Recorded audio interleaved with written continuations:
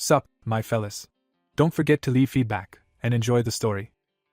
When the protagonist woke up, he had no idea what character he was playing as. The cool graphics all around him seemed real to him. He decided to open the status window, and immediately realized he was playing as the 9th son of the Demon King. It would seem that the prince should have many skills, but in fact, all his stats were practically zero. According to this storyline, NPCs must destroy the Crimson Light Bastards, so the protagonist had to go to war with a pack of orcs. Together, they traveled a long way, passing through dense forests and high cliffs, but eventually reached their destination. Suddenly, the protagonist felt a surge of powerful energy. He noticed that his level had increased, and all his stats had increased by 2 points. Remembering his character's storyline protection, Ingong-ju confidently entered the dark cave. Here, the gang managed to find a ton of treasure, some of which the protagonist placed in his inventory. Sensing something was wrong, the Crimson Light Tribe general decided to punish the wanderers. His army immediately began to slaughter the protagonist's gang. The boy tried to fight back, but his sword was too weak. The protagonist's HP was depleting rapidly. To escape this hell, he decided to quit the game, but he couldn't find the appropriate button. This simply meant he was stuck in a virtual reality world. In the real world, Ingong-ju was nothing special. His only passion was video games, so he decided to replay the remake of his favorite childhood game, which told a story about humans and demons. After failing to complete the event, Ingong-ju woke up in an empty space, where a mysterious girl told him he was destined to be here. A bright flash clouded the hero's mind, and he found himself back on the battlefield. Kai-chan steps forward again, expecting no resistance from the prince he already killed. He mocks the patrol for coming with so few troops and orders the rest to be wiped out. Then he notices the prince standing again, now wrapped in unfamiliar golden power. Kai-chan realizes this is some kind of awakening and is unsettled for the first time. Ju rises alive, and even the enemy cannot understand how he survived. A new notification appears, announcing that he has acquired telekinesis. Ju is baffled because he never learned such a skill, yet the power is now his. That impossible change jolts him into full alertness. His status has also changed, granting him the subclass Knight of Conquest. Kai-chan reacts with alarm and orders his men to kill the prince immediately. Karak sees the change too and is stunned. The loyal orcs instantly shift from confusion to fierce devotion, throwing themselves into protecting their prince. Ju becomes the center of the battlefield as both sides recognize that something fundamental has changed. He steadies himself with the broken sword still in hand and turns back to the interface for answers. He knows Knight of Conquest is not a normal class option, which means this power lies outside the game knowledge he trusted. That mystery forces him to ask why this impossible role was given to him. As golden power gathers, he realizes the answer is already inside him, as if forgotten spells and instincts are awakening from somewhere deeper than memory. He understands that the power of conquest is the power of a king. Accepting that role, he invokes the king's banner and releases a commanding wave of power that surges across the battlefield and stuns everyone around him. A new conquest skill spreads the king's blessing over a chosen area, and the orc troops immediately feel their strength surge. Empowered by that buff, the orcs charge the red-skinned enemy with orders to wipe them out. Their first clash turns brutal as the strengthened orcs start smashing through the opposing front line. The momentum keeps building, and the enemy is driven back by raw force. Across the battlefield, the buffed orcs overwhelm scattered foes and turn the fight into a rout. The enemy side realizes too late that the orcs have suddenly become far stronger than before. Their leader can only stare in disbelief at how absurdly the balance has shifted. As the orcs press forward, that leader notices a new figure entering the battle behind them. He recognizes the white-haired prince as the likely source of this impossible change. Desperate to stop the tide, he hurls magic at the prince and demands that the enhancement end. The prince stays calm instead of panicking under the attack. Before the spell can reach him, Karak bursts in and shields him by tearing through the impact. The prince watches Karak's intervention and realizes how completely the orc general has committed to protecting him. He immediately sends Karak after the enemy commander. Karak obeys without hesitation and launches himself forward like a weapon. The enemy commander braces, but the charge is already upon him. He tries to protest and recover control, but he is too slow. Karak cuts him down in a single decisive strike. The commander's fall shocks the remaining enemies and breaks what little order they had left. As the survivors flee, the prince orders the orcs to hunt them down and leave no one alive. With the battle decided, the system credits the prince for his general's achievements as service to his king. That reward triggers multiple level ups for the prince at once. He is startled by how quickly his level rises and turns to see Karak still nearby. Karak, still glowing with borrowed power, wonders what kind of strength the prince has given him. The orc studies that unfamiliar power with growing awe. The prince turns away, already trying to understand the cause of what just happened. He suspects the answer lies in his status as a prince rather than in ordinary combat mechanics. The scene shifts back to the camp after the battle, where the orcs settle down around the fires. Alone in his room, the prince panics because he still cannot find any way to log out of this world. He forces himself to calm down and starts reasoning through his situation instead of spiraling.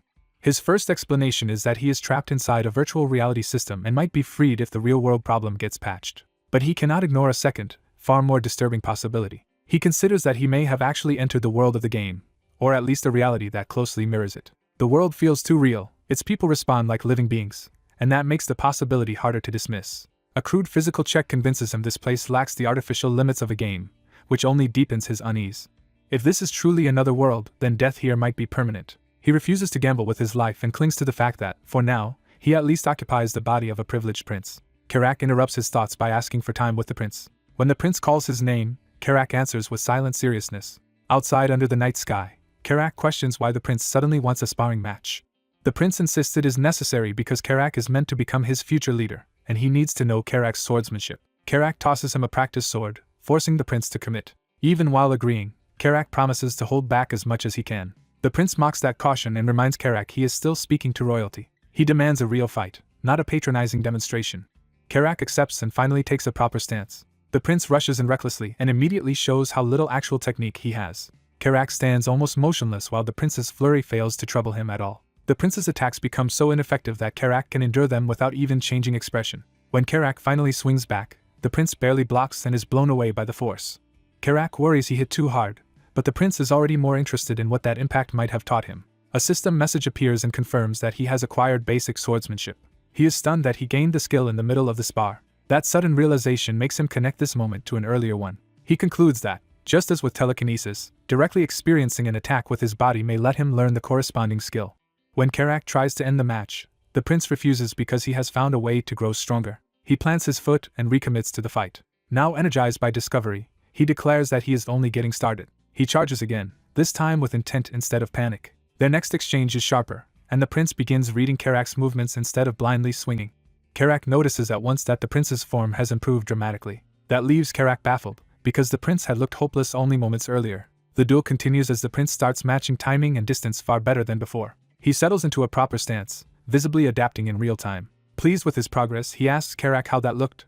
Then he asks Karak's level to measure the gap between them. Hearing that Karak is level 21 gives him a concrete target. Since he himself is only level 7, he decides he simply needs to catch up as fast as possible. He reflects that everyone in this world has levels, but unlike them he can inspect his own instantly. Being able to see his full stats and spend points directly gives him a major advantage over everyone else. Armed with that confidence, he throws himself back into the spar. He closes in aggressively, testing his growing control. What excites him is not just that he can become stronger, but that he can do it faster than anyone around him. That conviction hardens as he keeps pressing Karak despite the level gap. He then recalls the larger story of Night Saga and the demon arc that defines this world's future.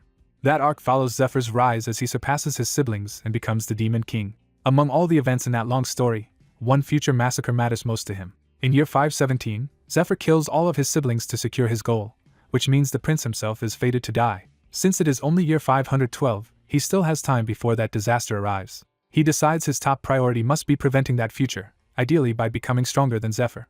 Karak later finds him in the forest and tells him a meeting is about to begin. The prince has forgotten entirely, and Karak reminds him everyone is already waiting. That leaves the prince confused about what kind of meeting this is. By daylight, the camp is calm again as he heads to the gathering. He arrives awkwardly and tries to hide how unprepared he feels.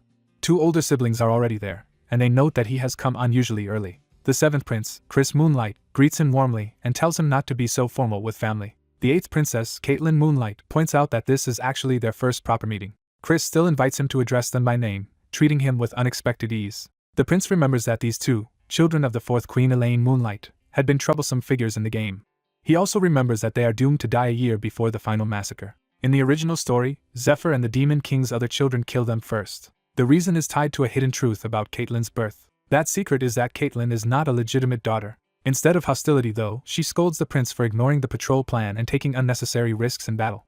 She moves closer to inspect him herself. Her concern turns physical as she checks whether he was injured. She calls him the weakest among them, and warns that he should have been more careful. The prince is thrown off because the Demon King's children were never supposed to be this close or protective. Chris backs her up and warns him not to do anything so dangerous again.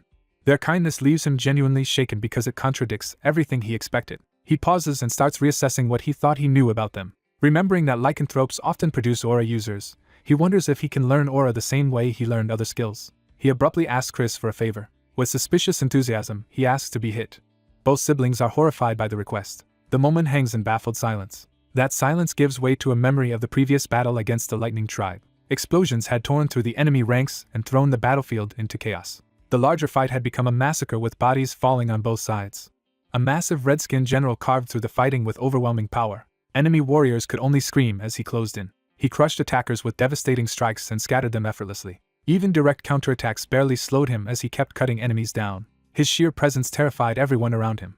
One enemy soldier broke completely under that pressure. The general answered with another violent blow that shattered the ground itself. He drove his troops onward by ordering them to kill everything and promising rewards for the highest body count. The orcs answered that call with a ferocious charge. The entire battlefield erupted into a full-scale slaughter under his command. Back in the present, the prince suddenly finds himself in a dark, empty mental space. A radiant white-haired woman appears before him as if she already knows where he comes from. He looks around and realizes he is no longer alone in that strange realm. Other ominous figures stand nearby, and he is unnerved because none of them belong to the game's known cast. The glowing woman moves behind him, as if guiding or claiming him. He senses something changing inside himself. A flood of light engulfs him before he can understand what is happening. He wakes in bed, abruptly returned to his room. Disoriented, he wonders whether the whole encounter was only a dream. Karak's sudden voice beside him startles him badly. The prince complains, while Karak simply notes that he seems fine. Karak then asks why the prince had begged the princess to strike him in the first place. Before the prince can answer, a strange energy begins to gather around him. A system notice confirms that he has obtained Aura Level 1, and he immediately feels the new power awaken. Karak is astonished that being struck by Aura could trigger an awakening, while the prince admits it was only partly that simple. Karak also realizes the prince was the one who had suddenly become so energized during the earlier battle. When the prince asks what happened while he slept, Karak says there is major news. The main force has already defeated the Lightning Tribe as well. That shocks the prince, because he believed only he, Chris, and Caitlin had been sent against the Scarlet Lightning Tribe. Karak reveals that the true commander of the main force was General Bandal.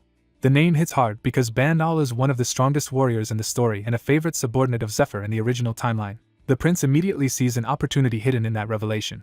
Bandal is not supposed to join Zephyr until year 515, which means the future has not locked him in yet. So the prince decides he can try to recruit Bandal for himself before Zephyr ever does. He knows Bandal's tastes, talents, and the kinds of rewards that motivate him. More importantly, he remembers that Bandal's loyalty is won by defeating him in a duel. With that knowledge, the prince believes he has a real chance to claim Bandal first if he grows strong enough. He sets his sights on Bandal as his first great recruit, and declares that the general will become his subordinate. Elsewhere in Caitlin's camp, that bold declaration is met with stunned disbelief. When the prince demonstrates that he reached the first stage of aura expulsion in a single day, even Chris and Caitlin are left openly astonished. Shutra confirms that his recent gains were inevitable because he invested everything into aura. He explains that this was a calculated choice, since aura strengthens the body overall and suits him even better than telekinesis. The blonde warrior is stunned that such growth is possible and wonders if Shutra's Gandhar blood is the reason. Instead of dwelling on that, the warrior asks Shutra whether he can reproduce an underground map from memory. Shutra admits he cannot make one directly, but offers to copy what his mini-map shows if given writing tools. The group prepares this plan from their camp in the mountains. When the map is drawn, it turns out to be even more detailed than the one they already had. The blonde warrior is delighted and openly praises Shutra's usefulness. Using the fact that the Scarlet Lightning Tribe does not know their tunnel network has been exposed, they decide to set up an ambush through the underground routes. With that settled, Shutra is assigned another task and realizes he is being drawn deeper into the operation. The mission shifts from planning to action as they head into the mountains. Shutra joins an orc patrol and learns they are being sent back out because the youngest prince has no choice but to take responsibility. The orcs reassure themselves that reinforcements have made the patrol manageable and take pride in their own efforts. Their march is interrupted when Shutra notices two hooded figures blocking the way. He is shocked to recognize one of them as his sister. When he questions her disguise, she immediately silences him to keep her presence hidden. She reveals that she secretly followed him to protect him if anything went wrong. She insists she will only intervene in real danger so that any success will still belong to him, leaving Shutra both touched and baffled. Her companion introduces herself as Syra, and Shutra awkwardly returns the greeting. The two women promise to shadow the patrol without interfering, and Shutra reluctantly accepts the arrangement. The patrol descends into the abandoned dwarven caverns. They advance through the tunnels with the hidden escorts trailing nearby. Finding the caverns stripped bare, the orcs assume the dwarves took their valuables when they left. When Shutra asks about weapons found earlier, the orcs conclude those must not have been worth taking. They continue deeper, unaware that something is gathering ahead. Soon both Shutra and the orc prince hear movement approaching through the dark. Shutra checks his minimap and sees a dense cluster of enemies converging on them. He immediately identifies the incoming threat as the enemy they expected. Preparing for a trap, he opens his inventory. He pulls out a flash item he had saved precisely for an emergency like this. Shutra orders everyone to shut their eyes when he gives the signal, even if the orcs do not understand why. The patrol braces as the tunnel ahead trembles with approaching monsters. A mass of glowing eyes appears in the darkness, confirming the ambush. The attackers reveal themselves as stone spiders, cave monsters that hunt in large packs and carry powerful paralysis venom. At the last moment, Shutra gives the signal for everyone to close their eyes. He throws the flash item into the middle of the oncoming swarm. The bottle bursts in a blinding explosion of light. The cavern is flooded with brilliance the spiders are not built to endure. The monsters recoil and shriek as the sudden light cripples them. Knowing their weakness, Shutra declares that light renders stone spiders helpless and orders the others to wipe them out. The orcs surge forward, turning the spiders' failed ambush into a rout. Even so, some spiders still lash out and the melee becomes chaotic. The orcs hack through the smaller monsters with brute force. Shutra hangs back just enough to keep reading the battlefield instead of getting swallowed by it. His mini-map shows the enemy formation spreading around a larger central presence. From that pattern, he realizes the spiders are hunting in coordinated groups. He concludes that such a pack must have a leader and pinpoints the largest signal as the boss. Shutra orders Karak to follow him so they can strike down the leader directly. The two push through the fighting while the rest of the patrol keeps the smaller spiders occupied. They break away from the main clash and race toward the source of the swarm. At the end of the tunnel, they come face to face with a gigantic spider boss embedded in the cavern wall. Karak attacks first with a heavy overhead blow. He follows with a powerful cross slash, trying to split the monster open. For a moment he expects the attack to finish it. Instead, the boss's stone-like shell barely cracks, and Karak realizes its exterior is far tougher than he assumed. Shutra quickly remembers that ordinary axe strikes cannot pierce this kind of exoskeleton. He also recalls that the boss is weak to fire, but he still cannot cast fire magic himself. Before they can regroup, the monster starts moving again and threatens to counterattack. The boss lunges toward Karak, forcing them into a desperate scramble. Shutra shouts the weakness, but Karak snaps back that he has no way to produce fire in the middle of battle. At that crisis point, a voice from behind orders Shutra to raise his sword. When he does, flames suddenly ignite along the blade. Shutra is stunned to realize someone has just used magic through him. His sister reveals herself and asks whether the enchantment will be enough. The boss attacks again before anyone can say more. Shutra meets the charge with his newly ignited weapon. He focuses completely, trusting the opening she created. The clash drives force through the monster's body and opens it up. Shutra follows through with a descending strike that carries the fire deep into the boss. He unleashes Burning Blade, turning the boss's weakness into a killing blow. The giant spider is consumed in flames and collapses. As the fire spreads through the remains, the battle ends in their favor. Shutra stares at the aftermath, realizing he survived and won. The system rewards him with multiple level-ups from the kill. Checking his status, he sees that he has reached level 9.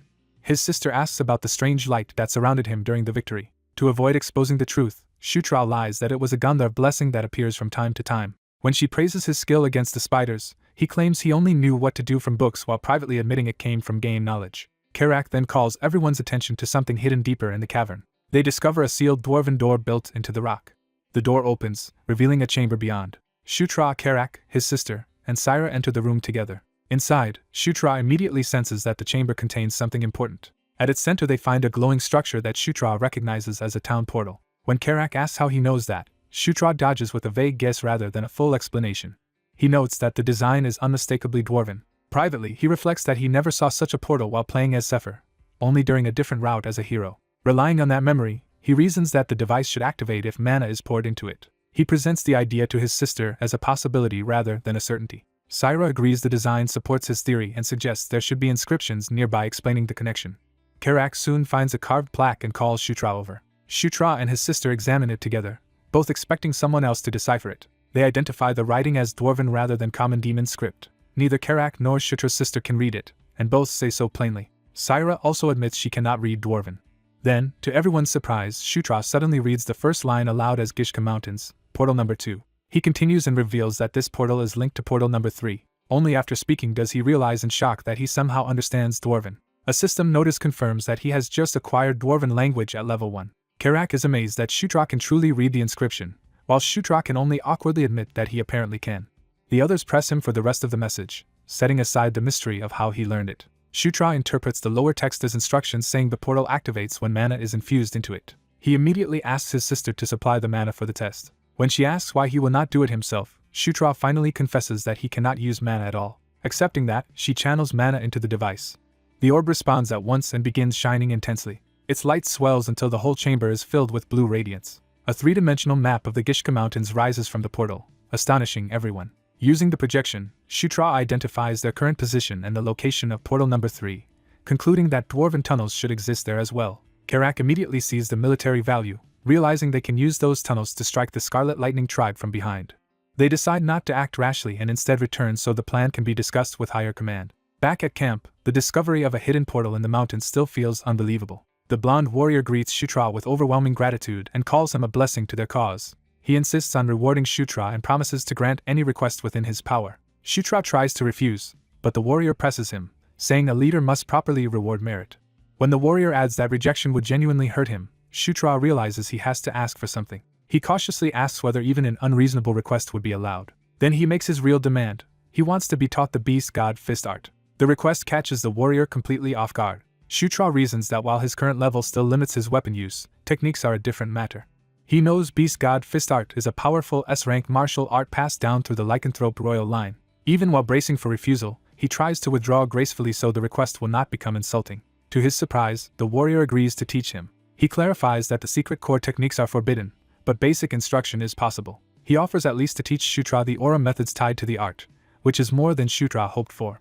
Shutra is so stunned by the offer that he momentarily cannot respond. Mistaking the silence for disappointment, the warrior worries the gift is not good enough, forcing Shutra to hurriedly insist it is perfect. The warrior then addresses Shutra with unusual seriousness. He asks whether, from now on, he may think of Shutra as a younger brother. Shutra is startled, but the word immediately changes the tone of their relationship. The warrior admits that brother is not a casual title to him. Shutra answers that he does not dislike the idea and in fact welcomes it. They seal that understanding with a handshake, formally turning mutual respect into personal loyalty. The warrior and his sister both look satisfied, recognizing that a real bond has been formed. Shutra accepts the partnership and commits himself to working with them from now on. The system immediately records that he has formed an alliance with Chris Moonlight and Caitlin Moonlight. That alliance is marked as a normal alliance for the time being, but it confirms a major shift in his standing. As evening settles over the mountains, the story briefly turns away from their camp. Attention moves to the Scarlet Lightning tribe's encampment, the enemy they plan to outflank. Inside the camp, the tribe remains on guard, unaware that their rear may already be compromised. One of their leaders suggests that someone came here with this place as the intended target from the beginning. He brings that suspicion before their captive princess. Bound within a ritual circle, the sixth princess, Felicia Doomblade, is confronted and asked why she came. Elsewhere, Shutra reviews his status and notices that charisma has become the one stat lagging behind the others. He recalls that all of his stats originally rose evenly, but charisma eventually started increasing more slowly. That inconsistency makes him question how this world system differs from the original game. He remembers that appearance and charisma were separate in Night Saga, with charisma measuring how favorably others respond to a person. Given how smoothly his relationships have been improving, he decides the slower charisma growth still makes sense. What matters more to him now is that he is close to reaching level 10. He remembers that in Night Saga, hitting level 10 is when key characters' unique skills advance, and he prepares for what that milestone might unlock for him. Shutra heads out in high spirits, privately hoping that reaching level 10 will finally improve one of his abilities. When his orc attendant confirms everything is prepared, Shutra agrees to depart at once. He brushes off questions about his good mood, keeping his real excitement to himself. Shutra and his escort leave the tent and step into the military camp. They move through ranks of waiting soldiers as the operation begins in earnest. With growing confidence, Shutra urges the mission forward. Their destination lies deep in the mountains. They arrive at a hidden cave entrance connected to the target area. Inside, the route is secured as the group pushes through the cavern. They reach a sealed chamber where the dwarven portal has been installed. A larger strike team gathers before the gate, led by Prince Chris and accompanied by Caitlin, Shutra, Karak, and robed specialists. Chris immediately asks whether the portal investigation is complete. The mages confirm the gate links directly to the Eska River in the Gishka Mountains, exactly as expected. They further report that the dwarven-made device is functioning without problems. Satisfied, Chris orders the operation to proceed. The mages pour power into the portal core to activate it. The gate flares with blinding light as the connection stabilizes. A full passage opens, revealing the rocky terrain on the other side. Shutra stares in amazement as the legendary gate becomes real before him. He can hardly believe he is seeing such a thing outside the game he remembers. Caitlin snaps him out of it, and he hurries after the others through the portal. Shutra crosses over into enemy territory. The team emerges in a red canyon beyond the gate and advances toward an overlook. Shutra pauses when he senses something unexpected ahead. From the ridge, they find the Scarlet Lightning camp spread out below them. Chris is pleased that the encampment is exactly where he predicted. Estimating roughly 5,000 troops, he decides their rear supplies should be the primary target. His plan is for General Bandal to distract the enemy from the front while their infiltrators burn the food stores from behind. A hooded ally hesitates, sensing that something about the camp feels wrong. The group realizes the camp holds far fewer soldiers than expected and begins to suspect the main force has already moved.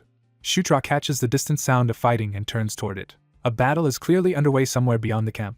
Chris tells Shutra to focus aura into his eyes so he can see the distant clash more clearly. Shutra follows the instruction and sharpens his vision. With enhanced sight, he finally makes out the battlefield in the distance. Caitlin identifies one side as the Lightning Tribe, but the opposing force is unfamiliar and clearly not Bandal's scheduled army. Shutra notes that the skirmish is too small to be the planned main engagement. The distant fight rages on between the two unexpected forces. Shutra spots pale, smaller fighters mounted on Dracos cutting through the tribe's warriors. He realizes the attackers are Dark Elves, shocking the others.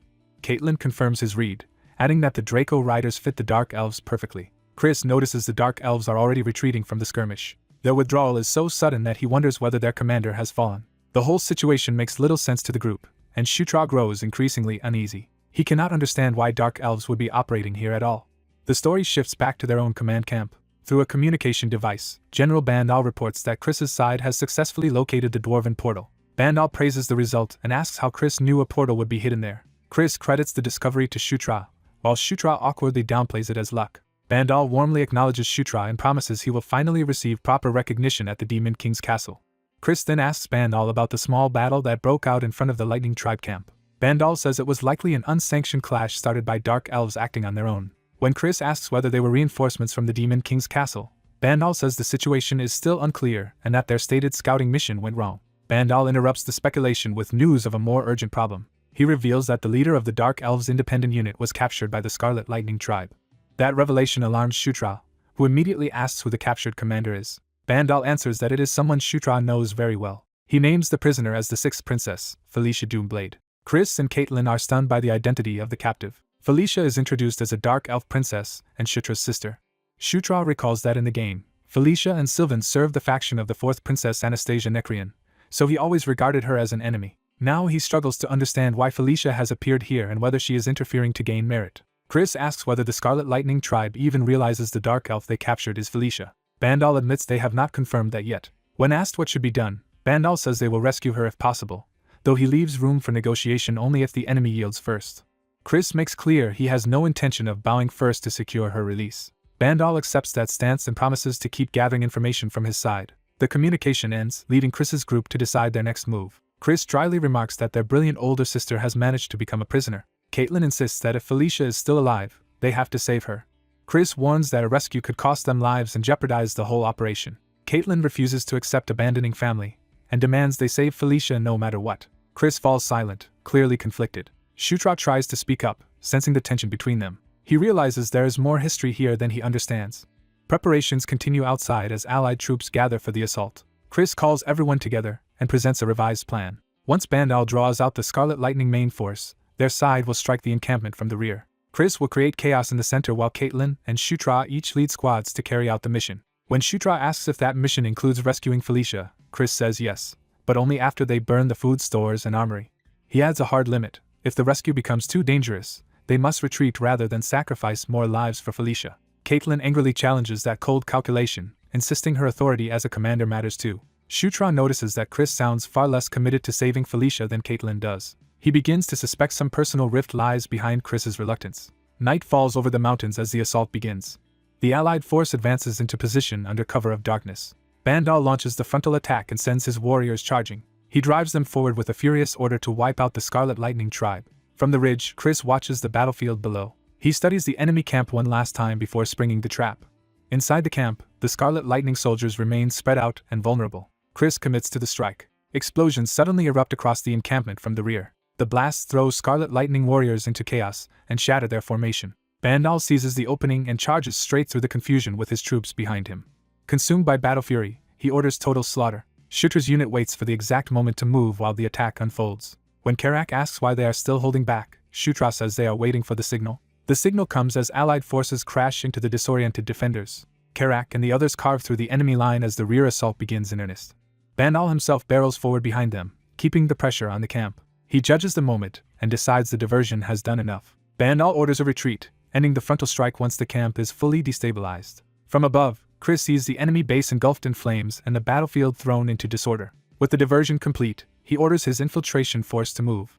Shutra and Caitlin steel themselves to follow the plan exactly. Chris leads the charge into the burning camp with both squads behind him. The defenders are too shocked by the fires and sudden assault to respond cleanly. Allied orcs and werewolves tear into the scattered Scarlet Lightning troops. As they run, Caitlin and Shutra warn each other to stay alive.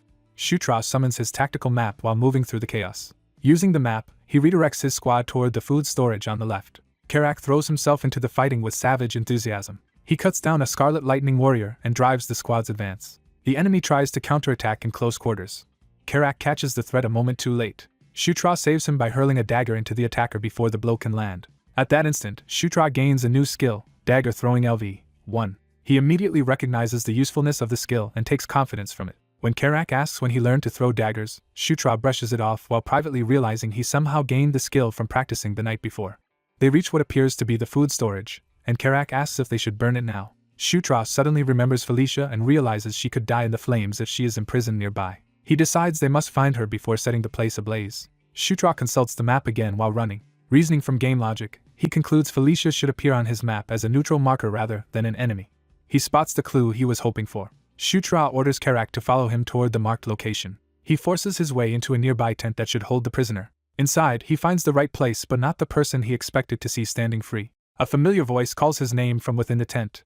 Shutra discovers Felicia bound by magical restraints inside a prison circle. Felicia, the sixth princess, is shocked to see him there. She can only ask why Shutra has come. He tells her explanations can wait, and starts freeing her immediately. While working, he urges haste and privately decides that earning Felicia's gratitude now could be valuable later.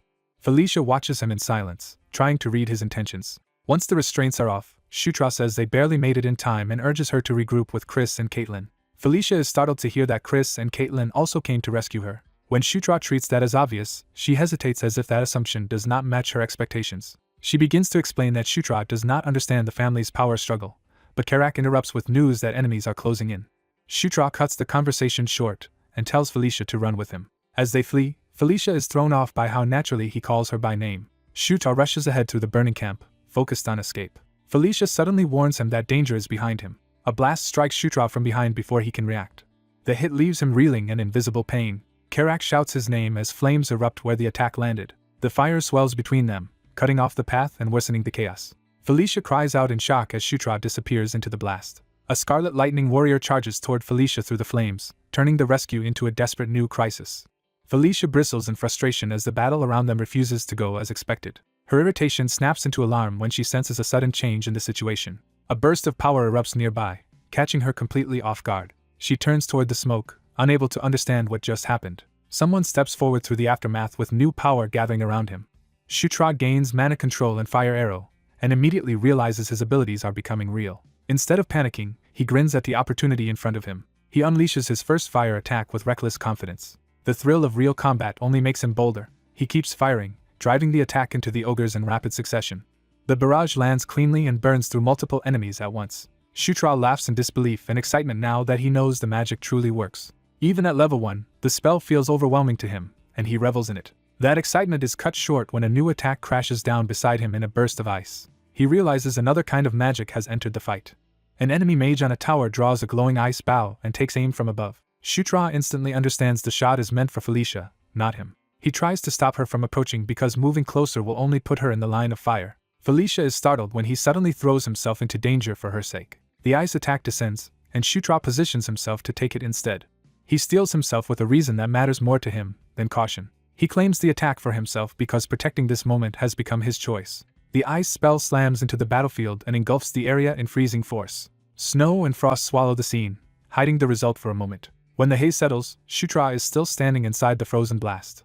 He acquires Ice Arrow as he expected, confirming he can gain abilities by enduring them. But the cost of that gamble hits him a second later. His body gives out and he collapses from the damage he just took. His health plummets to a critical level, making it clear one more hit could kill him. He realizes his reckless move was nearly fatal and silently curses Felicia for forcing the issue.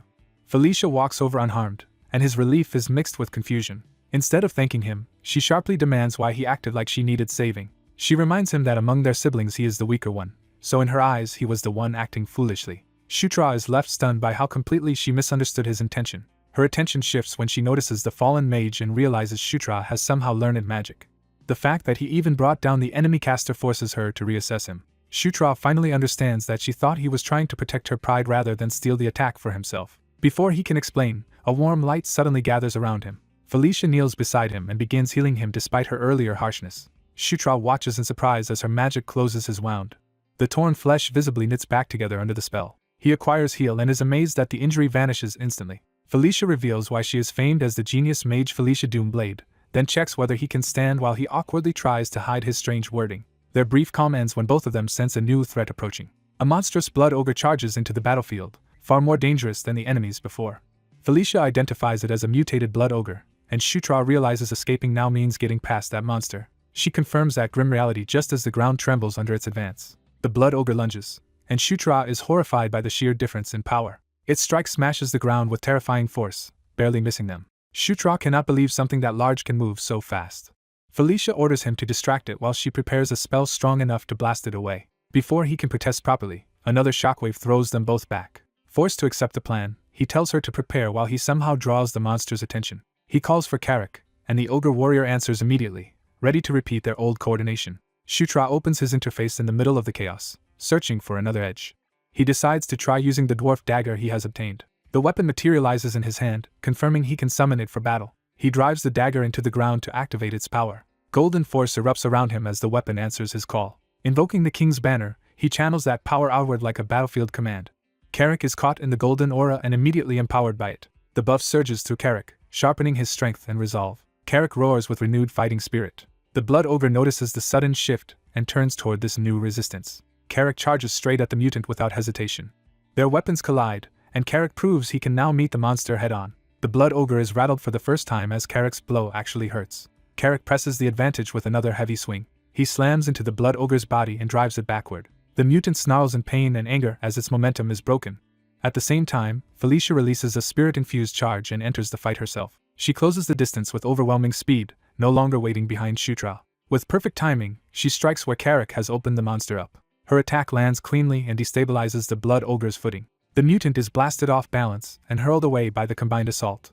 Carrick leaps after it to finish what they started. He declares the fight over as he commits to the final blow. Carrick crashes down on the blood ogre with crushing force and drives it into the ground. The mutant coughs and falters, finally broken. Carrick's finishing strike caves in its chest and ends the threat. As the dust settles, Shutra walks toward the fallen body in disbelief. He lets himself celebrate, convinced he has removed the worst obstacle on the field. Then the system reacts to the kill and draws his attention again. A new notification appears as golden energy gathers around him. He levels up to 10 and is thrilled to finally reach the milestone. His protagonist buff rises as well, signaling another hidden advantage. He accepts the result with quiet satisfaction. The upgraded buff grants him a new passive skill, and he eagerly opens the reward. The new skill, Battlefield Blessing, slightly reduces the accuracy of ranged attacks aimed at him. Shutra instantly recognizes it as the absurd hero luck that makes enemy shots miss the protagonist.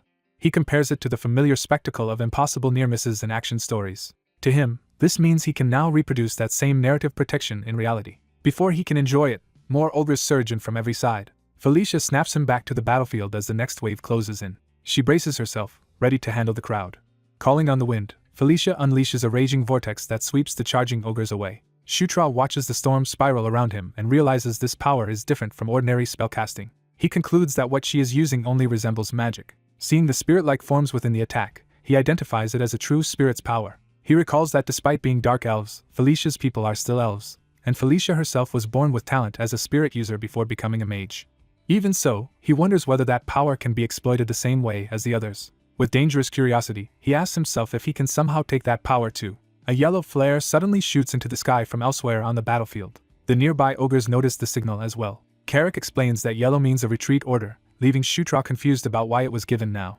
Shutra immediately suspects the retreat means someone important may be in danger. When Carrick asks for orders, Shutra tells him to withdraw the troops while he heads for Caitlin. Carrick is stunned that Shutra intends to split off instead of retreating with everyone else. Shutra insists there must be a serious reason behind the signal and orders Carrick to obey for now. Felicia steps in and decides she will accompany Shutra.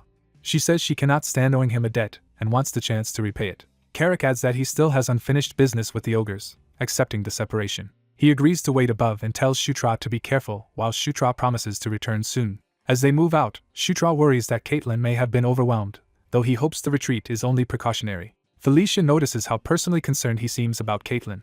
He claims it is because Caitlin is his sister, though even he knows his explanation is only partly true. Felicia studies him quietly, sensing more beneath the answer. She repeats his excuse to herself with a faintly skeptical tone. Elsewhere, more ogres continue pressing the fight. Caitlin cuts through them alone with swift, disciplined swordwork. Her focus never wavers as she reads the battlefield. She follows with a burst of magic that detonates among the surrounding enemies. The ogres howl as she stands her ground against the encirclement. When two rush her together, she slips away from the trap instead of meeting it directly. She draws a blue, crackling blade and shifts into a more lethal stance. Then she sweeps through the group in a single fluid assault, cutting down multiple attackers at once. By the time Shutra and Felicia arrive, the remaining ogres are already collapsing around Caitlin. Felicia realizes there was never any real danger here after all. Caitlin turns and asks why Shutra came instead of retreating with the others, and he awkwardly admits he came to help her before correcting himself. Caitlin starts to respond, then notices Felicia beside him. The moment freezes as recognition hits both women at once. Caitlin rushes forward and throws her arms around Felicia without hesitation.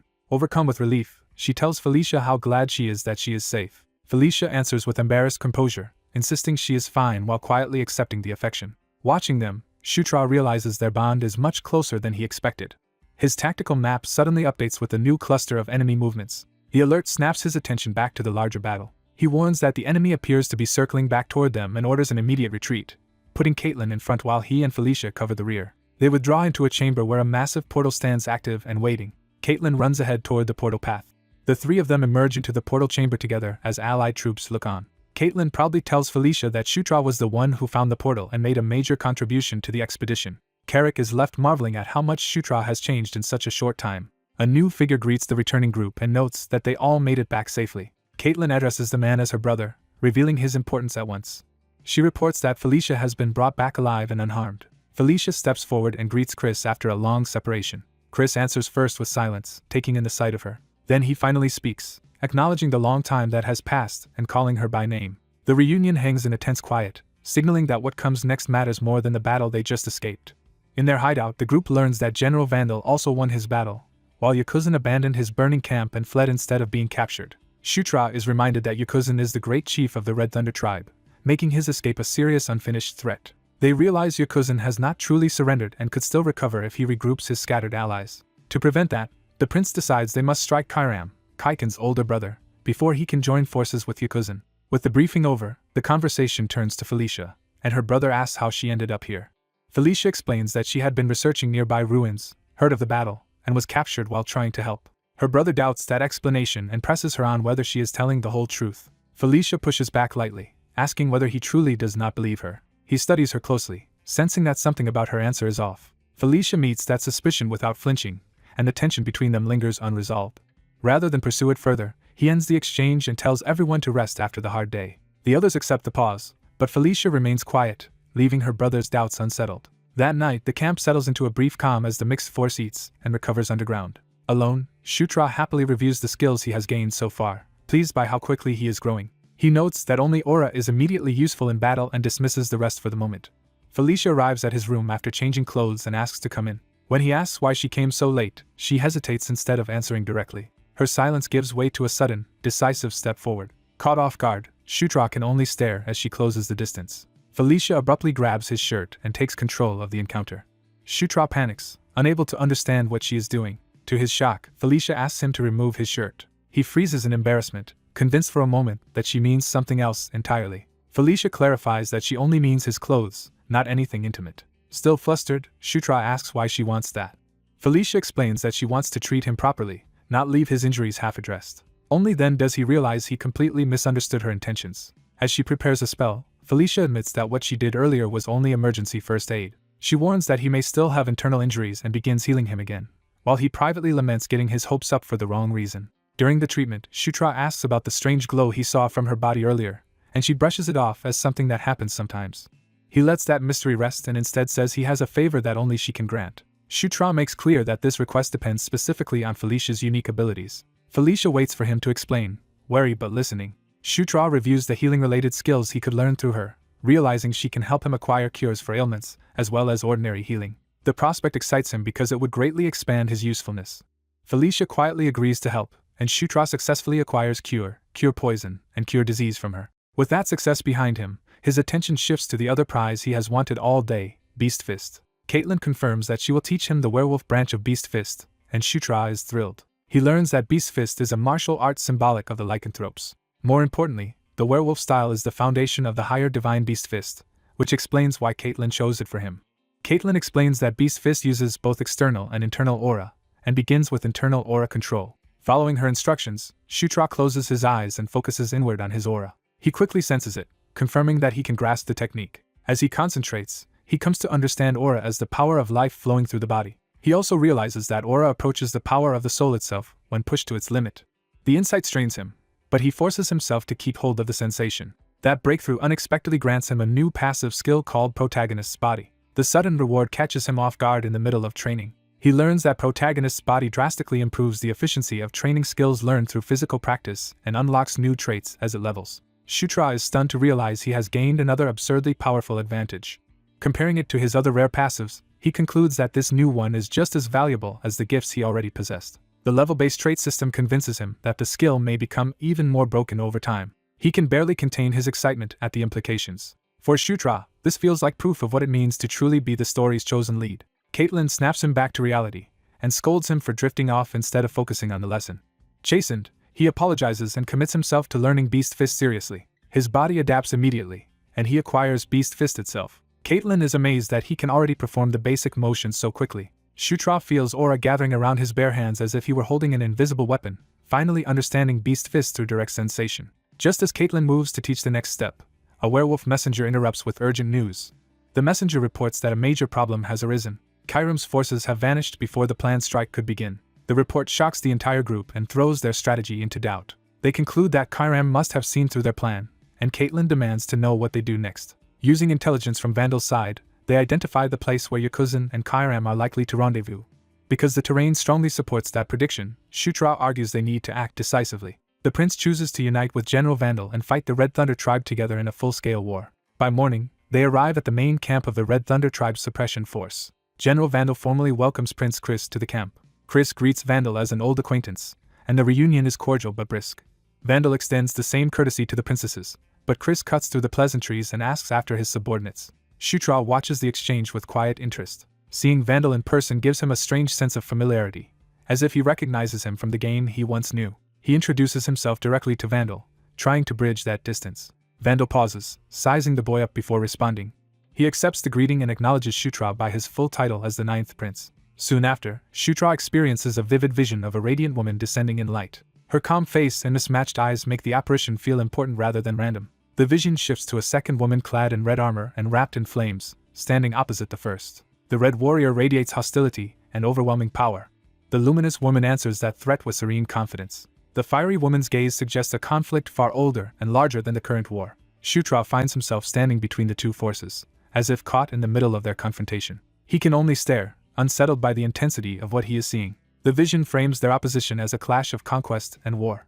He jolts awake in his bed at camp, unsure whether the experience was a dream or something more. Still shaken, he questions whether what he saw was only a dream. He is certain he has seen the radiant woman before, which makes the vision harder to dismiss. What troubles him most is the identity of the woman in red. Before he can think further, a soldier calls him to move out with the army. Shutra leaves the tent and joins the marching force. Around him, the camp is already in motion as troops prepare supplies and deployment. As the battle begins, Shutra is assigned to the left flank. Vandal takes the center, Chris and Caitlin hold the right, and the Dark Elves are placed in the rear as a mobile detached force. The advance begins, and events accelerate too quickly for Shutra to process calmly. By the time he fully regains his bearings, the battle is already underway. He finds himself standing amid a vast battlefield packed with thousands of soldiers, suddenly confronted by the true scale of war. Vandal orders the army to take combat positions. He hardens the troops' resolve by promising to make the enemy understand real pain. Then Vandal launches the full advance. The opposing forces rush toward each other and collide. From the enemy side, a hidden commander mocks them for charging in blindly. An instant later, explosions erupt among the advancing troops and tear open their formation. Vandal is stunned by the sudden attack and demands to know what has appeared. The army halts in confusion as the battlefield changes around them. A colossal beast emerges behind the enemy lines, towering over the soldiers. Vandal recognizes it in disbelief as a swamp mammoth. The monster's bombardment continues, blasting the ground with devastating force. The explosions spread through the battlefield and throw allied troops into chaos. Even the werewolves and frontline fighters are caught in the destruction. The barrage keeps widening, making it impossible to maintain formation. Shutra and the soldiers around him are forced into a desperate scramble just to stay alive. He realizes too late that they have walked into a trap. As more giant beasts appear, Shutra understands that the enemy knew their plans from the beginning. He identifies the creature as the swamp mammoth, a monster whose name barely captures its true scale. In practical terms, he recognizes it as a genuine battlefield monster rather than a mere beast. Trying to steady himself, Shutra braces in the middle of the chaos. The ground shakes under the pounding advance of even more enemy monsters. Then another threat arrives as lizardmen join the ambush. Their sudden appearance spreads panic through the allied ranks. Shutra turns toward the new attackers, realizing the trap is even broader than he thought. The lizard men crash into the melee and begin cutting through the disordered troops. One of them lunges straight at Shutra before he can react. Carrick intercepts the attack at the last moment and saves him. Carrick angrily warns Shutra that one mistake here will get all of them killed. Shaken into focus, Shutra accepts the rebuke and reminds himself that this is real war, not a game. Elsewhere on the field, Chris fights his way through the enemy while trying to understand how badly they have been outplayed. He fears the enemy may have known everything and been toying with them from the start. Caitlin urges him to retreat now and wait for a better chance rather than keep bleeding troops for nothing. She warns that one more mistake could lead to annihilation and that casualties will only keep rising if they stay. Pressed by her argument, Chris realizes he must choose between pride and survival. At last he shouts for the entire army to listen. He orders the magic users to form a rear defensive line while the rest organize and withdraw. Chris reframes the retreat as a command to survive and return alive, putting his soldiers' lives above glory. The battered force falls back toward camp under that order. Back at the encampment, the wounded are immediately treated as the survivors regroup. Chris blames himself for being too complacent and not questioning the situation sooner. Vandal tells him regret changes nothing and says their only choices now are full withdrawal or requesting reinforcements from the Demon King's castle. Chris reluctantly agrees that he cannot sacrifice his subordinates to satisfy his own pride. Before they commit to that path, Felicia interrupts and says she has another idea. She explains that she originally came to this region to explore ruins at the edge of the Jishuka Mountains. Shutra recalls that in the game Felicia was a research-focused mage rather than a combat specialist, which makes this line of thought fit her strengths. He realizes her talents were always meant for investigation and ruin exploration. Felicia spreads out a map and points them toward a specific hidden site. She reveals that she has long been researching a 1500-year-old ruin called the Lair of the Earth Dragon Enkidu. According to her, Enkidu was a lava-born dragon that stationed many guardians to protect its lair and treasures. Among those guardians were dwarves of the Jishuka Mountains, who forged weapons for that purpose. Felicia identifies one relic in particular, the Thunder-Birthing Anvil, which can command guardian chimeras and unleash magic on the scale of an army. She marks the ruin's location as the key to turning the war around. Felicia concludes that if they want any chance of winning, finding the Thunder-Birthing Anvil is their only option. The group confirms that the legendary anvil that bursts thunder is exactly what they came to find, and they press for its precise location. But the information they have is frustratingly incomplete, leaving them with only proof that the relic exists somewhere nearby. With enemies still threatening them, Chris refuses to gamble everyone's lives on a treasure hunt without something more solid. Felicia is stunned when Chris suddenly insists the anvil is definitely here after all. He steps forward before anyone can stop him, forcing the others to take his claim seriously. Chris reveals that he saw this relic once before in his past life while playing as the hero Locke. He adds that old dwarven records he studied also mentioned a related legend, giving his claim more weight. Then he makes his real move by declaring that he trusts Felicia's judgment, deliberately appealing to her. Felicia is caught off guard by that sudden vote of confidence. Chris privately admits he is also trying to win her over while he pushes his risky plan. Chris's insistence clashes with Chris's earlier caution, and the others push back that this is about survival, not trust. To support him, Felicia points out that her own people preserve a similar legend tied to the same place. Chris seizes on that and argues the ruin's hidden entrance should be somewhere close if the legends match. He stakes everything on his claim, promising to take full responsibility if he is wrong and begging for one chance to prove it. Once he wins them over, Felicia summons phantom steeds so the party can race toward the suspected site. The whole group takes to the air together and heads out at speed. As they travel, Chris notes with relief that he has at least succeeded in getting everyone moving toward the anvil. The rough flight unsettles the others, but Chris hides that he is actually more comfortable with these mounts than he lets on. While riding, he pulls out his map and starts working through the problem in earnest. Using his mini-map, he estimates they should reach the area in about an hour and that locating the ruins themselves will not be difficult. What worries him is how to guide everyone there naturally without exposing that he knows too much. He struggles to improvise a believable explanation before they arrive. With time running, he decides he will just have to figure it out before the hour is up. Then he suddenly realizes he can match the surface terrain to the tunnel patterns he saw earlier and use that to estimate the anvil's location. The others notice his strange confidence but still do not understand what he is talking about. His bluff nearly collapses when they demand clarity, yet instead of pressing harder they unexpectedly tell him to lead the way. Felicia backs him openly, saying she understood enough and is willing to follow his lead. Chris is amazed that his improvised explanation sounded convincing, but he quickly takes command and moves everyone forward. Felicia watches him with growing suspicion and curiosity. After following Chris deep into the mountains, the party begins to doubt him. Their doubts peak when they arrive at what looks like nothing more than a dead end in the cliff face. Even Karak questions whether Chris has brought them to the wrong place. Chris calmly reveals that he never intended to use the official entrance at all. Instead, he asks Caitlin to break through the cliff itself and create a shortcut. Caitlin nervously agrees, while Felicia starts realizing Chris may have meant something outrageous.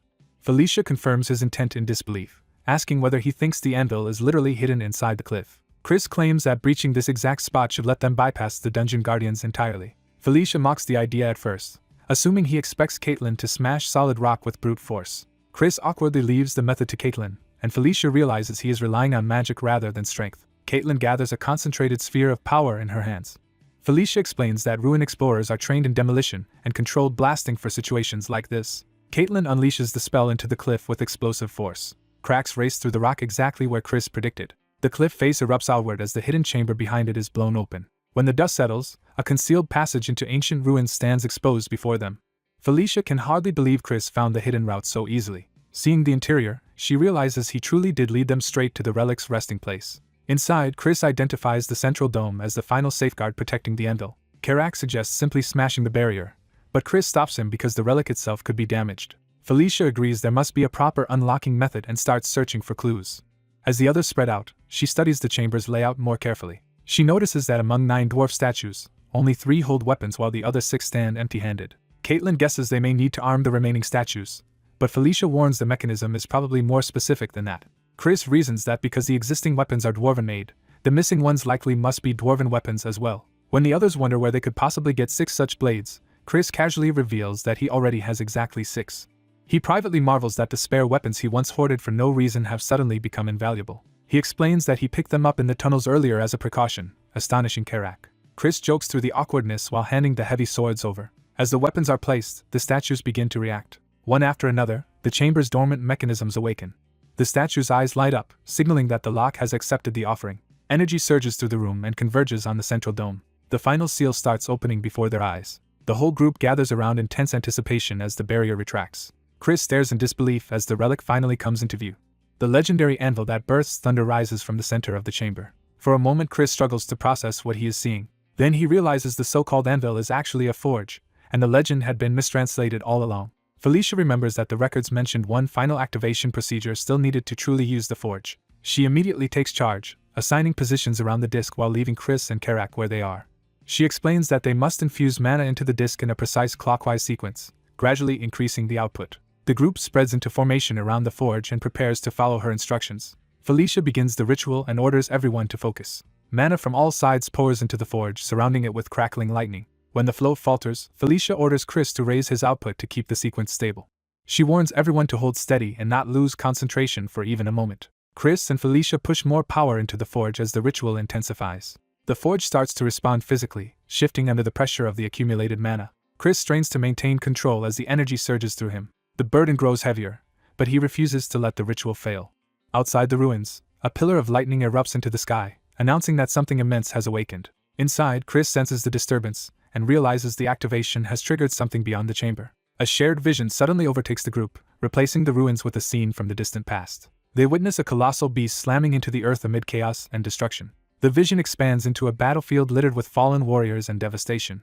Chris is shaken as the vision begins speaking directly to those present. He hears a voice addressing retainers and senses something powerful descending from above. The vision shows a hidden camp below the cliffs, as if revealing the place they stand from another age. Chris realizes the voice and the scene are not random memories, but a deliberate message. Then the source appears, a massive black dragon descending like a god of ruin. The dragon declares itself the guardian of the nest of the great Enkidu. It proclaims that between the demon realm and the human realm, it stands as gatekeeper. The vision makes clear that this guardian exists to bar passage and judge intruders. The force of the revelation knocks Chris backward as if the message itself has weight. He is left terrified by how real the encounter feels. Chris identifies the creature as a black dragon and suspects it is the earth dragon Enkidu from legend. Trying to confirm he is not imagining things, he asks whether Felicia saw the same dragon. Felicia confirms every detail, including the lava coursing through its body. Karak confirms he saw it too, proving the entire group shared the same vision. Felicia concludes that whatever the vision means, it was shown to all of them on purpose. She turns back to the forge, thinking through the implication of the warning. Her conclusion is simple. The only way to learn the truth is to keep using the forge. She steps up to the relic and commits to pushing forward despite the danger. The moment she touches the forge, dark power erupts from it instead of lightning. A violent surge of purple-black mana explodes upward and engulfs her. Felicia tries to resist, but the corrupted energy lashes through her body. She grits her teeth as the force starts overwhelming her from within. Chris rushes to her side in panic, calling out to his sister as she loses control. Felicia begs him to stop her before the power consumes her completely. Chris reaches into the torrent and tries to pull her free. Instead, the forge detonates with a greater burst of corrupted mana that engulfs them both. The others can only watch in horror as Chris and Felicia disappear inside the blast. Chris screams as the power tears through him. Within the darkness, a new command is spoken: conquer the mana of the earth dragon Enkidu. The forge declares that this is a trial imposed on those who came uninvited. Chris realizes the trial is not about survival alone, but about dominion itself. The voice defines conquest as the act of ruling, turning the trial into a test of authority over Enkidu's power. Outside the blast, the remaining companions brace themselves as the corrupted energy continues to spread through the chamber. When the surge finally contracts, Chris is left kneeling at the center, transformed by the power he endured. A dark weapon and Enkidu's mana now answer to him, showing that he has seized part of the dragon's power. Still dazed and marked by the corruption, he calls weakly for Felicia. At the same time, the vision shifts to the cliffs above, revealing a hidden encampment nearby. Red-skinned orcs are shown watching the area from above, proving the party has been surrounded without knowing it. One scout peers down and confirms the intruder's location to his superiors. The enemy mocks the group for thinking they could hide in the ruins unnoticed. A subordinate asks whether they should attack at once. Their leader is revealed as Yakuzan, great chief of the Red Thunder tribe, and his warriors await his command. Yakuzan decides the time has come and orders everyone to prepare. He sends his forces to wipe out the weakened survivors below. The first enemy troops begin moving into position around the camp.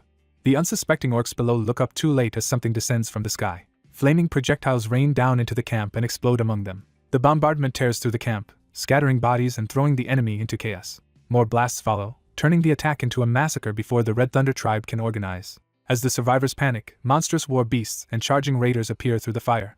The Red Thunder warriors surge forward, expecting an easy slaughter of the camp below. But Chris's allies arrive on the battlefield at the same moment, cutting into the attackers' momentum. Chris realizes with alarm that Caitlin and Felicia are absent, and without them his side could be overwhelmed. Yakuzan watches the destruction with satisfaction, convinced the demons have no chance. He openly mocks them for challenging an enemy they were never strong enough to defeat.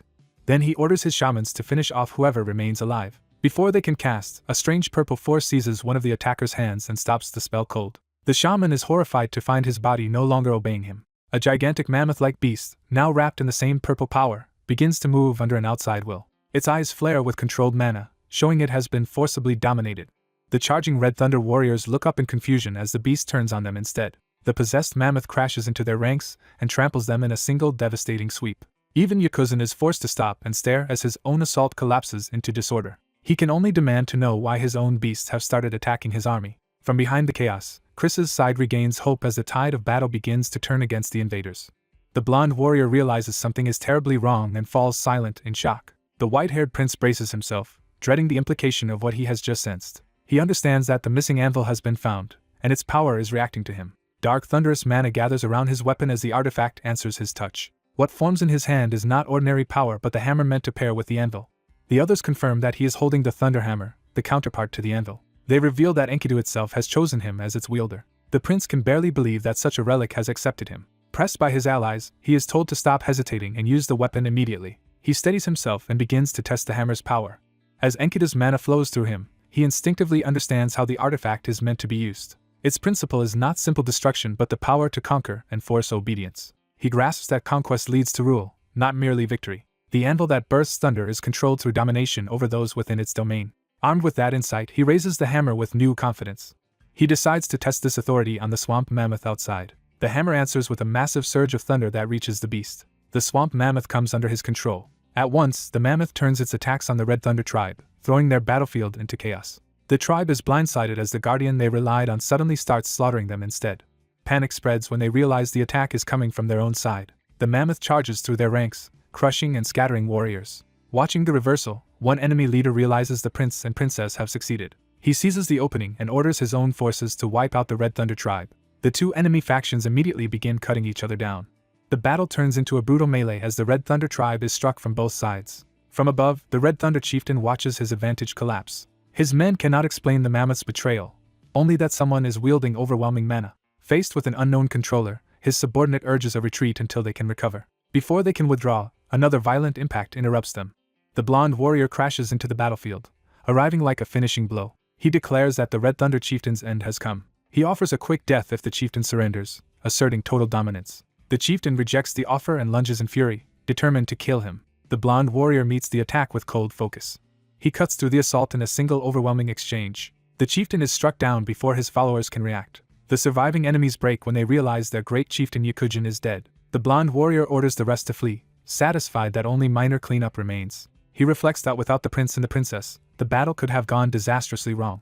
Even after victory, his thoughts stay with the two of them and whether they survived their part of the plan. Back inside the ruin, the prince's control over the mammoth continues to display the outside battle in real time. His companions confirm that the anvil lets him command the guardians and even see through them. They begin to explain what this means for the Red Thunder tribe's fate. The conclusion is grim. With the anvil's power, the tribe has been completely defeated. The strain of sustaining that power suddenly overwhelms Felicia. Though she tries to reassure everyone, she can only promise she will recover after rest. The group moves to help her, but they quickly notice someone is missing. They realize Shutra has slipped away without telling anyone. Elsewhere, Shutra catches his breath and is greeted by multiple level-up notifications. He notices that controlling Enkidu's artifact has raised his level and increased his conquest skill. He opens his status to inspect the changes more closely. He finds that conquest has reached level 2, and a link skill called Under the King's Banner has leveled with it. He concludes that strengthening conquest also strengthens its related abilities, which only benefits him. A new skill called King's Knights catches his attention, and he guesses it may be a summoning ability. Before he can study it further, someone calls his name. Caitlin finds him and demands to know where he went. He awkwardly realizes he disappeared without warning and tries to play it off. His apology is cut short when she smacks him for worrying everyone. She scolds him for vanishing in such a dangerous place, and he can only apologize.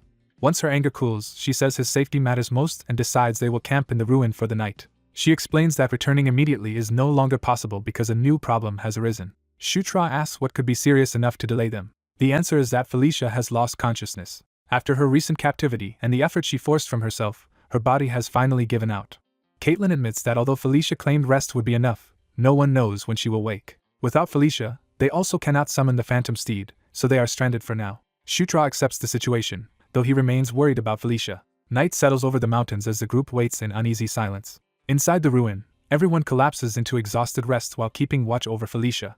Shutra sits apart, unable to relax despite the long day. He realizes that leveling up seems to have fully restored his health. Since he feels no fatigue at all, he starts wondering whether he should use the night to explore instead of waiting. A sudden idea takes hold of him. He remembers that ruins are essentially dungeon runs, which means deeper chambers should hold hidden weapons or treasure.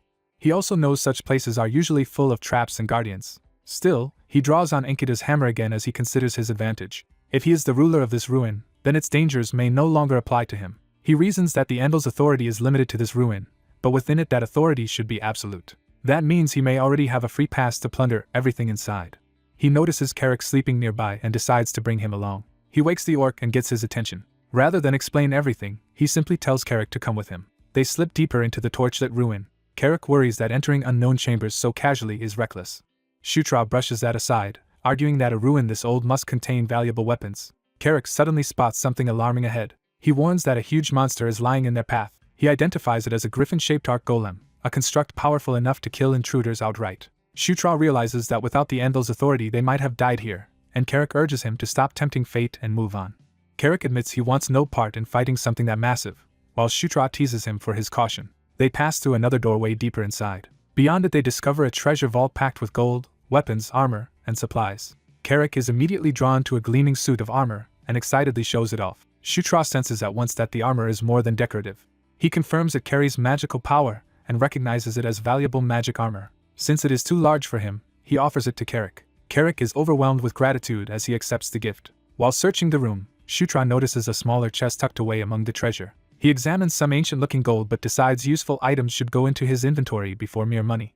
He tells Carrick to take anything worthwhile while he continues searching. Something about the chest catches his attention. He opens it to see what is hidden inside. The moment he does, he senses a concealed mechanism or passage. A hidden doorway opens within the vault. He realizes the treasure room concealed a secret space beyond it. Excited, he becomes convinced the real prize lies inside. He steps through without hesitation. Past the corridor, he enters a broad hidden chamber. Something in the room immediately draws his attention. At the center floats another relic wrapped in familiar mana. He recognizes the energy at once even before understanding why. The name rises in his mind on its own, as if the artifact is introducing itself. He identifies it as Enkidu's gauntlet. Its true title follows, Earthshaker. The relic hovers before him like it has been waiting for this meeting. Its nature becomes clear to him as an aura weapon tied to the Night of Conquest. He understands that this is the Gauntlet Earthquaker, another part of Enkidu's legacy. Drawn in by its call, he reaches out to claim it. His fingers make contact with the relic. The system immediately rejects him, warning that his level, mana, mental strength, and physical strength are all insufficient. He is stunned to learn he still cannot wield it. Then the gauntlet itself intervenes and grants special permission. Earthquaker recognizes him as its master despite the failed requirements. The relic begins transferring its ownership. The registered user is changed to Shutra. The gauntlet surges onto his arm in a violent burst of power. He braces himself as the force courses through him. Once it settles, he realizes the artifact has truly accepted him and massively boosted his stats. He is left awestruck by how much stronger he became just by equipping it. That only deepens his ambition for what will happen once his own level catches up. He judges the relic to be even more valuable than he expected. The system formally records the acquisition of the Gauntlet of Enkidu. Carrick arrives and asks what just happened, catching Shutra off guard. Carrick admits he saw the entire scene, including the gauntlet vanishing into Shutra's possession.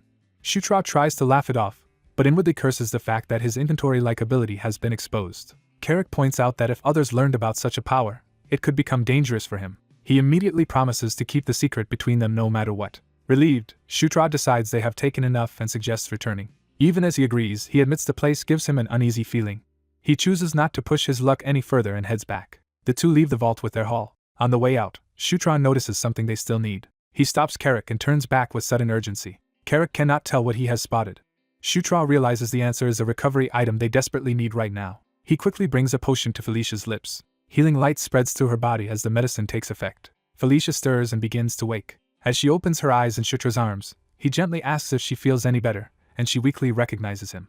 Shutra wakes drained but relieved, and Caitlin rushes to check what happened to him. Caitlin explains that his sister saved him by bringing a mana recovery potion. Still groggy, she wonders where such a rare potion could have come from. Shutra reminds her that they are inside ancient ruins, pushing her to think it through. She realizes the ruins themselves provided it. Shutra proudly reveals that, as master of the ruins, he could obtain what they needed from within them. He tells her to rest, confident her mana will recover fully once she sleeps. Before drifting off, Caitlin calls to him one more time. She quietly thanks him, moved by his help. By dawn, the group has returned from the ruins to the orc encampment below the cliffs.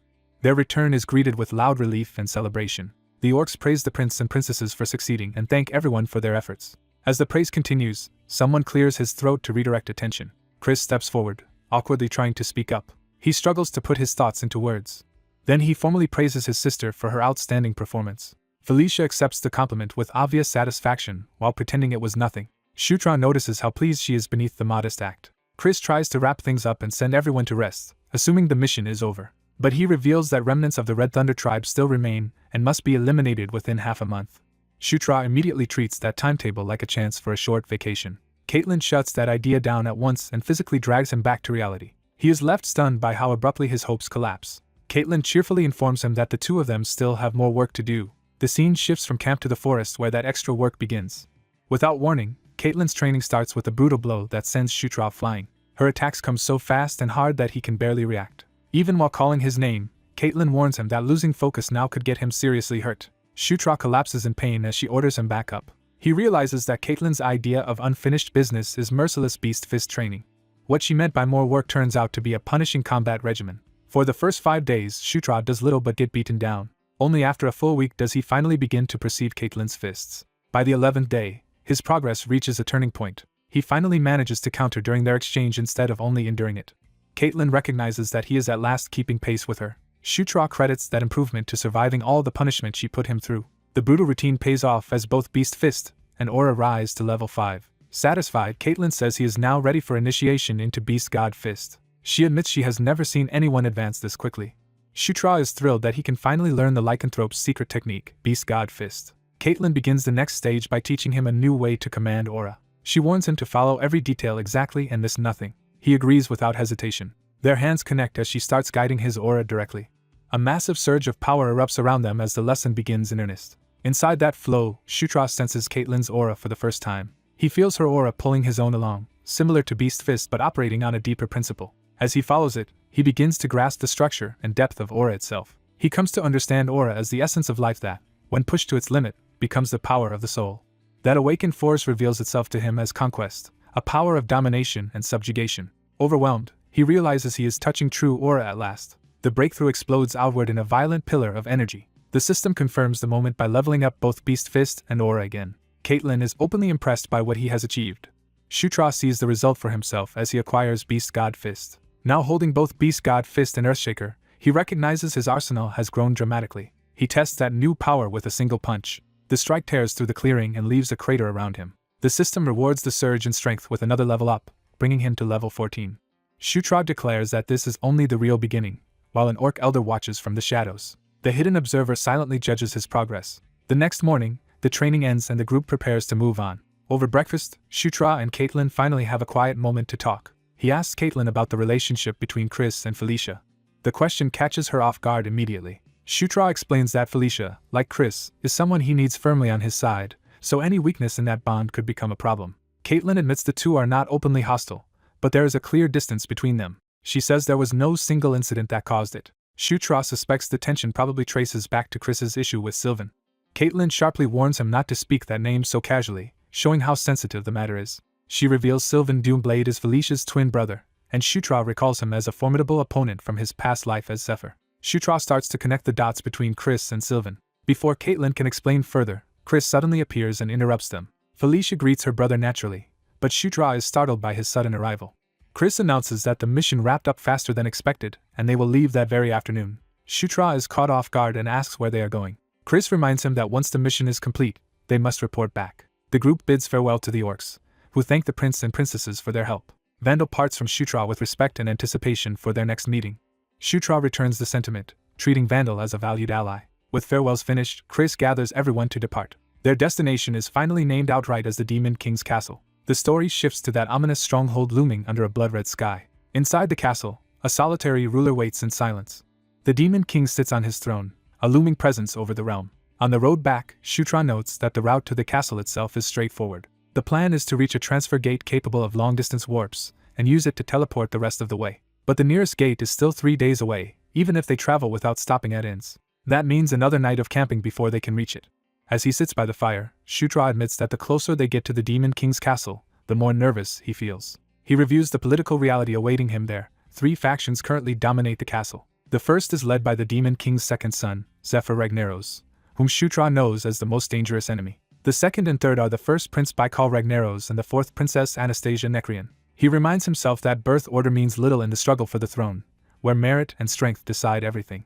Among the contenders, Baikal and Zephyr stand above the rest as true brothers of equal ability, strengthened by draconian blood and immense influence. Even so, Shutra judges Baikal the calmer and more suitable heir, though he knows that preference alone changes nothing. He remembers that when the decisive day comes, the entire balance of power will be overturned. Because of that future, he resolves to prepare for every possibility. His first goal is to raise his level high enough to fully master Earthshaker. After that, he intends to squeeze every bit of value from his newly gained King's Knight skill. When he activates it, the system announces that a Knight Order has been formed. Reading the details, Shutra realizes the skill is far more than a simple summon and functions almost like a guild system. With buffs, training functions, and a summon built in, he recognizes the skill as absurdly overpowered. He is still marveling at it when Karak finds him hiding out alone. Karak scolds him for being awake so late when they leave at dawn, and insists he should be resting. Shutra instead decides Karak has arrived at the perfect moment for an experiment. He asks Karak to help him test something. Karak is immediately suspicious and confused. Shutra grandly addresses him as Karak, the mighty orc warrior. A ceremonial sword manifests, signaling the skill's next function. Using that power, Shutra formally names Karak as his knight. Karak is stunned as the bond takes hold. He feels something inside him change at once. The effect spikes his devotion dramatically, and the system identifies him as Knight Commander Karak, level 24.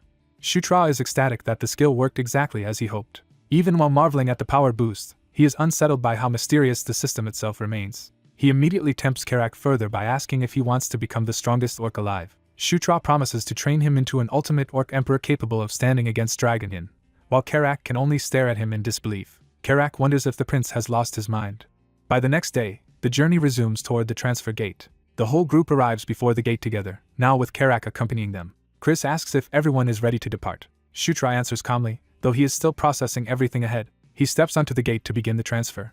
The teleportation magic activates around the party. As the warp takes hold, Shutra is hit by the force of it more violently than expected. The transfer flares into a blinding surge of light. Shutra feels himself being dragged through the warp and loses control. He tries to protest, but the spell overwhelms him. The teleport hurls him through the passage in a panicked tumble. He lands disoriented while the others recover around him. Caitlin immediately checks whether he is alright, and he insists he is fine despite the shock. Before he can settle himself, attention shifts to Felicia's arrival.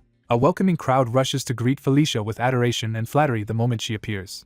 She receives the praise with practiced ease, clearly used to this kind of attention. Watching the scene, Shutra realizes her faction resembles an idol fan club more than a political camp. The same crowd politely welcomes Chris and praises Caitlin as well, but their enthusiasm is centered elsewhere. Shutra notices no one is especially interested in him and is half amused, half offended by it. As the others are swallowed by their own circles, he and Karak are left standing apart. Shutra finally understands just how little standing he currently has inside the Demon King's castle. He brushes it off, since it only confirms what he already suspected. Turning to Karak, he asks if his new knight is ready. Shutra decides that if he has no place here yet, he will build one himself step by step. The castle looms over that resolve as the stage for his next struggle. He is led not to luxury but to a neglected corner of the castle. Their assigned quarters turn out to be little more than a dusty storage room. Karak tries to make the best of it, saying they can at least unpack there and be grateful to have a room at all. Shutra learns that official events do not begin until tomorrow, which leaves him free for now, though he bitterly notes it feels more like being ignored than being given freedom. Just as he starts to brood over that treatment, something at the door draws his attention. A real estate official named Flora formally introduces herself to the 9th prince with unusual respect. When Stratus wonders why such an office would visit his shabby quarters, he learns his recent campaign has raised his achievement rank. The reward immediately changes his situation by granting him the right to choose a new residence. A second official from the merit office, Isabella, arrives to handle the matter directly. Stratus confirms the offer, and Isabella assures him he is indeed eligible for a new home. She opens the official records to review his status and rewards. Isabella explains that his success in the Red Lightning campaign raised him to achievement level 5, expanded his access within the castle, and increased his monthly support from almost nothing to a substantial allowance. She adds that no one has ever earned so much merit on a first mission, leaving Stratus pleased and a little disbelieving. Without wasting time, he asks to see his housing options at once, and Isabella agrees. His orc companion is stunned by how suddenly the prince's fortunes have changed.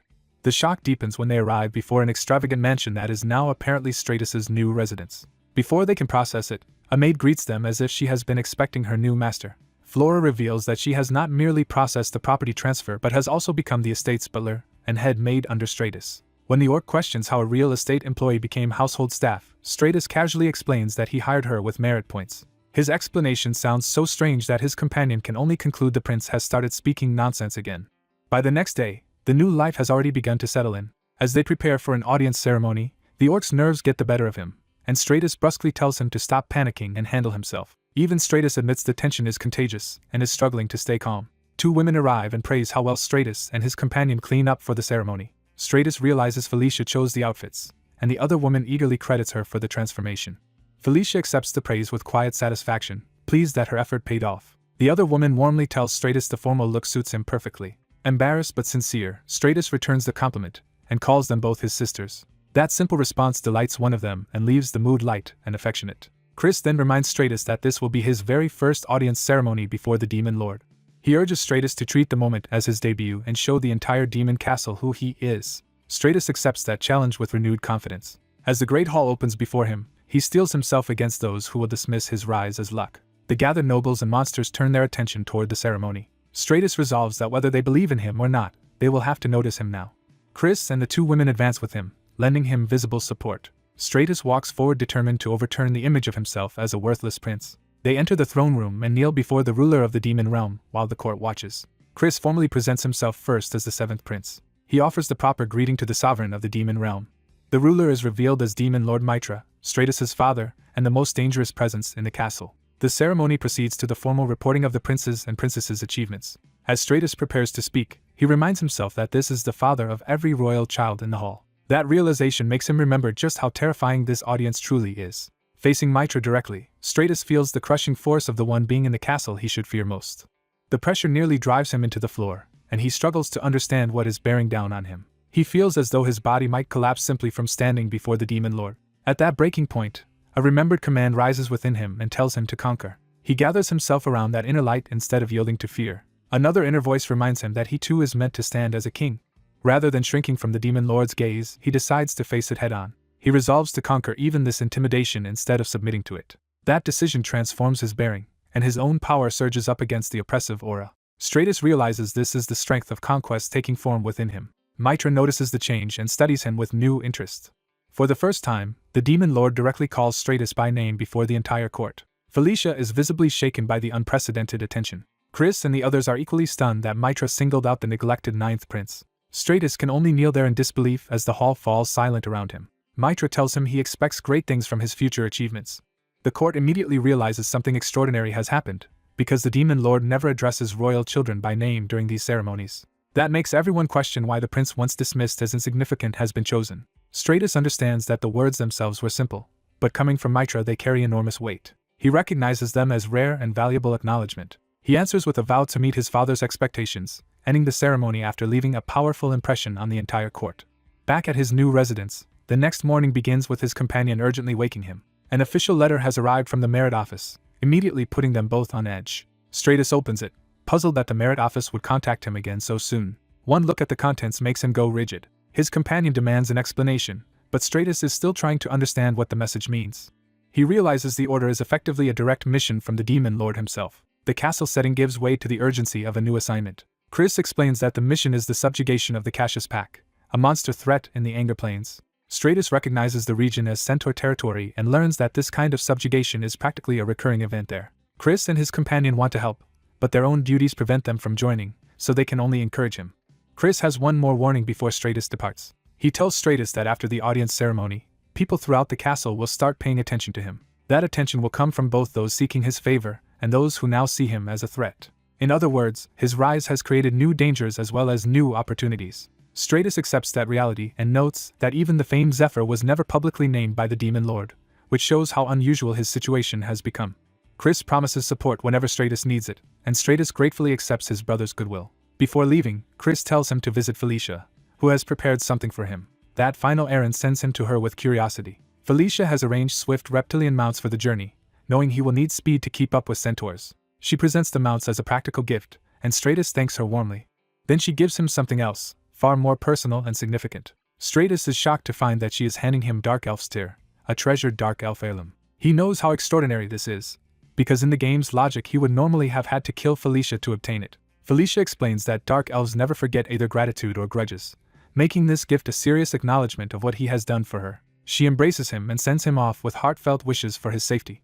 Stratus is flustered by the unexpected affection but accepts it as best he can. When she realizes how embarrassed she has made herself, she abruptly pulls back. She tries to recover her composure, and Stratus understands that she is simply too embarrassed to continue. He says goodbye with genuine warmth and promises they will meet again. Felicia watches him depart through the teleportation gate, quietly satisfied. Left alone, she reassures herself that this was the right thing to do.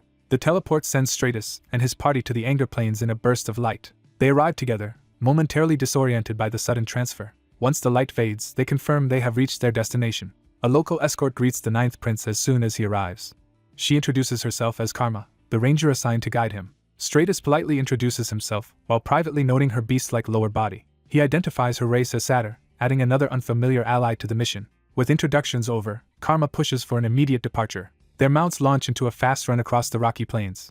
Karma warns that the Centaur settlement is still at least 2 days away and asks whether Stratus can handle a hard ride with little rest. When Stratus asks why she has so few soldiers, she explains the mission order came too suddenly, leaving only the 2 of them to respond for now. She adds that with centaurs as allies they should not be outnumbered once they link up, framing the coming conflict as one pack against another. Stratus starts thinking ahead to mounted combat, and what kind of weapon would suit the battlefield. That planning is interrupted by a strange sound in the distance. Karma immediately moves to investigate while Stratus stays alert. The threat reveals itself as something racing toward them at high speed. Karma sprints ahead to get a better look. What she sees leaves her speechless. A pack of Cassius beasts is already chasing a fleeing centaur scout, far earlier than expected. The monsters close in on the scout with lethal speed. The centaur runs desperately, but the pack is about to overtake him. One of the beasts lunges, forcing the scout into panic. His fear turns into a scream as death seems certain. Stratus suddenly intervenes from above, knocking the attack aside before it can land. The impact blasts the charging beast away and buys the scout a moment to live. Their mount digs in as Stratus forces the battlefield to shift around him. The saved centaur stares in shock at the prince who appeared between him and the pack. Stratus coolly remarks that the welcoming party has arrived earlier than expected. He activates the power in his gauntlet and decides the timing does not matter. Instead of retreating, he welcomes the fight he has been craving. He openly provokes the Cassius beasts, while the rescued scout realizes this reckless savior is the prince himself. The lead beast answers by digging in for another charge. It roars and commits to the attack. The monster rushes straight at Stratus and his mount. Stratus identifies it as the pack leader and focuses on ending the threat at its source. Karma and the orc rush after him in alarm, warning that charging in alone is too dangerous. Stratus refuses to be restrained and orders them to watch. He uses the momentum of his mount to launch himself into striking position. In midair, he decides this is the perfect moment to test the beast god fist technique he has been training. He meets the lunging beast head-on instead of dodging. The Cassius opens its jaws to tear him apart. Stratus drives his glowing fist forward with all the force he has gathered. His fist of explosion detonates through the beast in a single devastating blow. The onlookers are left too stunned to speak as the result sinks in. The leader's body is destroyed so violently that the rest of the pack is thrown into confusion. Stratus lands over the corpse, suddenly looking far more dangerous than anyone expected. The surviving beasts hesitate, shocked that their strongest member fell instantly. Their aggression breaks, and some begin to retreat in frightened confusion. Stratus realizes the Earthquaker Gauntlet has amplified his aura and made the technique far more destructive than he anticipated.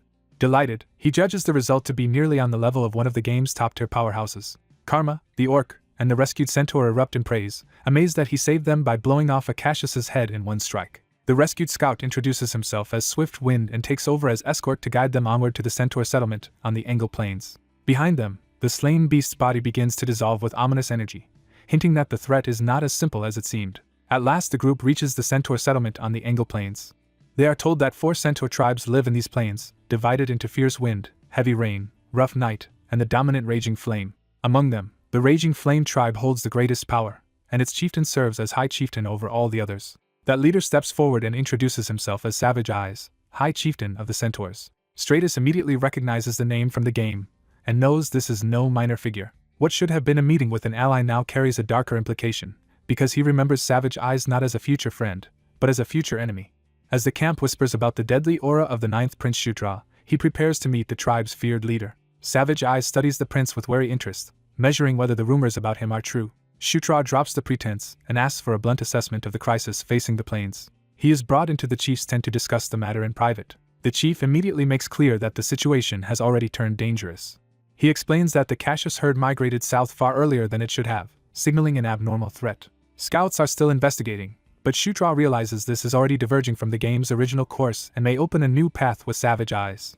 The chief plans to gather warriors from all 4 tribes within 3 days and crush the beasts once their forces are united. Shutra decides to wait for that outcome for now, while privately hoping this altered timeline may let him win over an ally he never could before. Before ending the meeting, the chief turns the conversation toward the prince himself. He asks whether Shutra truly killed a Cassius with a single punch, testing both the rumor and the boy's nerve. Shutra confirms it without hesitation, and his confidence strengthens his belief that Savage Eyes might be recruitable this time. He even offers to demonstrate his strength later, thinking of how he won over previous companions. That boldness earns a subtle shift in the chief's attitude. The chief parts from him on unexpectedly favorable terms, leaving the prince encouraged. Outside, the camp notices his presence and reacts with surprise. Word has already spread that the 9th prince is the one who crushed a Cassius skull in a single blow. Shutra's growing fame, including the Bandal incident, becomes impossible to ignore even to his companions. He boasts that it is all due to his natural charm, then immediately realizes he may have overdone it. With nothing more to discuss for the night, he is told to rest. The quiet of the tent settles over him as the camp sleeps beneath the stars. Shutra lies down expecting an ordinary night after a productive meeting. His sleep is interrupted when a strange green light begins to gather around him. He stirs awake, sensing that something supernatural has entered the room. A sudden surge wraps around the Earthshaker armament on his arm, and he realizes the disturbance is connected to it. As the power intensifies, he is shocked that the reaction is happening without his understanding or control. A luminous spirit appears and addresses him by his full title, making clear this visitation is intentional. Shutra instantly recognizes that this is no ordinary apparition. The spirit tells him she needs his help, placing an urgent burden on him before he can even understand her identity. Still startled, he demands to know who she is.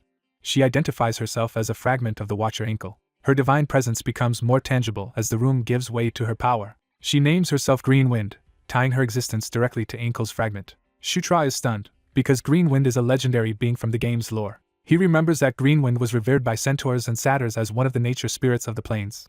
He also recalls that the region's lush life was sustained by Green Wind's power. Before he can process more, Green Wind pulls him into a spiritual space linked to her domain. There she reveals that the temple before them is her true home. She explains that it is also where the fragment of the Observer Ankle, the source of her existence, resides. That claim makes Shutra pause, because a fragment of Ankle should mean something far beyond a mere local spirit.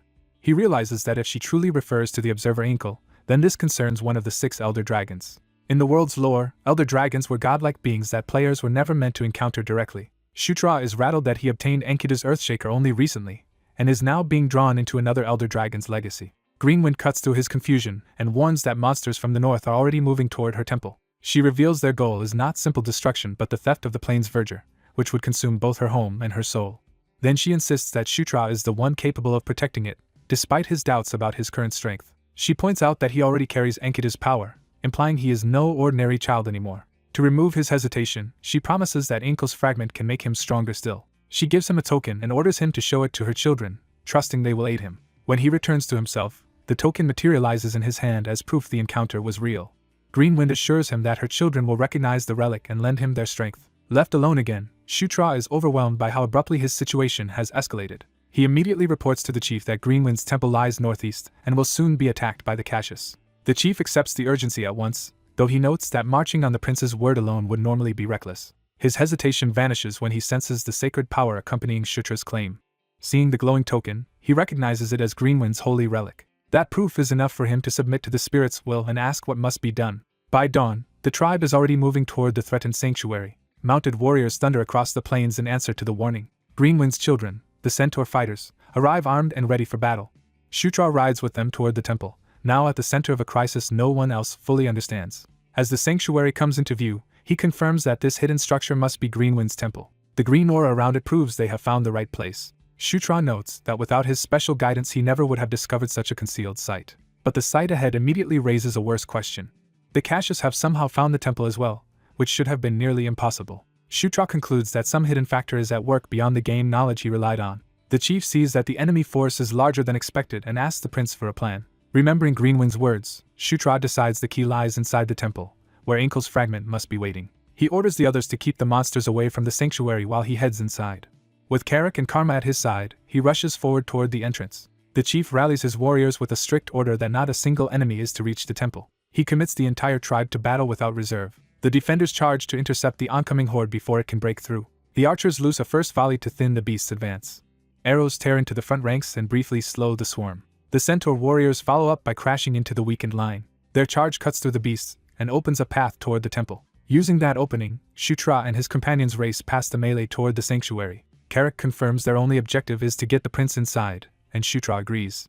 Carrick vows to carve a route for him no matter what stands in the way. He immediately throws himself into the enemy line to make good on that promise. His sweeping strike clears multiple beasts at once and widens the gap. Karma joins in, cutting down attackers that tried to close around them. Seeing his companions perform so well, Shutra briefly believes they are about to reach the temple cleanly. That confidence lasts only until a new threat interrupts their advance. Shutra senses danger too late as something massive descends on him from above. A giant horned brute smashes down into their path and shatters the momentum of their push. The impact throws Shutra away from the route to the temple and separates him from the others. The brute roars its challenge, making clear it has singled him out. It charges straight at the prince before he can recover his footing. Shutra curses himself for losing focus at the worst possible moment. Carrick intercepts the blow with his club, shielding the prince from a direct hit. Shutra checks on him at once, realizing Carrick took the danger meant for him. Carrick refuses to stay down and forces himself back into the fight. The brute attacks again, trying to crush both of them before they can regroup.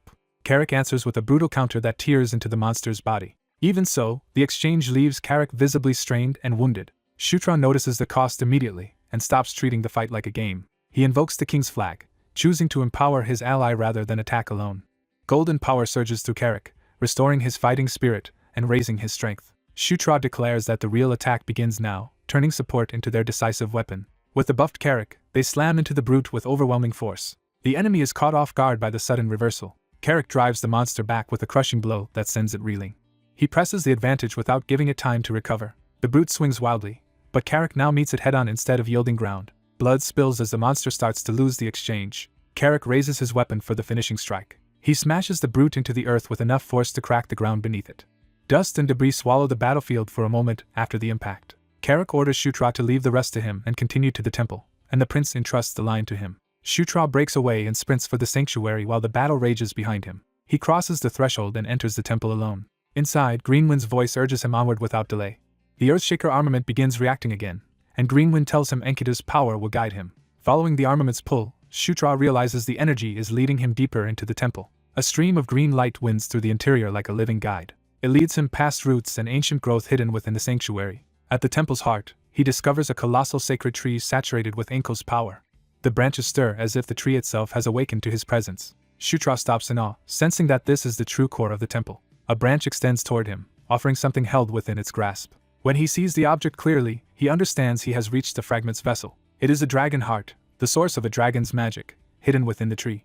Shutra realizes that the so-called fragment of Enkel is in fact a dragon heart tied to the elder dragon's power. Greenwind appears again and explains that the plane's long peace has been maintained through the observer Inkle's magic. She reveals that this temple is the center of that protection, and if it falls, the peace of the anger planes will collapse. She begs Shutra to awaken the ancient magic left here and stop the invaders before that happens. Outside, the chief keeps the defenders from breaking, insisting the enemy must never reach the temple. Carrick continues fighting at the front, holding back stronger foes through sheer force. Karma also keeps cutting down beasts as the defense line strains under pressure. Within the temple, Greenwind places her final trust in Shutra as the ninth prince. She asks him to use the magic she leaves behind to protect both the planes and her children. Shutra accepts by placing his hand on the dragon heart. The moment he makes contact, green power engulfs him and drags his consciousness elsewhere. He can only stare upward as the world around him dissolves. He finds himself before the vast true form of the observer Inkle in a cosmic vision. Faced with the elder dragon at last, Shutra can only name what stands before him. Inkle's gaze falls on him, acknowledging him as a worthy recipient. The dragon commands him to take the power being offered. At once, the temple erupts with a blinding surge of awakened magic. A pillar of green light shoots into the sky, halting fighters on both sides as they look up. Even in the middle of battle, Carrick and the others realize something inside the temple has changed. Carrick looks toward the light, wondering what has happened to the prince. Then the awakened magic bursts outward from the temple and spreads through the battlefield. Towering roots and trunks rise around the sanctuary, reshaping the field into a living fortress. The ground itself splits as the forest answers the call. Wooden guardians emerge from the awakened trees, turning Inkle's ancient magic into defenders of the plains. The invading beasts suddenly find themselves surrounded as the battle enters an entirely new phase. As beastmen and wolves are about to be overwhelmed, giant tree guardians suddenly descend into the battlefield. The new arrivals immediately turn the tide by striking down the attackers. Their assault continues in a sweeping counterattack that scatters the enemy line. Inside the sanctuary, Greenwind announces that the ritual has succeeded and Inkle's ancient magic has awakened. She gratefully credits the ninth prince for making that awakening possible. The prince places his hand on the source of that power to receive it. Inkle's energy begins pouring into him in a brilliant surge. Greenwind is startled when the transfer behaves in an unexpected way. She realizes the awakened magic is not simply activating but flowing directly into the prince. Alarmed, she suspects he is trying to absorb Inkle's power itself. The prince endures the torrent as it tears through his battered body. Greenwind urgently warns that if he keeps going, the strain will destroy him. Instead of stopping, he gains strength and even rises in level as the power settles into him. The energy begins repairing the damage he had already suffered. His recovery continues as the transfer stabilizes.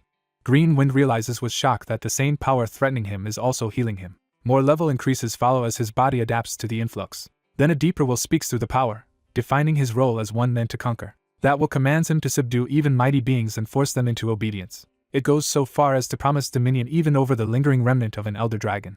The revelation crowns him as one before whom such power must kneel. The absorbed force manifests within his chest like a living dragon heart. The sacred tree responds to the transformation with a burst of life energy. The radiance settles, leaving the sanctuary changed but calm. The prince drops into a braced stance as the awakening finishes.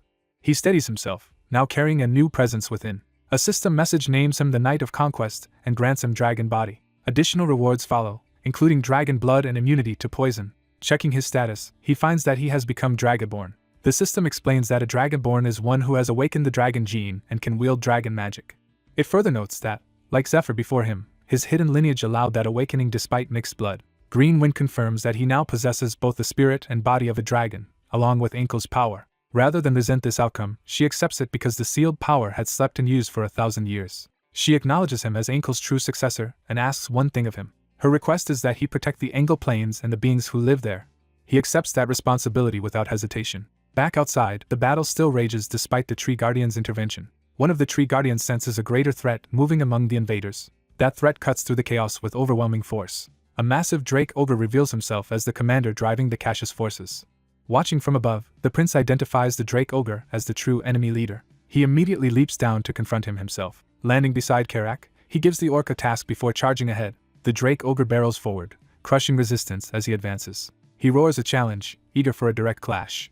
The monster notices the prince's sudden approach at the last moment. The prince strikes first with a fast, precise blow to the ogre's body. The Drake Ogre answers with a brutal sweeping counterattack that forces the prince back. The shockwave throws the prince away while the ogre keeps pressing.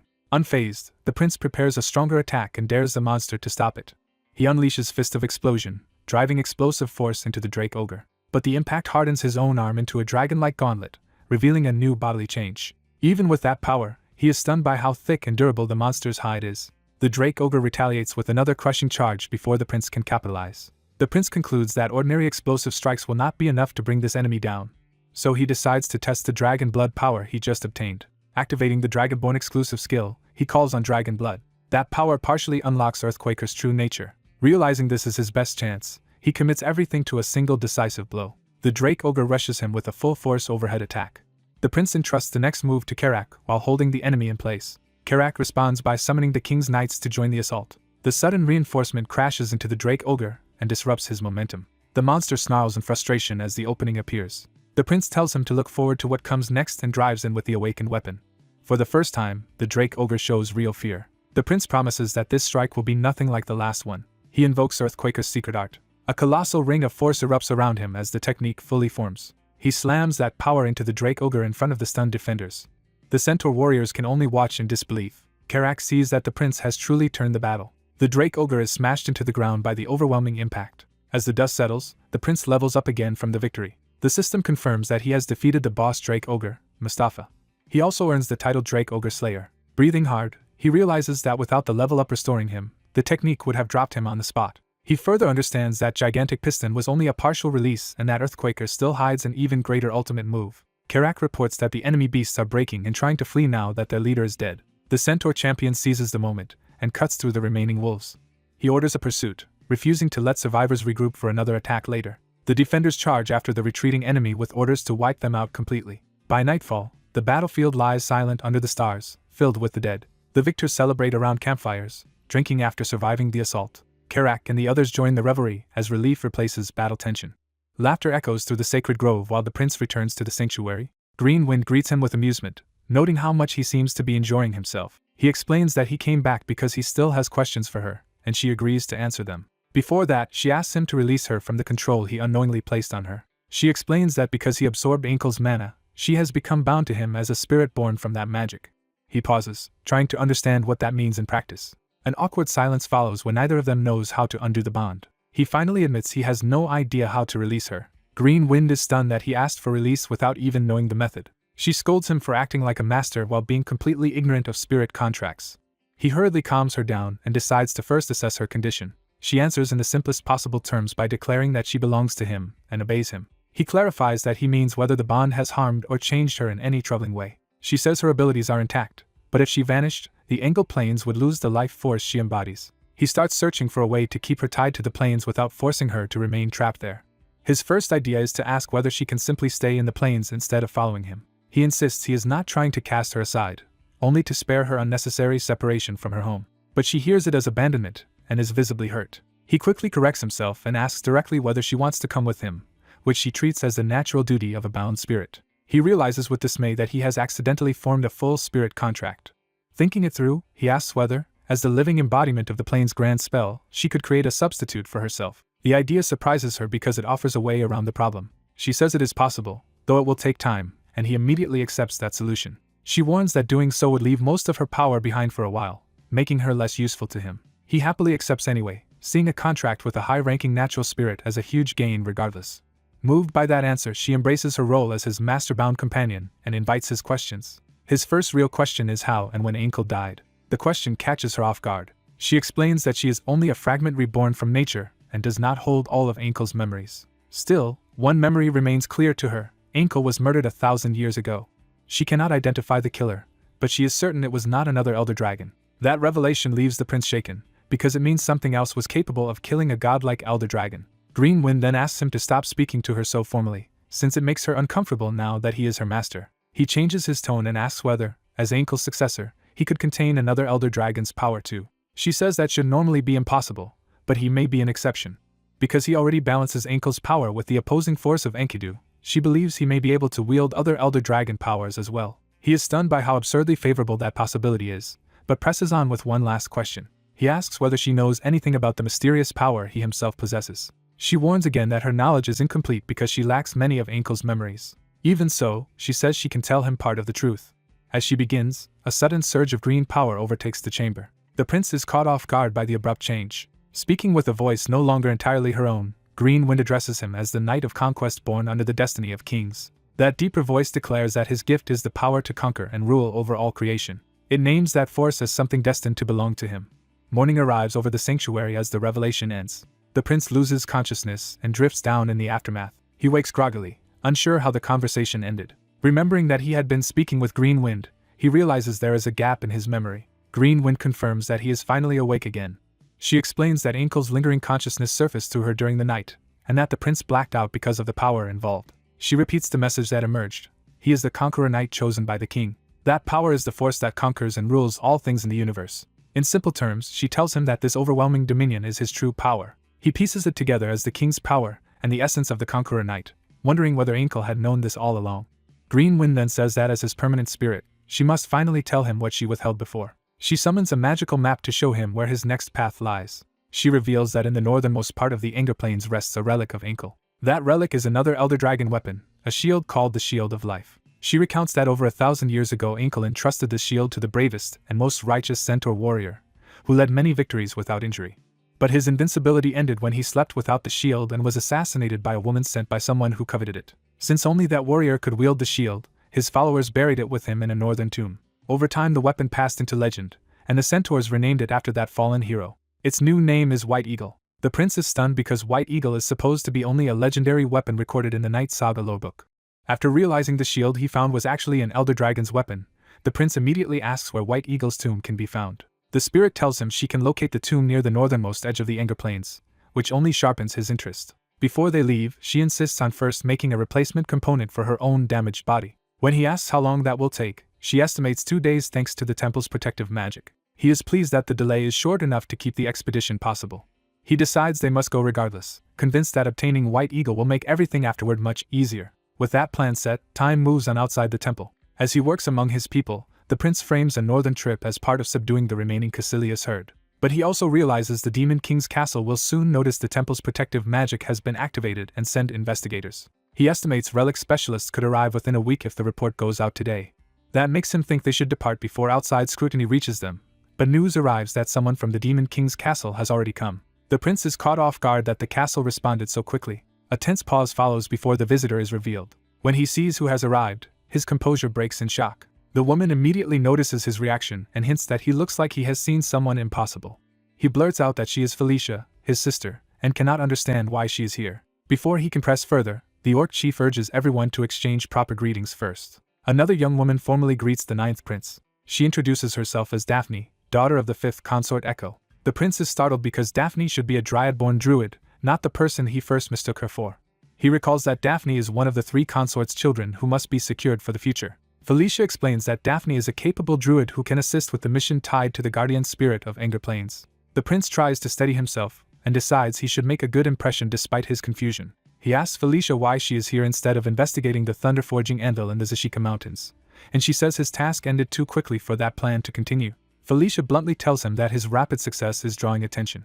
The orc chief confirms that finishing the Caecilius mission in 2 days is extraordinary when it normally takes 2 weeks. Felicia adds that the strange events surrounding the mission would have tempted most observers to spy on or attack him, so she came personally instead. The prince realizes her visit was partly meant to protect and assess him. Felicia admits that is not the whole reason, because she is also curious about the temple's magic and why Caecilius behaved differently. The prince takes her concern as proof that beneath her cold manner she still cares about him.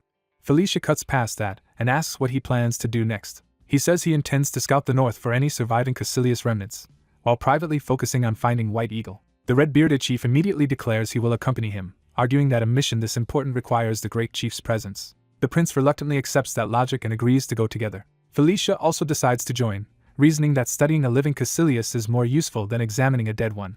The prince outwardly welcomes the extra help, though inwardly he realizes his excuse about hunting remnants has trapped him into a crowded expedition. Even the orc chief senses that the situation is about to become far more complicated. A few days later, the group heads north. Their journey is interrupted by the sudden roar of a monstrous beast. The escort reacts at once as enemies rush in from the surroundings. The orc chief grimly notes that trouble was inevitable. The prince sees his instincts confirmed as wolves and other monsters close in on the traveling party. The escorts engage the attackers and the skirmish spreads across the field. A wolf nearly catches the prince from behind, forcing him to react in frustration. He is baffled by how these monsters appeared so suddenly after the area had supposedly been cleared. The survivors around him share the same alarm, insisting these creatures should have been wiped out before. The threat escalates when winged reptilian monsters descend from above. The prince identifies them as likely Geist and immediately recognizes how troublesome flying enemies will be. Rather than stay grounded, he activates wind magic and rises to meet them in the air. Using Blessing of the Wind, he lightens his body and moves with the speed of the wind. The guardian spirit is stunned that he can use her wind magic as if it were his own. He launches himself straight toward the airborne monsters before they can press their advantage. One Geist is caught off guard by his sudden speed. He crushes it with an explosive punch and sends it plummeting. Without slowing down, he dashes after the next target. He vents his irritation on the swarm, determined to clear the sky. The guardian spirit can only stare as her role keeps shrinking while he borrows her power so freely. Meanwhile, Daphne is left standing amid the chaos, visibly shaken by the violence around her. Up close, her fear is obvious as she struggles to keep herself composed. A gaze suddenly dives straight at her, turning her panic into immediate danger. She can barely raise a hand in time to react. The orc chief reaches her first and cuts the attacker down, shielding her with his own body. At the same time, Felicia calmly begins casting, deciding the situation has become useful for drawing something out. She says she had intended to find the hidden enemy anyway and now has a reason to force it into the open. Her magic detonates across the battlefield in a brilliant blast. When the light fades, monsters lie scattered all around the group. Felicia points out a faint purple aura lingering on the fallen creatures and asks the prince if he can see it too. She identifies the phenomenon as a form of cursed magic. Felicia explains that the aura grants power while consuming life force and severing emotion, making the monsters stronger but more hollow. From that, she concludes someone has been controlling them from afar. The prince is shaken because the manipulator they defeated before should have ended this threat, leaving him wondering who is behind it now. The orc chief interrupts his thoughts and draws attention back to Daphne. He notes that Daphne stayed tense through the entire fight and suspects this may have been her first true battle. The prince agrees and realizes this Daphne seems far less seasoned than the one he remembers from another life. Daphne says the spirits are terrified and that the ominous power grows stronger the farther north they go. The guardian spirit confirms she also senses a sinister source in the north and believes some entity there is generating the purple aura. Felicia proposes going all the way to the northernmost point, and the chief suggests first checking the observation tower on the northern border. The prince admits his original goal was only to retrieve White Eagle, but the situation has become too dangerous to ignore. He agrees that the tower is their best next step and leads the group there. By nightfall they arrive at the lonely border observation tower. From the top, the group scans the darkness for the source of the disturbance. They spot a huge mass of enemies gathering in the distance, numbering at least 200 or 300. Felicia warns that only an undead of very high rank, at least lich level, could gather that many creatures together. Before they can plan further, Daphne suddenly collapses under the pressure of the energy saturating the area. The orc chief rushes to help her, and she insists she is still conscious. Felicia explains that the ominous force is too direct here and affects Daphne badly because she is half-spirit. Seeing the scale of the threat, Felicia judges that their current force is insufficient and recommends retreating for now. In the middle of that warning, she senses something approaching and freezes. Felicia realizes an enemy is already coming straight for them. The prince quickly opens a detection display to identify the incoming threat. The map shows their small group surrounded by hostile signatures, with something unusual closing in. The orc chief spots the danger first and calls the prince to look outside. A barrage of blazing projectiles is already flying toward the tower. The prince understands too late that they have been lured into a kill zone. He shouts that it is a trap and orders everyone to get out of the tower immediately. The tower is struck and begins exploding apart before they can escape cleanly. The blast throws the group and their escorts through fire and collapsing stone. As the ruins fall, the distant undead formations remain visible beyond the wreckage. Felicia reacts instantly and gathers magic around herself. She uses wind control to catch the falling group and slow their descent through the debris. The shattered remains of the tower crash down around them instead of on top of them. Once they land, Felicia checks that the orc chief and the prince are still alive and able to move. The escorts thank her for saving everyone, but Felicia refuses any relief because the real danger has only begun. Looking out across the field, she sees an overwhelming number of enemies closing in and urges an immediate withdrawal. The prince points out that retreat may already be impossible because they are surrounded, and Felicia asks him to buy her time. She resolves to force open an escape route somehow if she can finish her spell. The prince accepts that plan, placing his trust in Felicia. He draws his weapon and promises to hold the line for as long as he can. He then invokes the king's banner, spreading a strengthening blessing through his allies. The chief and the others feel power surge through their bodies as the prince's support magic takes hold. The guardian spirit asks if he truly intends to fight here, and he answers without hesitation that he does. He admits he has no better option than trusting Felicia to create their path out. He hardens his resolve and prepares his transformed arm for battle. With his allies empowered, the prince orders everyone to prepare for combat. The group charges together into the approaching undead horde. The prince rallies them not to yield. The orc chief tears into the front line with sweeping force. The red-bearded chief and the others follow, cutting down the first wave. The prince detonates another explosive strike that blasts skeletons and beasts apart in all directions. For a moment, the front ranks of the undead are blown back. But new undead continue advancing, their eyes burning with the same purple control. The prince feels his transformed arms straining again and curses the worsening situation. He realizes the battle will never end if they keep only destroying disposable minions. More skeleton soldiers surge toward him from every side. He concludes that their only hope is to find and kill the commander controlling the army. Just as he reaches that decision, A fresh rain of purple attacks begins falling from above. The barrage tears through the battlefield and catches both allies and enemies alike, proving a far deadlier force has entered. The orc chief recognizes the same unnatural attack pattern returning and braces himself. A violent shockwave rips across the field and leaves bodies and rubble strewn everywhere. One of their fighters is left badly wounded amid the devastation.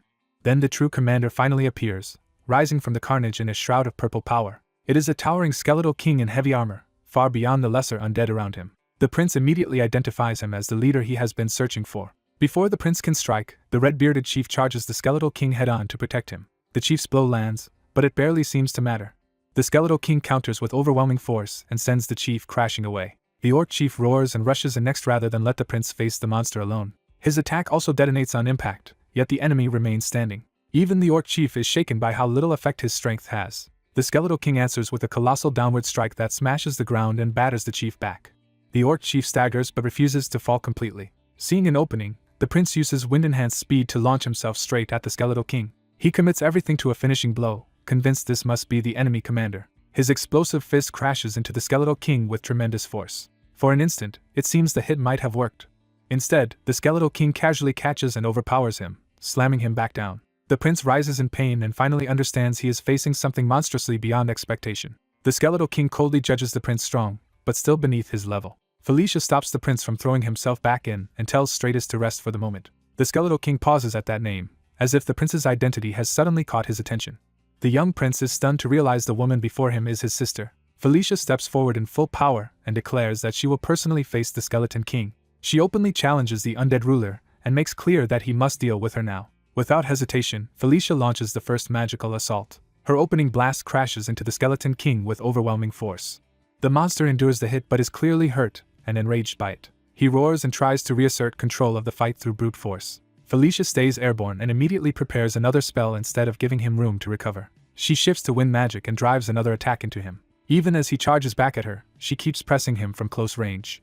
Seeing the counterattack coming, Felicia decides to use Blink. She vanishes from his reach and reappears above him with a new spell ready. From that position, she pelts him with repeated magical strikes. The prince watches as Felicia keeps the skeleton king pinned down almost by herself. He realizes she is even stronger than he expected and is genuinely dominating the monster. That admiration is interrupted when he senses a new presence nearby. Daphne arrives in a green aura, checking on the prince and joining the battlefield. She releases the Dryad's blessing across the area, spreading a support field over allies. The buff immediately strengthens the nearby warriors. Even the other fighters feel their bodies respond to the blessing.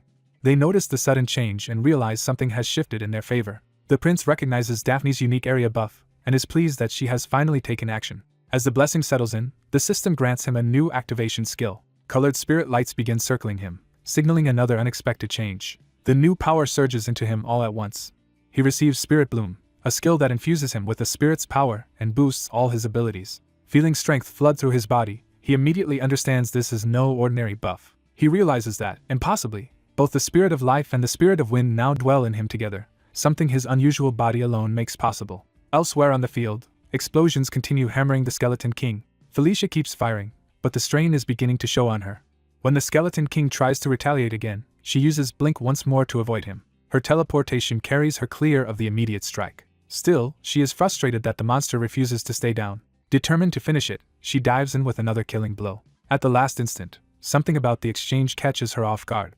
A nearby orc warrior suddenly cries out as the battle turns chaotic. The skeleton king swings through the confusion, forcing Felicia to break off. The clash throws one of the allied fighters aside. The skeleton king notices a new threat entering his range. The prince appears beside Felicia, praises her effort, and takes over the next move. Felicia is startled to see him join the fight so directly. He tells her to leave the finishing blow to him. He charges in with Fist of Explosion and slams the skeleton king head-on. The impact knocks the giant monster crashing to the ground. An allied orc immediately boasts that his own punch deserves the credit and starts arguing over who really dropped the boss. He escalates the joke by declaring he will be the one to take the skeleton king's head, but his confidence vanishes when he realizes the monster is still dangerous.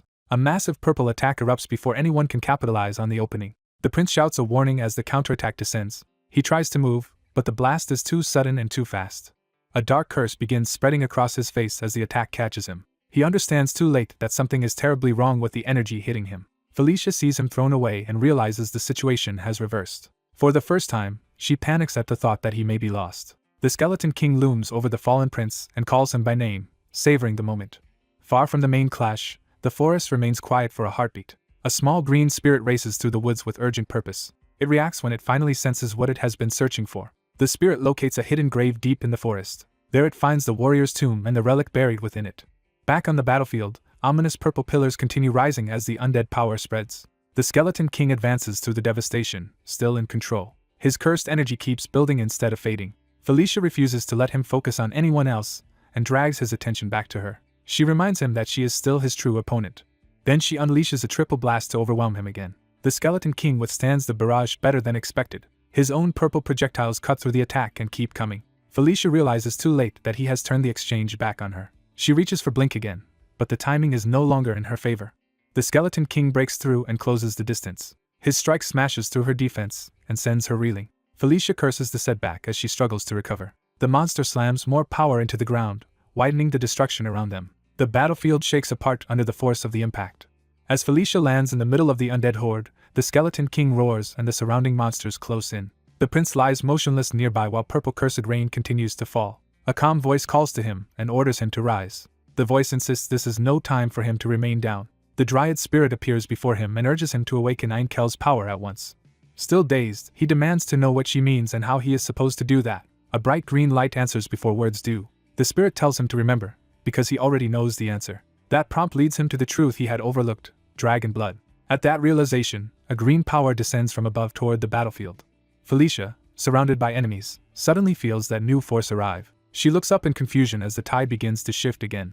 A sweeping green shockwave tears through the monsters around her and clears space. From the edge of the blast, she sees the power gathering around the fallen prince. The green explosion expands over him like a protective awakening.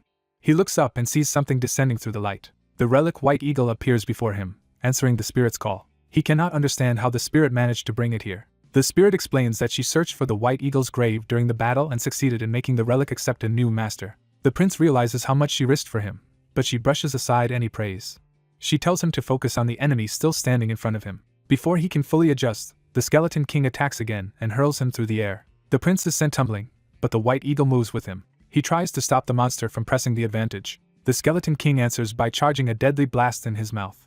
The prince is shocked by how quickly the attack forms. The beam fires before he can evade it normally. Felicia shouts in alarm as she sees the shot about to hit him. The Skeleton King advances, expecting the blast to finish the job. Instead, the prince rises inside a new green radiance with the White Eagle before him.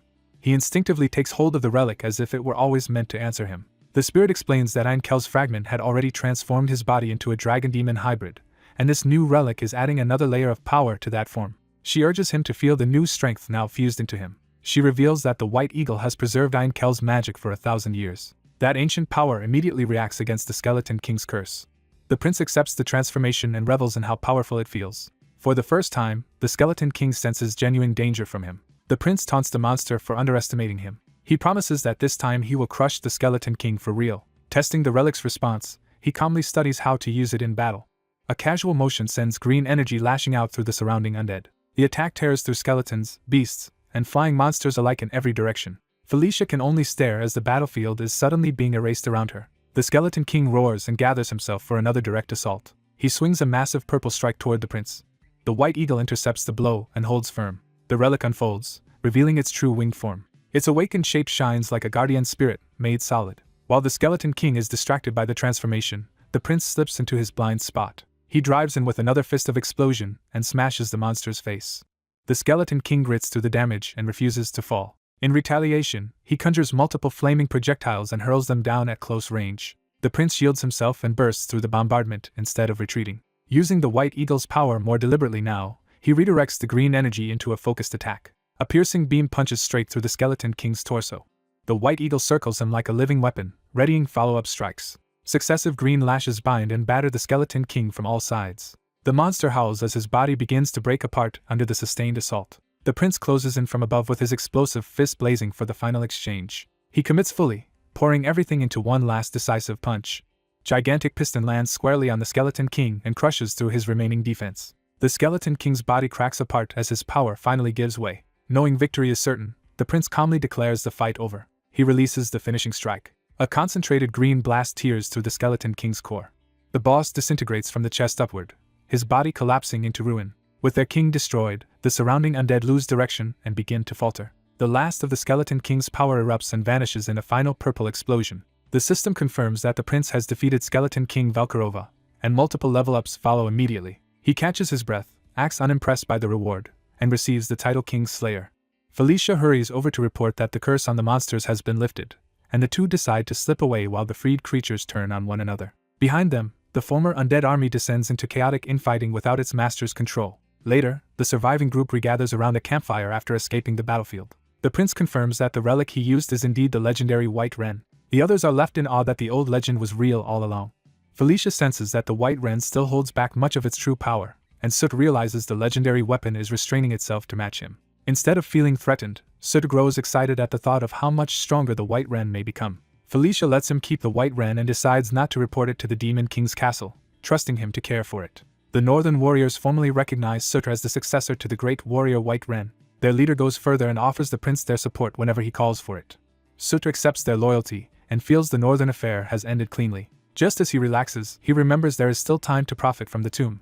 Back in White Wren's tomb, Soot eagerly resumes looting treasures and equipment with Karak. As he is about to declare the job finished, an unseen voice interrupts and insists the matter is not over. The spirit Green Wind appears, upset that her master has not praised her yet. Her sudden appearance startles both Soot and Karak, but she quickly shifts from complaint to embarrassed apology. Soot immediately rewards her efforts with praise and sincere gratitude for helping them win. Green Wind relents and decides to forgive him this once. Even so, she demands more praise to make up for being forgotten. Soot indulges her, patting her head and promising as much praise as she wants. With Green Wind finally satisfied, the Northern incident truly comes to an end. But even after the victory, Soot cannot shake a lingering doubt. He questions whether Valkarova was really the source of the mysterious purple aura. If Valkarova was not the true cause, then someone else may have driven the attack and known the hidden shrine's secret. The possibility leaves Soot quietly unsettled. He resolves that one day he will uncover the true identity behind the purple aura. After returning from the northern border, life becomes busy and time passes quickly for everyone involved. Fierce Eyes prepares to return north with warriors from all 4 tribes, as if the real campaign against the Cassius Pack is only beginning. Soot joins Fierce Eyes in the north, and together they wipe out the Cassius Pack over the next 15 days. Once that work is done, the story shifts back to the Demon King's castle. Felicia notices that Soot seems to have grown stronger again since their return. Soot brushes it off as natural growth, hiding the true extent of his progress. He then asks Felicia what she learned from investigating the shrine. Felicia admits the results were mixed, but says she uncovered something remarkable. The magic placed on the shrine belonged to Ankle, one of the 6 elder dragons known as the Watcher. Soot feigns simple amazement, though the revelation clearly means more to him than he lets on. Felicia grows suspicious of his odd reaction and wonders whether he already knew. He denies it, and Green Wind quietly notes how awkward he looks before urging them to go make their report. The scene moves to the Demon King's castle, where court politics quickly reassert themselves. Felicia is warmly welcomed back by the women of her household, who are delighted by her return. She answers their concern with easy affection, while Soot and Karak arrive behind her. Watching the reunion, Soot remarks that nothing in the castle has changed. Green Wind nervously worries about leaving the Anger Plains, and Soot reflects that the ones who truly changed are his own side. Karak notices the strange looks directed at them, and wonders if the prince has done something wrong. Soot follows those hostile stares and realizes they are coming from Succubi. He immediately suspects they belong to Anastasia's faction. Anastasia is identified as the 4th princess and the leader of one of the 3 major factions in the castle. Her faction was the largest during the Day of Slaughter, and even Felicia and her twin brother Sylvan once belonged to it. Soot concludes that news of what happened on the Anger Plains has already reached Anastasia. Rather than flinch, he tells Karak to get used to the attention because there will only be more of it from now on. Soon after, Soot heads to the merit office to receive the rewards for his recent accomplishments. Isabella informs him that his merit rank has risen to 10, his monthly support has increased, and more castle facilities are now open to him. She adds that he now has access to the treasure vault as well, which immediately catches his interest. Pleased by the upgrade, Soot decides it is finally time to spend some money. He heads to the armory, where rank 10 grants him entry to the first treasure vault. The armory manager explains that equipment can be bought either with merit points or with money. With that settled, Soot and Karak begin browsing for useful gear. Soot tells Karak to choose whatever he needs, treating his companion's equipment as an investment. He makes it clear that if Karak is going to support him properly, then Karak needs proper gear. Soot reminds himself that being cheap about equipment is a mistake, then starts selecting his own armor. He chooses a light chest piece that resists elemental magic and will not interfere with Beast God Fist. Satisfied, he decides to wear that armor beneath his clothes and turns to the next missing piece. For that, he consults the blacksmith Cater about making special greaves. Soot explains that ordinary leg armor would hinder Beast God Fist because the style relies heavily on footwork. Cater says the design itself is simple and could be finished in about 2 days. but when asked about materials, he recommends dragon leather and scales. Sutra is stunned by the suggestion, since such materials should be impossibly rare for him to obtain. Cater casually reveals that those exact materials arrived that day under Sutra's name, and that he intends to use them for the Greaves. Sutra immediately demands an explanation, because he never ordered anything like that. Cater tells him the delivery was made on the direct orders of Lord Ishgard. The name shocks Sutra, because Ishgard is no ordinary benefactor. Ishgard is the demon realm's greatest swordsman and swordsmith, Asura elder, and the legendary master who taught the demon king himself. Neither Sutra nor Karak can explain why such a figure would suddenly support him, though Karak finds the backing reassuring. Sud privately notes how strange this is, since in the original story he never received support from the Sura side and can only guess that the demon king is intervening. Before he can think it through, a messenger rushes in with urgent news for the 9th prince. Karak asks why the man is so panicked, and the messenger struggles to catch his breath. He announces that there will be another audience ceremony the very next morning. This ceremony will honor 3 people for their achievements on the Anger Plains, and Sud realizes he and Felicia are only 2 of them. When he asks who the 3rd honoree is, the answer instantly unsettles him. The 2nd prince, Zephyr Ragnaros, has returned. The messenger repeats the news plainly, but for Sutra it lands like a nightmare made real. Karak notices his reaction at once. Sutra can barely process that the prince he feared most is suddenly here. He remembers Zephyr as the 2nd prince, and a terrifying force in the story's future. In Sutra's memory, Zephyr is the one who eventually slaughters everyone and kills him, so seeing him now feels impossible. The castle itself seems to close in around that revelation. Later, Karak checks on him and asks whether he is truly alright. Karak points out that Sutra has looked uneasy ever since hearing the news. Sutra admits that although he always knew this meeting would come, he did not expect to be this nervous. Trying to steady the moment, Karak asks about the other prince expected at the ceremony and learns Zephyr will enter directly without waiting. Sutra answers that Zephyr has always been treated as exceptional. Felicia then reminds him that his own achievements are significant too and should not be overshadowed by fear. When Sud falters, she urges him not to shrink back. She tells him to show everyone just how remarkable he is, giving him the encouragement he needs. The next day, the audience ceremony begins before the Demon King. The Demon King presides over the hall in full authority, setting the tone for a formal reckoning of merit. From the floor, Sutra and Felicia face the throne while the court watches. They are called forward together as the 6th princess and 9th prince. Sutra forces himself onward, reminding himself that this confrontation was inevitable. As he advances, he feels the weight of the nobles and factions watching from every side. Among those observers, Anastasia's camp watches with quiet interest. Anastasia herself sits back with composed confidence, already treating the ceremony as a game of influence. Sutra steels himself and decides he has to overcome this fear because the road ahead will only get harsher. The official then calls for the next prince to enter. Zephyr Ragnaros walks into the hall, and his arrival immediately dominates the room. Each step announces a presence that no one can ignore. Sutra recognizes at once that this is the meeting he has dreaded. Zephyr answers with a faint, unreadable smile. To Sutra, this is not just a prince but the central figure of the demon realm arc from the game. He names Zephyr in his mind with the gravity of someone facing a destined enemy. The ceremony proceeds into formal reports of the princes and princesses' achievements. Zephyr's accomplishments are so overwhelming that they alone would have justified the entire ceremony. Felicia's and Sutra's achievements are then announced, and their northern exploits seize the court's attention. Yet the true turning point of the day is not the praise but what comes after it. The Demon King suddenly addresses Sutra directly and declares that he will assign him a mission.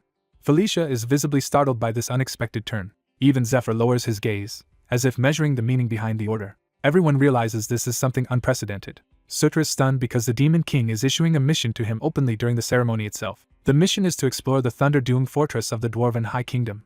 A newly discovered mining passage leads there, and Sutra is ordered to secure the route and investigate the fortress interior. He must depart within 7 days, and Sutra immediately recognizes the fortress from his knowledge of the game. He knows it as an important Dwarven facility he once visited in Night Saga. The officials explain that the mission originally belonged to General Cashball's exploration unit, but Cashball died inside the fortress, likely from toxic gas, and the mission failed. Sutra is therefore instructed to prepare countermeasures against the gas and ultimately secure the fortress. The assignment leaves him baffled because the choice makes little sense on the surface. He cannot understand why a mission failed by a Draconian-born general is being handed to him instead. It seems even stranger because Zephyr, who has Draconian blood on his mother's side, would appear to be the more natural choice. Felicia wonders whether this means the Demon King has personally marked Sutra for special attention. When Sutra asks what she means, she explains that missions like this were always Zephyr's domain. Since even a general failed, she judges the task far too dangerous for Sutra to handle alone. She presses him to admit that much, and he reluctantly agrees. Felicia immediately decides she will accompany him on the mission. The decision hangs in the air as the implications of the new mission settle over them. Felicia tries to sound casual about joining, but Karak points out that Sutra never actually asked her.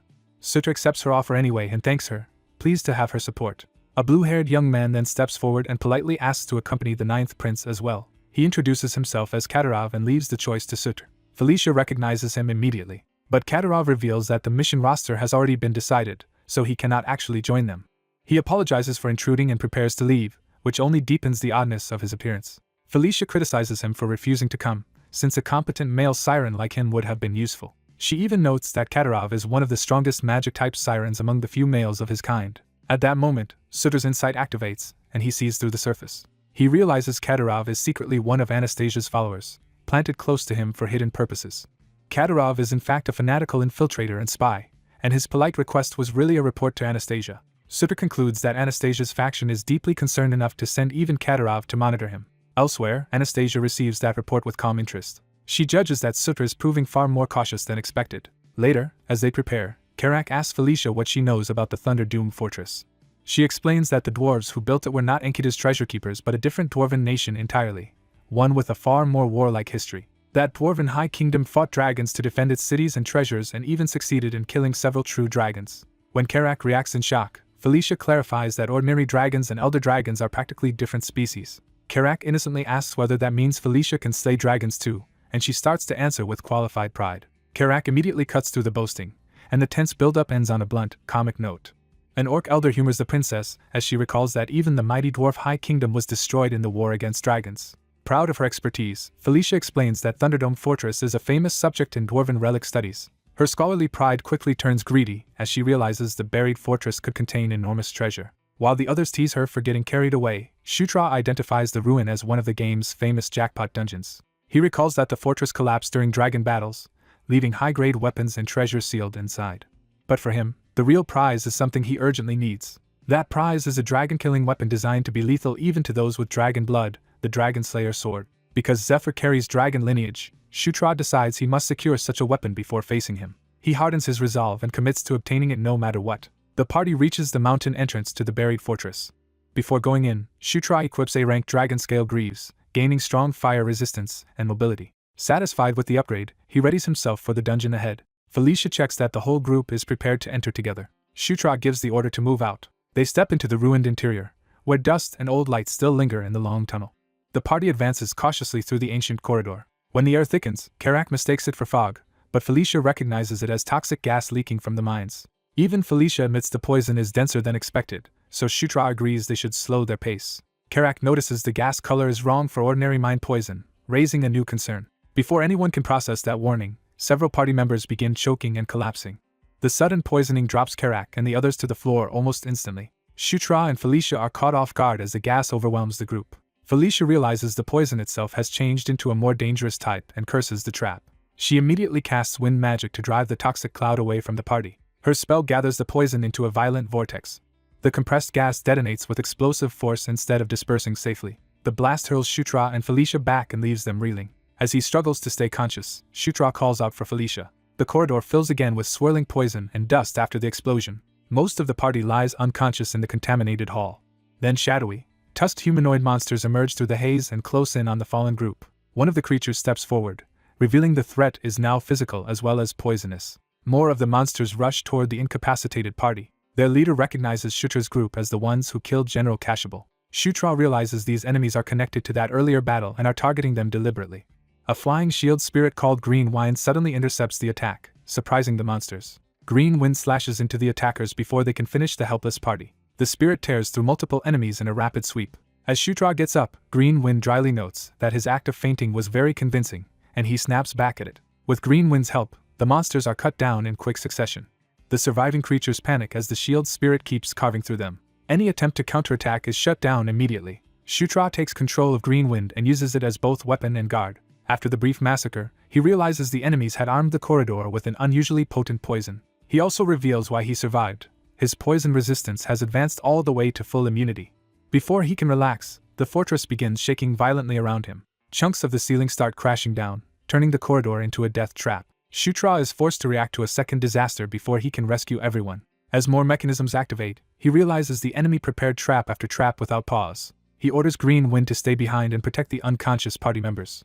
At the same time, he decides the others must be evacuated first, even though he still does not understand the full situation. Using dragon blood power, He lifts Felicia and prepares to move at high speed. He blasts upward through the collapsing corridor, carrying her clear of the worst of the cave-in. While moving through the chaos, he spots what he was searching for. He identifies a hidden doorway as the true entrance to Thunderdome Fortress.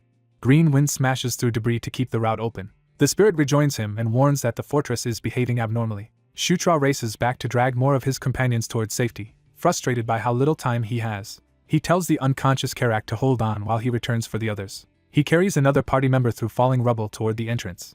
He lands hard but keeps moving. Once several companions are inside, he briefly thinks the worst is over and plans to go back for Karak. That hope vanishes when he senses a new collapse beginning. The tunnel behind him caves in completely. Shutra panics, believing Karak may have been buried inside. Green Wind urges him not to lose control, but he refuses to abandon Karak. The spirit reminds him of a powerful spell he used before, giving him a desperate option. Shutra remembers it and seizes on the idea immediately. He casts Summon King's Knights to create a rescue opening through the rubble. The spell reaches Karak through the collapsed stone. It yanks the orc warrior bodily out of the buried passage. Karak crashes down in front of Shutra alive. Shutra sprints to him even as more debris continues to fall. After checking him, Shutra realizes Karak is battered but not critically injured. Relieved, he finally lets himself breathe. Even so, he is left wondering what kind of disaster just unfolded and what those monsters really were. He concludes they are unlike anything he has ever encountered in Night Saga. Meanwhile, Felicia and the others begin recovering from the poison and coughing themselves awake. Shutra decides the immediate priority is detoxifying the party before anything else. But another of the black creatures steps into view before he can finish helping them. A whole crowd of the monsters gathers around him, cutting off any easy escape. Shutra realizes the situation has become even worse than he thought. When the swarm charges again, he braces for another mass attack. He answers with Fist of Explosion, smashing the first attacker with overwhelming force. The blow drops one monster, but many more remain and keep closing in. He complains bitterly as he is forced to fight while still trying to protect and heal everyone. The creatures roar and surge at him from multiple directions. Shutra decides to stop holding back and invites them all to come at once because he cannot afford delay. The swarm leaps together, trying to overwhelm him by numbers. His gauntlet flares with explosive power as he prepares a wide-area counterattack. He slams the ground and blasts the surrounding monsters away in a violent shockwave. Then he follows with a sweeping kick to keep the survivors off balance. The green edge strike tears through the crowd and scatters them. For a moment he stands in the center of a ring of staggered enemies. He roars and pours even more power into the assault. Felicia, half conscious, notices his strength with stunned disbelief. As he begins healing her, he gently checks whether she is all right. Surrounded by dead monsters, she asks what happened outside while he was gone. He downplays the battle and pretends it was nothing serious. After detoxifying everyone, the party resumes the assault and heads for the fortress control room, where they must choose between a long, safe route and a short, trap-filled one.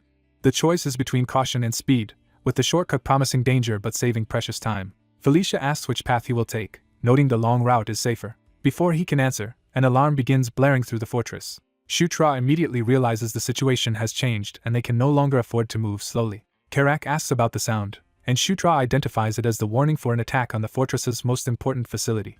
He explains that someone else is already attempting the dungeon, shocking Felicia. Shutra orders Karak to take the lead with his shield and move toward the control room at once. When Karak hesitates, Shutra reassures him that strict obedience will keep him alive. The shortcut immediately proves deadly as a dragon head trap awakens in the corridor ahead. Karak blocks a blast of dragon fire with his shield while the others shelter behind him. He endures the flames but is clearly pushed to his limit. The next trap launches a storm of spikes and heavy weapons, and Karak absorbs that barrage too. He barely keeps his footing as the corridor pelts him from every side. By the end of it, Karak is exhausted and shaking from the strain. Shutra praises him for surviving, while Karak protests that he nearly died. Shutra points out that Karak's effort got them to the control room quickly after all. Inside, one of the women notices something wrong. The gargoyles that should be guarding the room are missing. Felicia decides they should investigate the room directly despite the unease. The group enters the control room together. Shutra and Felicia immediately notice a suspicious object inside. They find the skeleton of the last city lord, who apparently stayed behind alone to operate the fortress so the dwarves could escape. Another discovery draws their attention before they can dwell on the corpse. At the center of the room sits a mysterious black sphere unlike anything they expected. Felicia guesses it is some dwarven device that requires an activation key, and Shutra wonders if the dead lord carried one. He finds a key hanging from the skeleton's neck. He brings the key to the sphere and tries it. The sphere reacts instantly, accepting the key and awakening with blue energy. A glowing portal-like surface blooms across the sphere, startling the group. The room fills with floating blue screens that begin displaying scenes from elsewhere in the fortress. Shutra is baffled, while Felicia is awestruck by how advanced dwarven technology truly was. Then the screens pick up another disturbance, and everyone tenses again. Karak asks about the new sound, and the green-haired woman directs attention to one of the displays. The monitor reveals a nearby battle raging elsewhere in the fortress. Felicia recognizes the black creatures from Shutra's earlier fight and notes that they are swarming the gargoyles. Shutra realizes those black monsters are the true force assaulting the fortress and starts wondering what they want.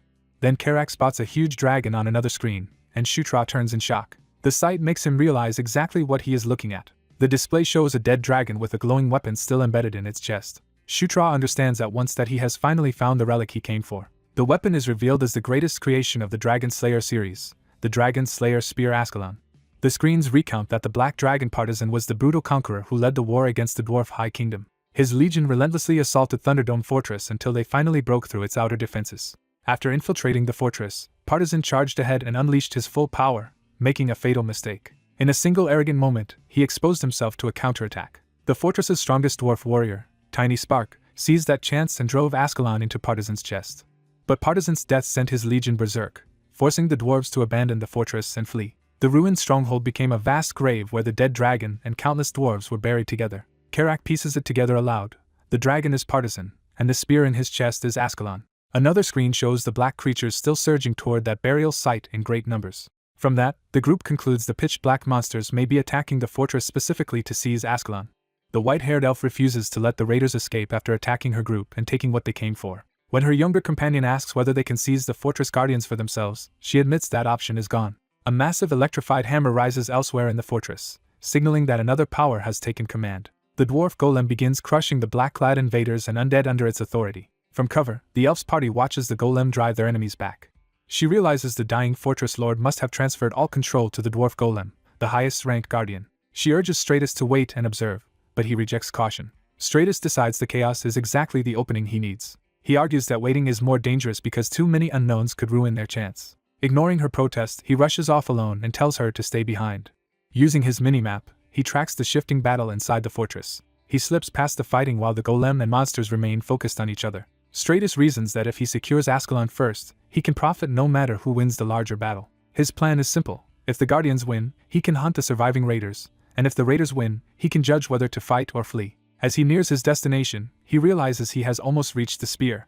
The Black Dragon partisan spots him on the minimap, and alerts its side to his position. Stratus appreciates how much easier the minimap makes navigating the chaos just as danger closes in. The dwarf golem suddenly slams down near him, nearly crushing him in the process. A second blow follows, forcing him into a desperate scramble to survive. He hurriedly insists he is not there to fight the golem.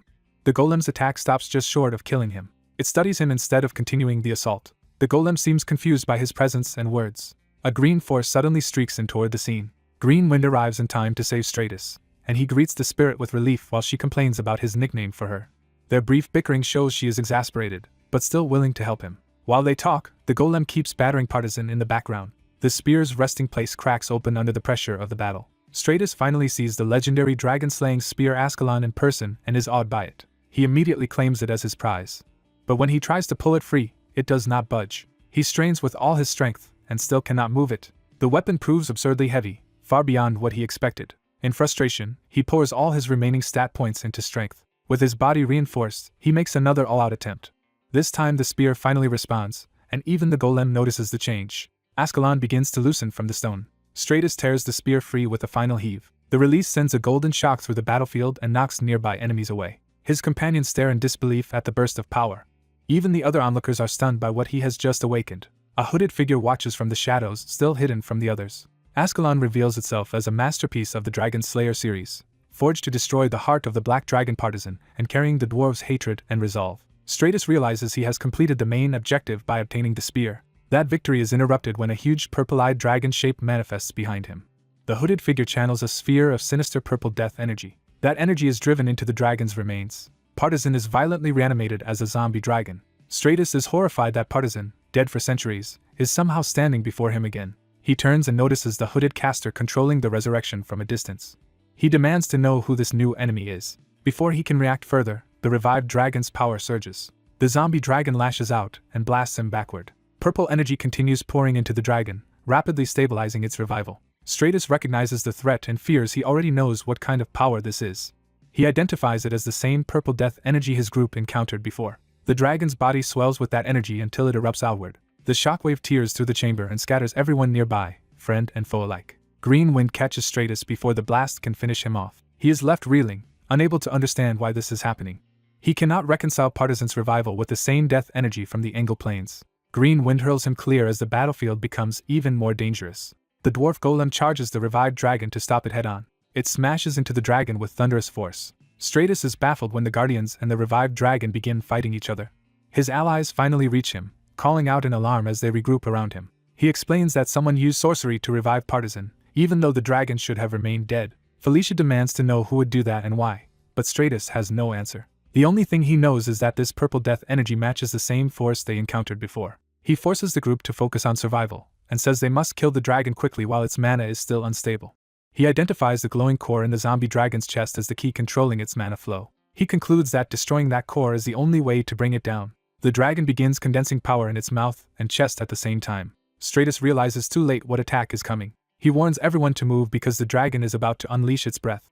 The zombie dragon fires a devastating blast of purple breath through the fortress. The beam punches through walls and tears open the structure. When the dust clears, the dragon remains standing amid the destruction, still charging with death energy. It looms over the ruined chamber, fully asserting itself as the new dominant threat. Sheltering behind rubble, the party realizes the supposedly incomplete dragon is already far stronger than expected.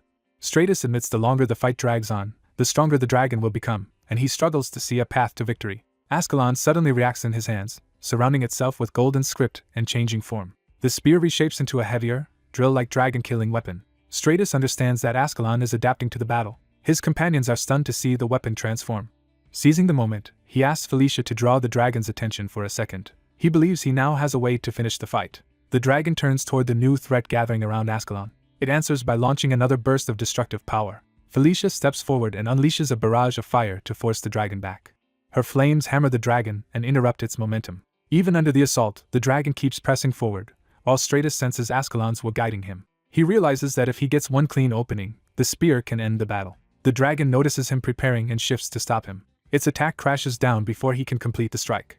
Felicia and the others cry out as Stratus is nearly overwhelmed. Battered and coughing blood, he curses his failed timing. He recognizes that he rushed in too early and exposed himself. The dragon follows up with another crushing blast that tears apart the ground around him. For a moment, Stratus goes still as if gathering himself again. He opens his eyes with a new realization. He notices the dwarf golem still battling the dragon and understands it can create the opening he needs. The golem raises its hammer for another thunderous strike. It slams the dragon with a wall of lightning. The golem keeps pressing the attack without hesitation. It drives the dragon back with repeated electrified blows. The dragon roars in pain and fury under the barrage. The golem holds the line alone, buying Stratus precious time. Green Wind checks on Stratus while Felicia watches the golem stand in disbelief. Felicia angrily calls out Stratus for claiming he could finish the dragon and then nearly getting himself killed, and he can only apologize. She urges a retreat, insisting the dragon is beyond what they can handle. Stratus refuses to give up, even while coughing, and she demands to know what he can possibly do in his condition. He admits his mistake was rushing, and says that because the situation is urgent, they need to be even more deliberate. He asks Felicia to help him one more time. He promises that this time he will not make the same mistake. Before she can object further, he calls Green Wind and commits to the plan. He mounts the spirit and prepares for a fast, controlled approach. Together with the golem, they re-engage the dragon from multiple angles. Stratus orders Green Wind to circle widely so the dragon will not notice his approach. The golem continues trading blows with the dragon to keep its focus forward.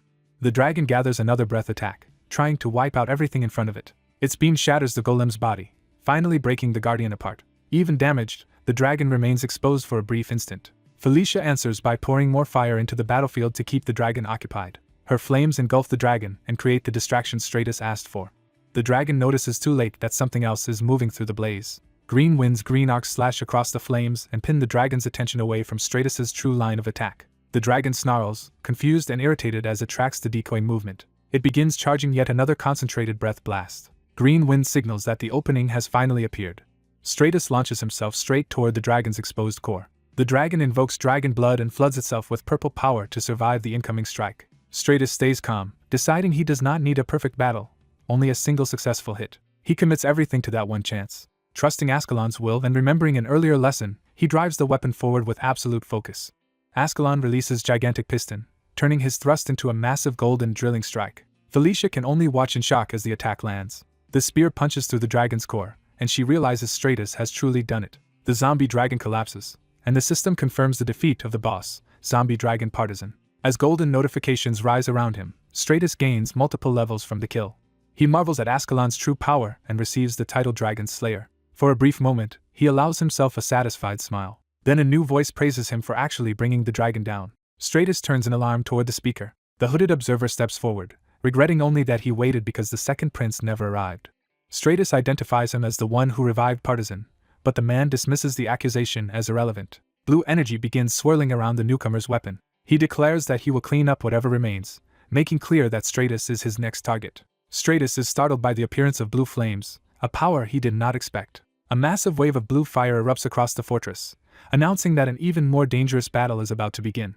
In the middle of the ruined sanctuary, the ninth prince faces a lethal attack that suddenly loses its force. He is left stunned, unable to understand why death that was already upon him has stopped. As the hostile power vanishes outright, his attacker is left coughing and off balance. Before the masked enemy can recover, a new strike cuts into the scene with overwhelming force. The prince turns in confusion as the attacker is knocked away from him.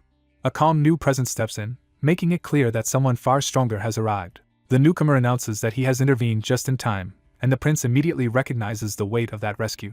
The prince starts to speak, already realizing who could command such power. His suspicion becomes certainty when the legendary Sword Lord appears before him. The Sword Lord greets the ninth prince directly, confirming that he knows exactly who the boy is.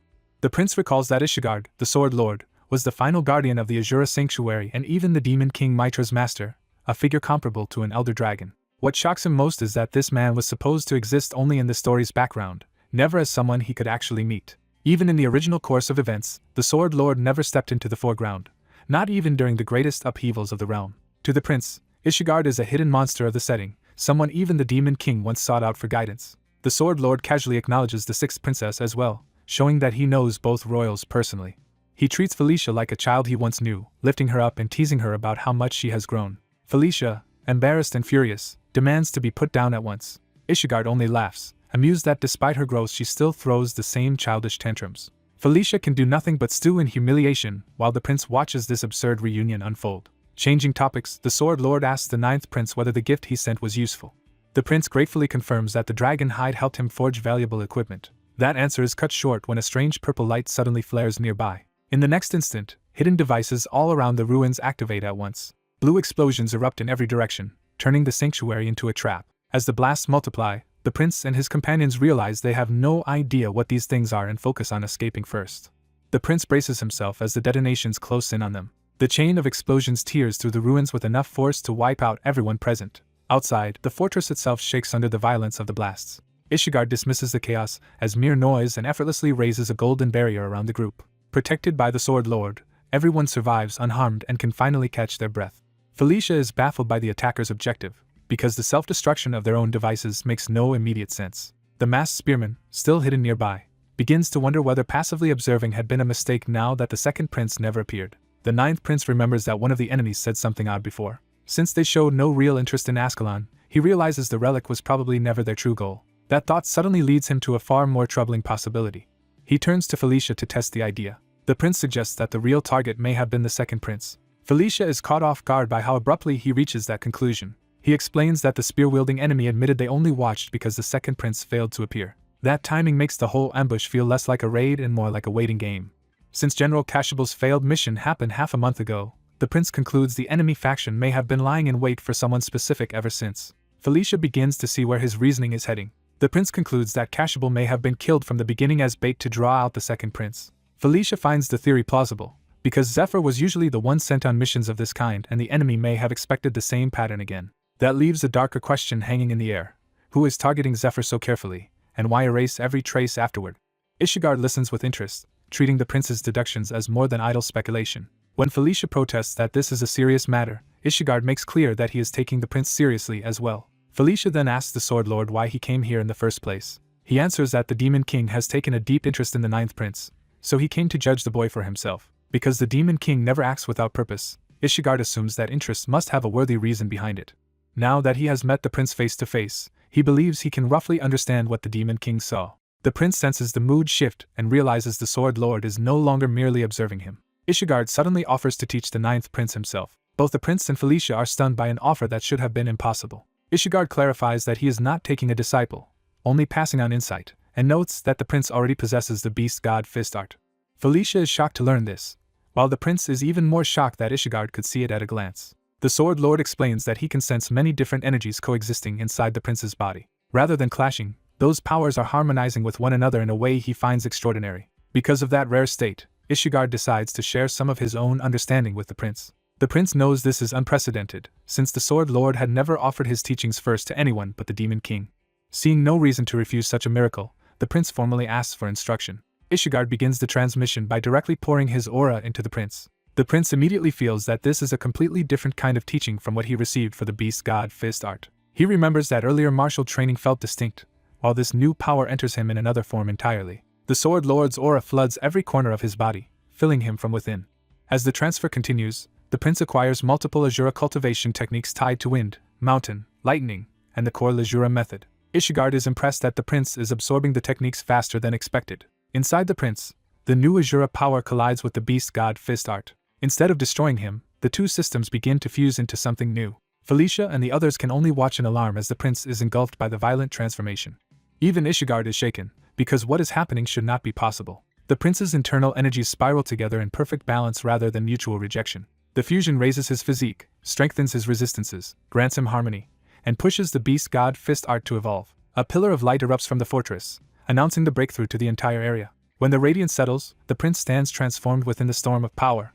He has unconsciously created a new SS rank martial art, the Azura Divine Fist. The overwhelming energy finally subsides and drops him back to the ground. Felicia demands an explanation, and Ishigard admits this outcome went far beyond what he intended. He explains that the prince unconsciously merged the Beast God Fist art with the Azura cultivation technique into one art. The prince realizes how absurd this is, because in the original story only the hero's sword art ever reached SS rank. Now his own martial path has evolved into an SS rank art on that same level. Ishigard openly praises him as someone far greater than he had imagined. He says he does not need prayers or explanations, because what interests him now is the prince himself. The Sword Lord asks whether the prince has given this new technique a name. The prince answers that he has, calling it the Azura Divine Fist Strike. Ishigard approves of the name, but warns him to keep today's event secret whenever possible, since the prince is already attracting too much attention. Revealing this would only make the royal court even more wary of him. With the teaching finished, Ishigard turns back to practical matters and says they should gather the real spoils of the ruins. He reveals that the dead dragon itself is the treasure they should be taking, leaving the others speechless. He proposes dividing the dragon remains among them and asks what they plan to do with such materials. When they suggest sending them to the Demon King's forge, Ishigard offers a better option, a craftsman he personally trusts. He asks whether they know the name Amida. Felicia does not, but the prince instantly recognizes the name with shock. He identifies Amida Ignatia as the greatest blacksmith in the demon realm, one who wields the last flame. The prince hides his excitement, because he knows exactly how valuable that connection is. To him, meeting Amida is another hidden event that should have been nearly impossible to trigger. He recalls that Amida Ignatia is a mysterious figure whose identity is never fixed. Rumors say Amida may be a shape-shifting mage, or perhaps not one person at all but a shared name used by a clan. Even in repeated playthroughs, encountering Amida was extraordinarily rare, so the prince knows how lucky he is. Ishigard offers to tell him where Amida has been staying recently. The prince can barely believe he is being handed such a priceless lead. Ishigard warns that Amida moves often and dislikes meeting people, but says his own name will secure at least one audience. The prince is thrilled, realizing that in a single visit he has gained both a new SS rank art and the whereabouts of Amida. After resting, the group thoroughly searches the treasure vault for everything else worth taking. Once the vault is cleared, they move deeper into the ruins. Their next stop is the archives, a place Felicia insists they cannot leave unexplored. Inside the dusty records hall, Felicia's scholarly obsession overwhelms any discomfort, while the prince can only complain and endure it. The group enters a preserved archive chamber that has somehow survived the ages. Felicia is delighted to find the records in astonishingly good condition. She praises the dwarves' meticulous preservation with such joy that even the others can only stare at her enthusiasm. The prince begins to wonder just how ancient this archive really is. When he notices even stone tablets preserved among the records, he realizes the collection reaches back far beyond ordinary history. Curiosity finally gets the better of him, and he picks up one of the old tablets. The image carved into it feels strangely familiar to him at once. He recognizes two of the elder dragons, Enkel and Enkidu, and sees that the scene includes 6 elder dragons in total. That means the opposite side of the tablet must depict something equally important. When he turns to that side, he sees the silhouette of a woman he recognizes with a jolt. The inscription tied to her speaks of conquest. The next line declares that all shall kneel before her, revealing a vision of absolute dominion. The prince is disturbed, because the figure should not belong in a 1,000-year-old dwarven record. He identifies the woman as Conquest, a presence he knows from elsewhere. That recognition horrifies him, because she has no business appearing in this ancient scene. The age of the painting only deepens the contradiction. He cannot understand what connection could have brought 4 people and 6 elder dragons together in one place. At that moment, Green Wind suddenly appears beside him and asks what has him so serious. The prince is startled by her abrupt arrival, but she immediately asks him to come closer because she has found something important. Green Wind proudly hints that she has done something worthy of praise. She leads him to another record hidden among the archives. The prince quickly realizes she has indeed found something significant. It turns out to be a record specifically about the elder dragons. The text explains that each elder dragon bore a nickname reflecting its nature, beginning with Enkidu, the tyrant of destruction. Enkel is described as a gentle mother, benevolent to all. Qian is recorded as a wise and thoughtful sage. Kaltine is named a fierce and intense warrior. Yet despite that fierce reputation, Kaltine's true nature is said to be closer to ice than fire, a cold flame. The records add that Kaltine is a silent warrior who rarely draws his sword, but once he does, his ferocity can reduce the world to ash. From the rest of the archive, the prince realizes most surviving records focus on Kaltine, including legends and the location of his lair. One detail suddenly catches his eye and changes everything. A marked map points to the Lake of the Sun as the site tied to Kaltine. The prince is astonished that a fire aspect elder dragon would hide beneath a lake, which explains why no one found the lair before. Pleased with herself, Green Wind waits for praise while the prince pieces the clue together. He then realizes the marked location lies close to another destination already on his mind. The Lake of the Sun is near the Spider Forest region, exactly where Ishigard said Amida had been staying. It is also close to the Lycanthrope region, letting the prince fold several future objectives into one route. Satisfied, he finally praises Green Wind for her discovery. As he pets her head, he realizes the next stage of the journey could reward him with both Amida's help and Kaltine's armament. The group remains at the Thunderdome Fortress for 4 days before moving on. During that time, Felicia throws herself into the archives with tireless passion, never seeming to lose energy. The prince also searches the records for Elder Dragon lore, but aside from Kaltine he finds nothing useful on the others. Even so, he leaves with one clear gain in hand: his promotion among the King's Knights and the momentum for a far greater hunt ahead. Karak has grown powerful enough to radiate a visibly greater presence. Shutra checks the result of Karak's training, and Karak quietly weighs his own improvement. To answer, Karak demonstrates his strength with a forceful punch. He proudly credits Shutra's harsh training for his progress and is identified as Knight Captain Karak, the barracks commander. By the next morning, the story shifts back to the Demon King's side. A new mission plan from Felicia reaches the Demon King's castle. The accompanying report warns that General Kashable's death may have been staged to lure Zephyr into a trap. Elsewhere, the party prepares to move out. Shutra urges an immediate departure, but Felicia suddenly tries to delay them. She awkwardly asks to stay longer because she still wants to look around. Shutra refuses, reminding her that the Sword Lord ordered them to find Amida before she vanishes. He presses the urgency and orders Felicia into the carriage despite her annoyance. Once everyone is assembled, Shutra tells Karak to get them moving, and Karak obeys. Karak drives the carriage out at once. As they travel, Shutra reflects that the mission was dangerous but ultimately profitable, and he looks forward to showing Caitlin his new Azura Divine Fist strike. He grows impatient to reveal that new power as soon as possible. 3 days later, a separate expedition is formed to investigate the people who targeted Zephyr. The new team advances under tense conditions. Zephyr takes command of the expedition himself. Because he was directly involved, Zephyr personally leads the operation. At the same time, ominous figures associated with famine are introduced. Death is named as another looming force. War is named as the third, completing a threatening triad. Zephyr is unsettled by these names and demands to know who they really are. The mystery deepens as the question of their identity remains unresolved. A fiery vision begins to answer him through symbolic imagery. The vision reveals a battlefield ruled by overwhelming destructive power. A command is given for the confrontation to begin. The first revealed figure is the Knight of Conquest, a blazing female warrior. The vision shifts into Shutra's training, where he repeatedly casts Fire Arrow. He launches the spell with practiced control. The fire projectile curves forward in a tight arc. Karak watches Shutra train in an extreme and punishing way he has never seen before. Felicia worries that this pace should be destroying Shutra's body, but Karak notes that he remains strangely unharmed. Shutra immediately heals himself and keeps going. His relentless repetition pays off as Fire Arrow, Heal, and Mana Control all improve. Instead of stopping, Shutra becomes even more eager to continue. Karak and Felicia conclude that his growth is clearly abnormal, but since it is working, they leave him alone. Their routine becomes training by night and travel by day as they cut through Lycanslope territory to reach the Spider Forest, where Amida is. That journey is interrupted when someone orders their carriage to halt. Local guards block the road and declare it closed, ordering the group to turn back. Karak demands an explanation, but the guards invoke the authority of the Lycanslope royal family and insist the travelers step aside. Felicia finds that claim suspicious, since royal business in such a place makes little sense. She stops arguing politely and demands the road be opened so she can meet whoever is in charge. A guard mocks her arrogance by asking if she thinks she is royalty, and she answers that she is.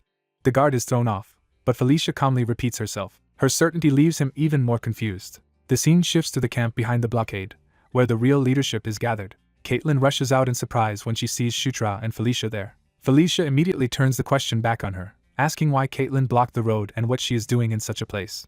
Chris joins in, joking that Shutra has already caused chaos at the Demon King's castle and asking what he has been up to now. Shutra says he was about to show them and calls everyone outside. He draws the camp's attention to a distant blast. Caitlin attacks him to test his growth, and Shutra blocks her sudden strike. She follows through with another fast martial assault. Shutra answers by gathering power into his fist. Their clash erupts with enough force to shake the area. Caitlin is knocked back, stunned by what she just felt. She realizes Shutra's technique is no longer ordinary Beast God Fist and demands to know what it is. Shutra names the new art Sura God Fist. Felicia explains that it combines Beast God Fist with the Sword Master's Sura Mind method, leaving Chris shocked that Shutra fused two advanced systems. Caitlin excitedly asks to learn it too, but Shutra admits he created it unintentionally and cannot teach it yet. Chris concludes that Shutra has become so abnormal that even his own invention cannot be passed on, and Shutra takes it as praise. Chris privately recognizes that Shutra's growth rate is frightening and resolves to train harder himself. After witnessing Shutra's progress, Chris says it is time to discuss their own secret business. He warns that what follows must remain confidential, which immediately raises Shutra's suspicion. Chris reveals that a prisoner from the lowest floor of the Grey Tower has escaped. Shutra realizes that means someone truly monstrous has broken free from Lycanslope's worst prison. Chris identifies the fugitive as Gerard Moonlight, their maternal uncle. Felicia is shocked to learn they even had such an uncle, and Chris explains that Gerard was imprisoned 20 years ago, long before she would remember him. He says Gerard was once a mighty royal warrior who would have inherited the throne if he had not gone mad. Gerard's obsession with strength drove him beyond Beast God Fist into dangerous methods that eventually destroyed his sanity. In the end, he became a living disaster, and hundreds died just to subdue him. Chris adds that the massacre was contained within the palace and buried from public knowledge, which makes Shutra realize such a monster could still be nearby. Caitlin reassures them that reports say Gerard fled east and already lost half his aura in the final battle, so he should not be an immediate threat here. Shutra notes that east is the opposite direction from their current location and asks how Gerard escaped at all. Chris says the investigation is ongoing, but the evidence suggests outside help. That answer triggers Shutra's memory of a game event in which freeing Gerard was used to weaken the Lycanslope people, and he realizes that scenario may now be unfolding for real. Night falls as the danger closes in. A Lycanslope guard is suddenly seized and wounded by an unseen attacker. The attacker coldly demands information in exchange for the man's life. The victim is held helplessly before a brutal interrogator. The question is specific and urgent. Where is the Moonlight Herb? That name jolts Shutra as if he has been pulled into the scene. He finds himself in a strange luminous space before a golden woman who calls herself Conquest. She confirms her title, deepening the mystery around the earlier names. Shutra is disoriented and demands to know where he is and what is happening. Before he gets an answer, a dark vortex opens and drags the vision away. Shutra recognizes that the black force is something significant. The darkness takes on the same ominous presence tied to the earlier revelation. He jolts awake in bed, breathing hard from the experience. Still shaken, he wonders what that black aura was and why it felt so hostile. He cannot explain why the word famine surfaced in his mind, but the association terrifies him. Karak bursts in with urgent news that the enemy has broken into the camp. Shutra demands details, and Karak reports that the intruder is already inside. The description matches a scarred man fighting barehanded while spewing strange black energy and slaughtering soldiers. Shutra immediately realizes who it must be. He identifies the attacker as Gerard Moonlight. Outside, Chris and Caitlin see the devastation Gerard has already caused and understand the situation is far worse than expected. Karak and Shutra rush to reinforce them while Chris prepares to face the threat head-on. Shutra demands to know why Gerard is here when he was supposedly headed east, forcing Chris and Caitlin to confront their own incomplete information. He presses them to stop hiding things and tell him the full truth about why they came here. Chris hesitates, but Shutra insists on the real reason for their presence. Caitlin finally admits it is because of the Moonlight Herb. She explains that the herb was their original objective and that they only learned of Gerard's escape afterward.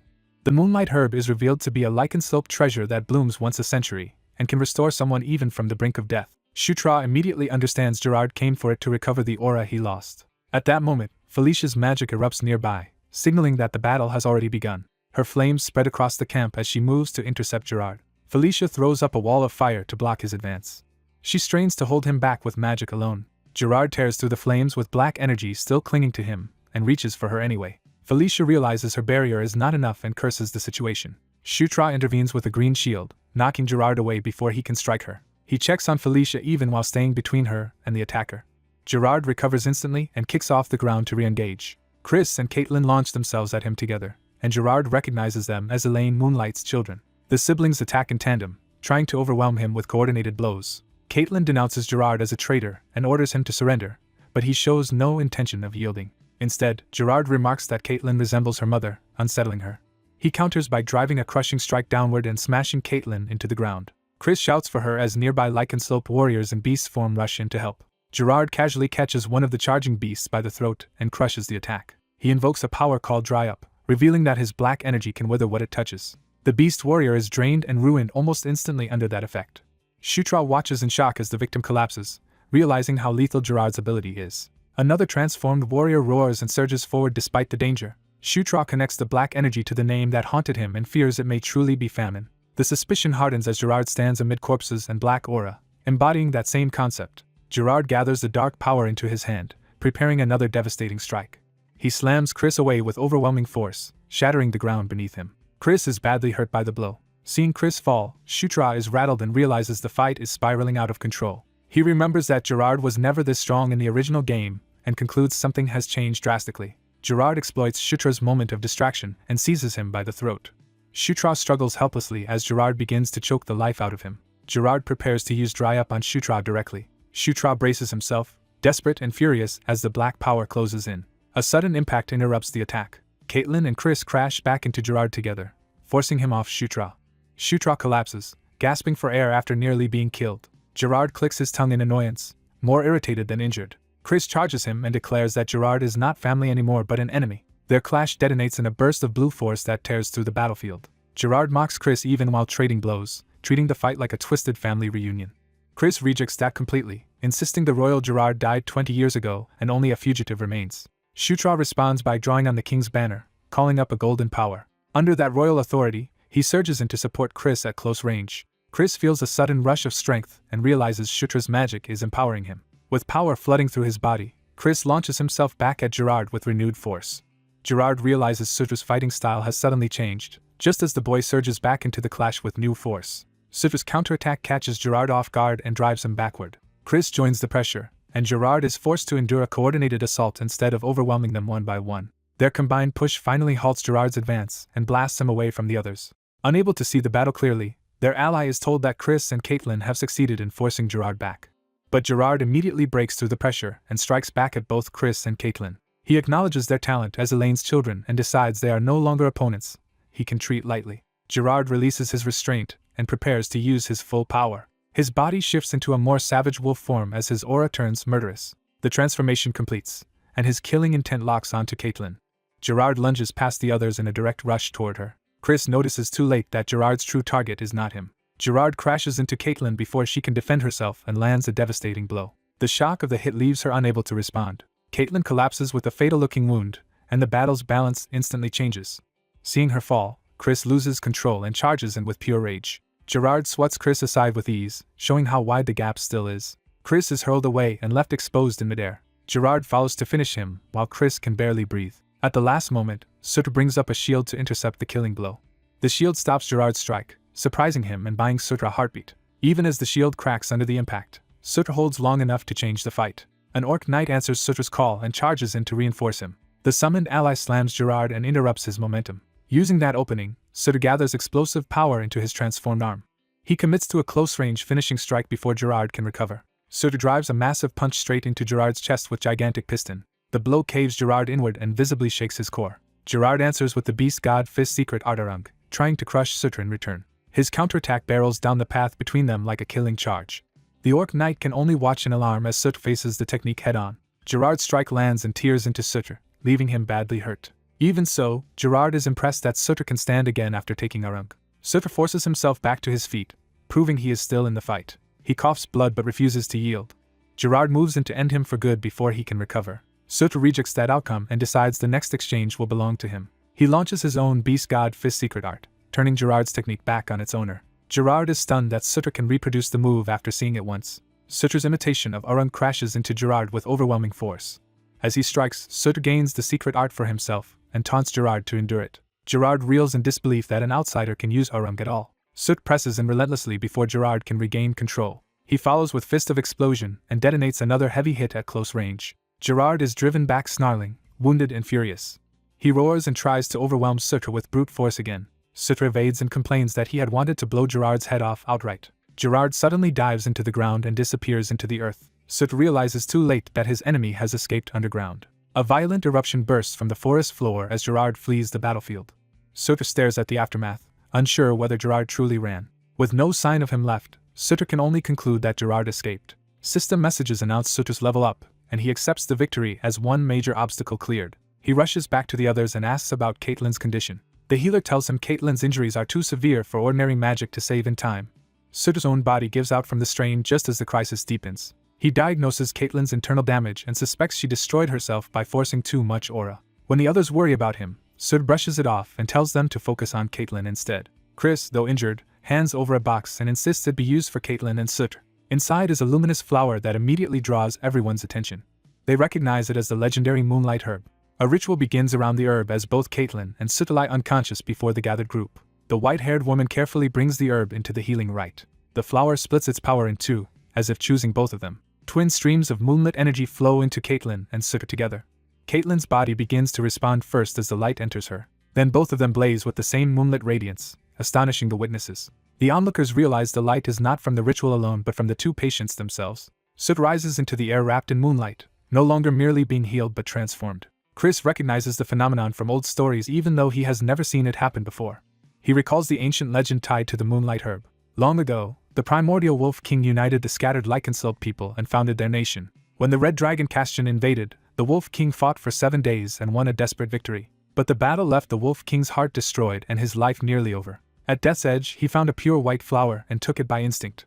That flower became a new heart filled with moonlight, and from then on he ruled under the name Moonlight. Yet no later descendant ever repeated that miracle, even though the flower was preserved through generations. The moonlight herb itself is revealed as the source of that impossible rebirth. Chris realizes the old legend is unfolding again in front of them. What shocks him most is that the miracle is happening to Sutter, someone outside their race.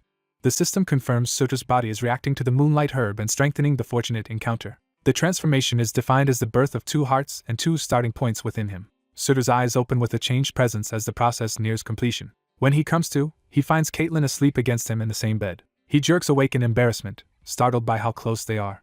Confused and flustered, he demands to know what happened. Before he can sort it out, he notices people entering the room. Several attendants arrive, signaling that someone important has come to see him. A regal woman enters and calmly asks whether he rested well. She addresses him formally as 9th Prince Sutterignus. Sutter is stunned because he instantly recognizes her face from the game's story. She is Elaine Moonlight, the 4th queen of the Lycanslope and the biological mother of Chris and Caitlin. Elaine thanks Sutter for saving her children, while he awkwardly insists he only did what he had to do. She dismisses his modesty and openly praises his actions. After the pleasantries, she decides to speak plainly about why she came.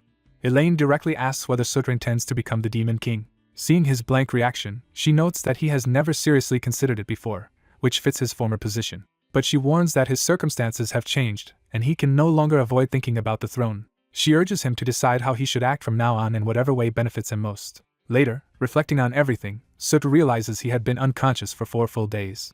His plant companion confirms it, and proudly says she watched over him the entire time. At his request, she explains that he is in a villa used by the Lycanslope royal family. She adds that he and Caitlin were placed in the same bed because it would improve the healing effect for both of them. When Sutter questions that, she reminds him that he used the moonlight herb. A system notice appears, confirming he has gained a special passive skill called Moonlight Bond. Sutter senses a new power in his aura, as if a second aura heart has formed inside him. The spirit explains that the closer he and Caitlin are, the more their linked life force will activate, and he can feel it by touching her. Sutter reaches out and takes Caitlin's hand to test the claim. The bond immediately responds, sending moonlit energy through him. He feels the strange power directly and realizes the connection is real.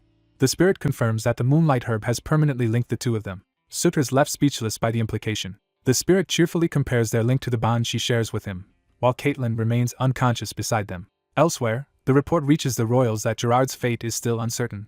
Although pieces of Gerard's body were found and there were casualties in the pursuit, the search will continue until his death is confirmed. Chris then brings up Elaine's proposal that Sutter consider becoming the Demon King. He admits his own strength is respectable but nowhere near enough to dominate the succession. He cannot bridge the decade-long gap with the first prince, and the second prince is an even greater monster. But he believes Sutter could eventually catch both of them and claim the throne. That possibility makes Sutter stop and listen seriously. Chris argues that unlike himself, Sutter could win support from other races and even gain the Swordmaster's backing. He adds that if Sutter keeps earning merit, even the imprisoned Gandharvs might one day be pardoned. That revelation makes Sota realize the Gandharv's absence was due to imprisonment, and he wonders what crime led to it. Chris does not press for an answer now, but insists that merely considering the throne will already change everything. Left alone with the thought, Sota quietly turns over the idea of becoming Demon King. Meanwhile, Elaine departs by carriage after setting that possibility in motion. Her captain Ludwig asks whether she truly believes the 9th prince can become Demon King.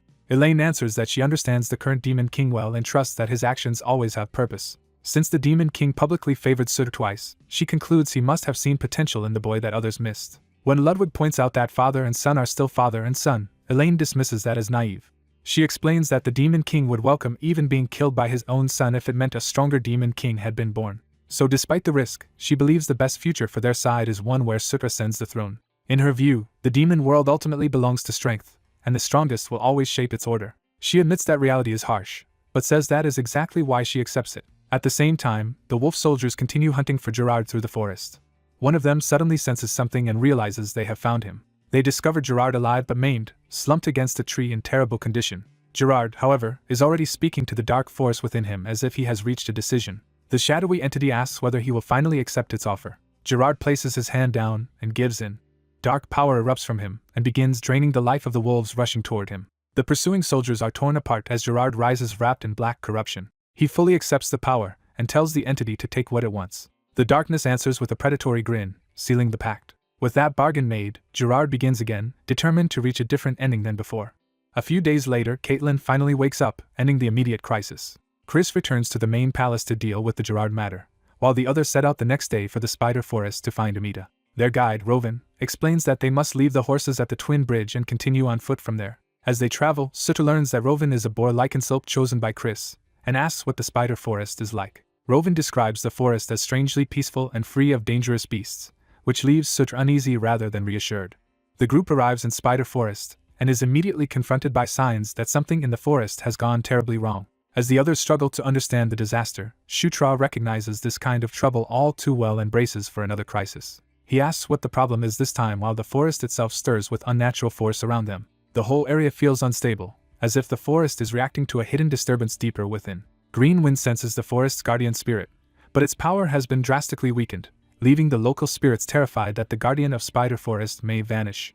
When Shutra asks Robin about it, Robin recalls an old legend that a gigantic spider guardian spirit dwells at the center of the forest. That mention of the forest center gives Shutra an immediate lead on where the real problem lies. He sends Karma to warn the lycanthropes about the emergency so reinforcements can be prepared. Green Wind confirms that a powerful source of magic is concentrated at the forest center. She warns that if that central magic is destroyed, the forest itself will suffer catastrophic consequences.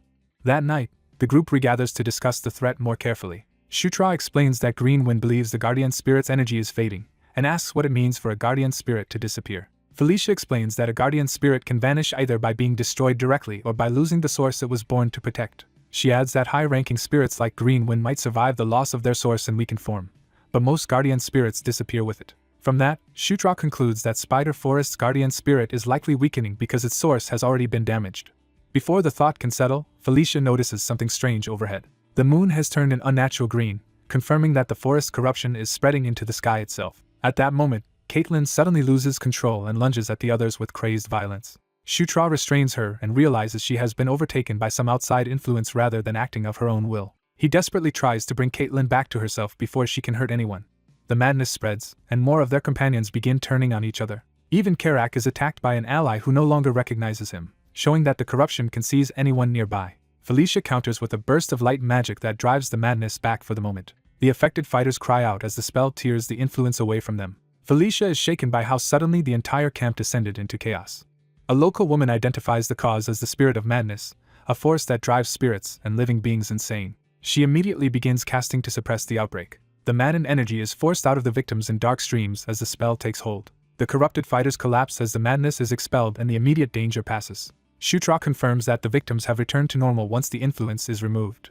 The woman explains that they only drove the madness away temporarily, and that they must find its source before it returns. Even as she speaks, the green moon and the forest's ominous vibrations make it clear the larger threat is still active. A new disturbance follows, and they realize another defensive line somewhere in the forest has just fallen. Green Wind explains that illusion and reality are now blending together under overwhelming spiritual power, making the forest itself unreliable. Shutra realizes the situation is escalating faster than they can understand it. Then the enemy reveals a far greater weapon as a colossal white giant begins to manifest beyond the trees. With no time left to retreat, Shutra orders everyone to stand and fight where they are. He opens the battle by smashing into the first wave with his explosive gauntlet. His allies follow his lead, cutting down the beasts and spirits rushing them. Felicia supports the line with wide area magic while the others hold back the monsters. Shutra keeps the pressure on, striking down attackers before they can overwhelm Karak. But the sheer number of enemies quickly becomes a problem even for their strongest fighters. Shutra asks Green Wind to scout from above and tell them what is happening beyond the immediate battlefield. Green Wind rises into the air while the others continue holding the line below. From above, she sees the white giant more clearly, standing near a pillar of blue power connected to the forest's core. The sight leaves even her momentarily stunned. She identifies the looming figure as a giant, confirming that the old legends were not exaggerations. Below, the group regroups amid the bodies of the monsters they have just beaten back. Before they can recover, more corrupted beasts begin gathering again around Shutra and Karak. Then, without warning, the monsters abruptly stop advancing.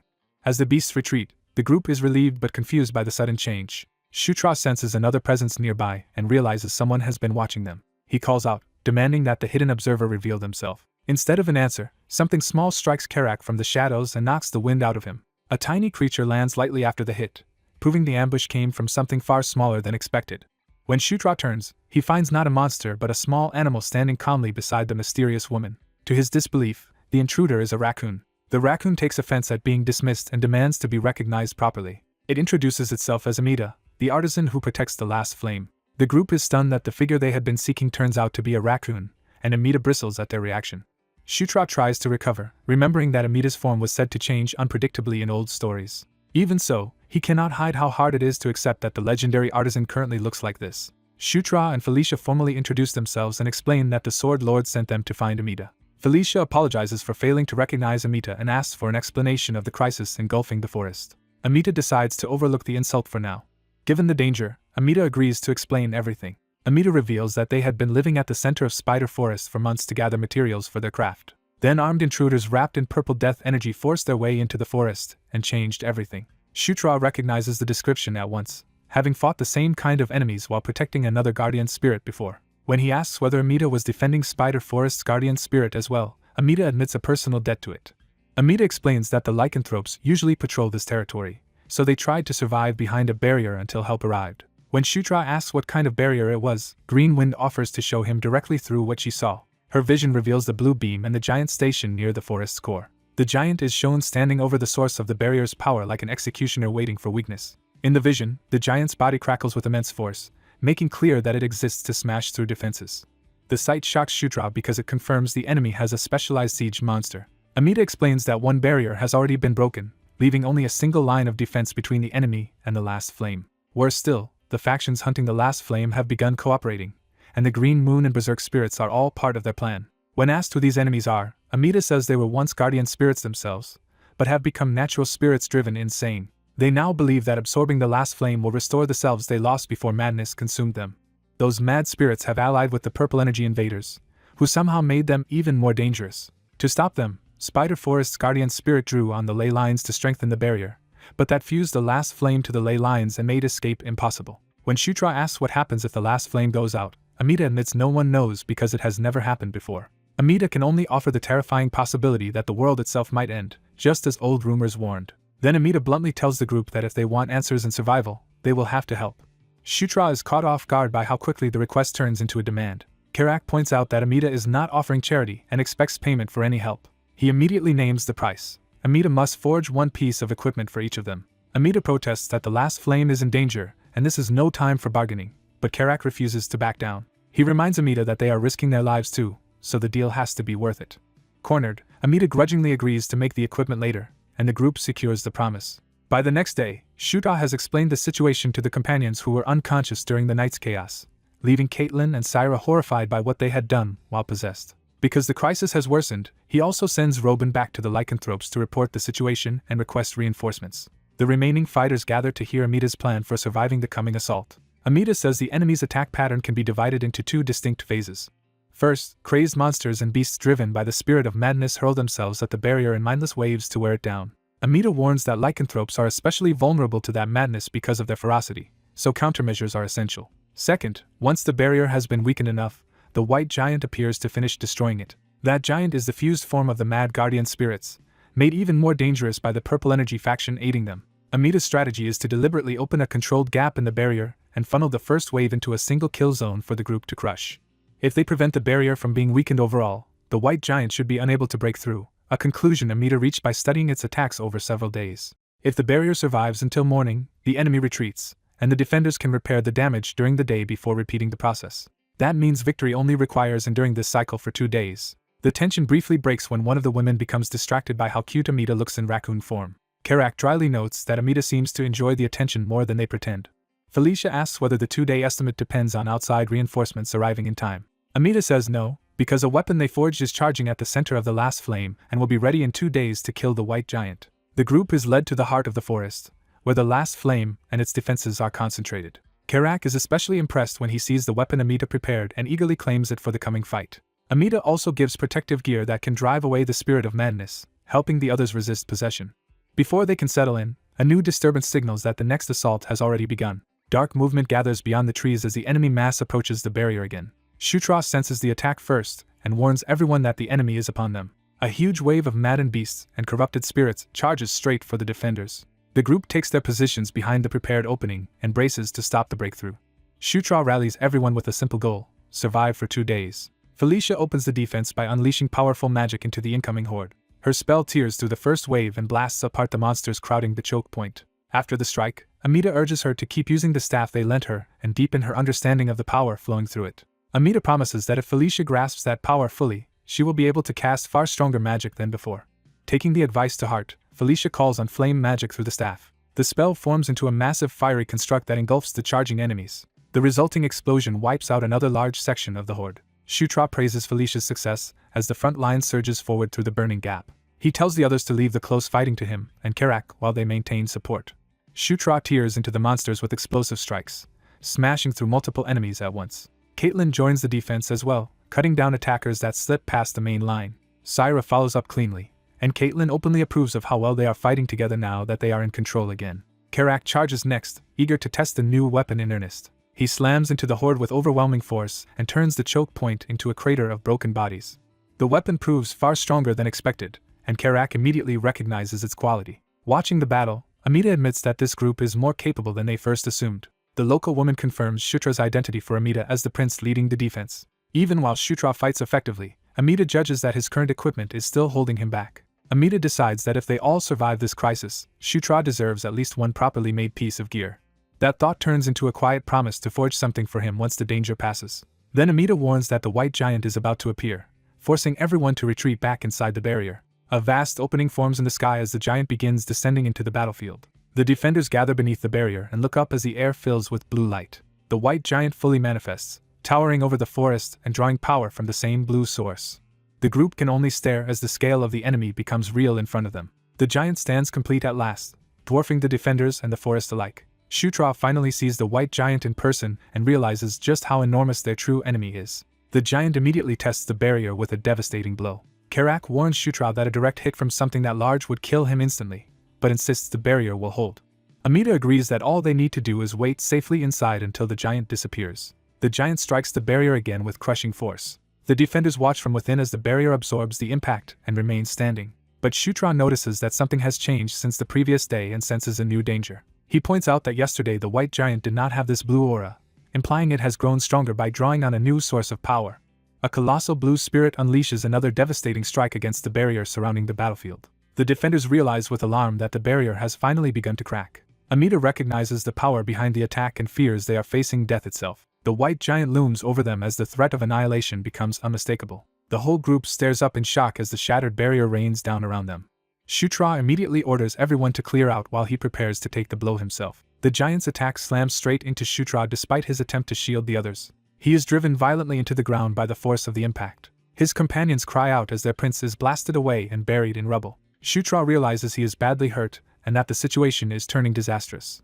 As the giant raises its power again, Shutra understands that one more direct hit will kill him. Before the next strike falls, the orc notices something unexpected above them. A sailing ship appears in the sky, cutting through the chaos overhead. Shutra instantly recognizes the impossible vessel and knows who has arrived. He identifies the newcomer as the famed captain who sails the skies and cleaves the heavens.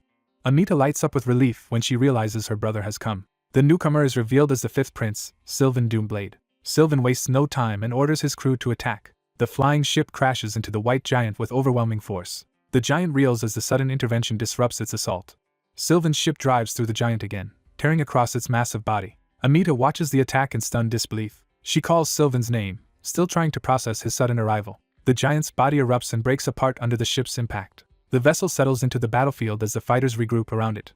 Shutra notices that fragments of the white giant are still falling instead of disappearing. One of those fragments liquefies and begins to reform on the ground. More fragments reshape themselves into smaller spirit-like bodies. Amita explains that these are guardian spirits corrupted into ruin, and for a moment it seems the crisis may be ending. Shutra then realizes the false moon illusion has vanished, and the sky has returned to normal.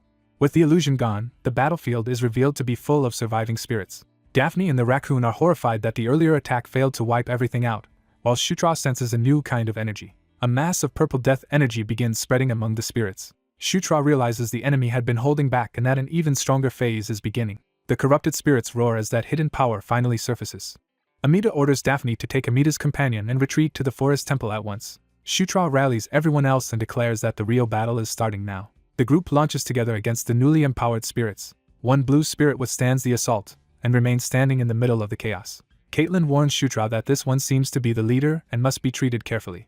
She offers to scout it first, but Shutra stops her. Instead, he proposes that they finish the enemy together in a single coordinated attack. Caitlin is surprised by his sudden willingness to rely on her. When he takes her hand, she realizes he is seriously asking for a joint effort and praises his growth. The two stand side by side, linked by shared aura and mutual resolve. The blue spirit hesitates as if sensing the change in them. They confirm their plan and commit to fighting as one. Together they charge the leader spirit head-on.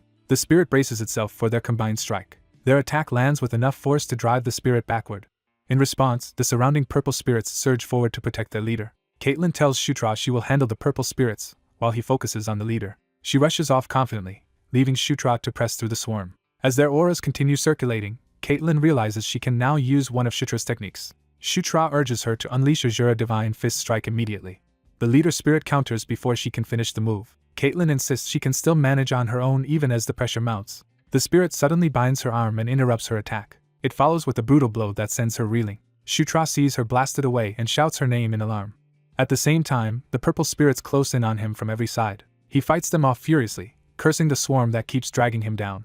Using his shield and green energy, he carves a path through the mob and forces them back. In the middle of the battle, a system message announces that Shutra has reached level 25. He realizes this milestone unlocks hidden skills and gains a special ultimate move control ability.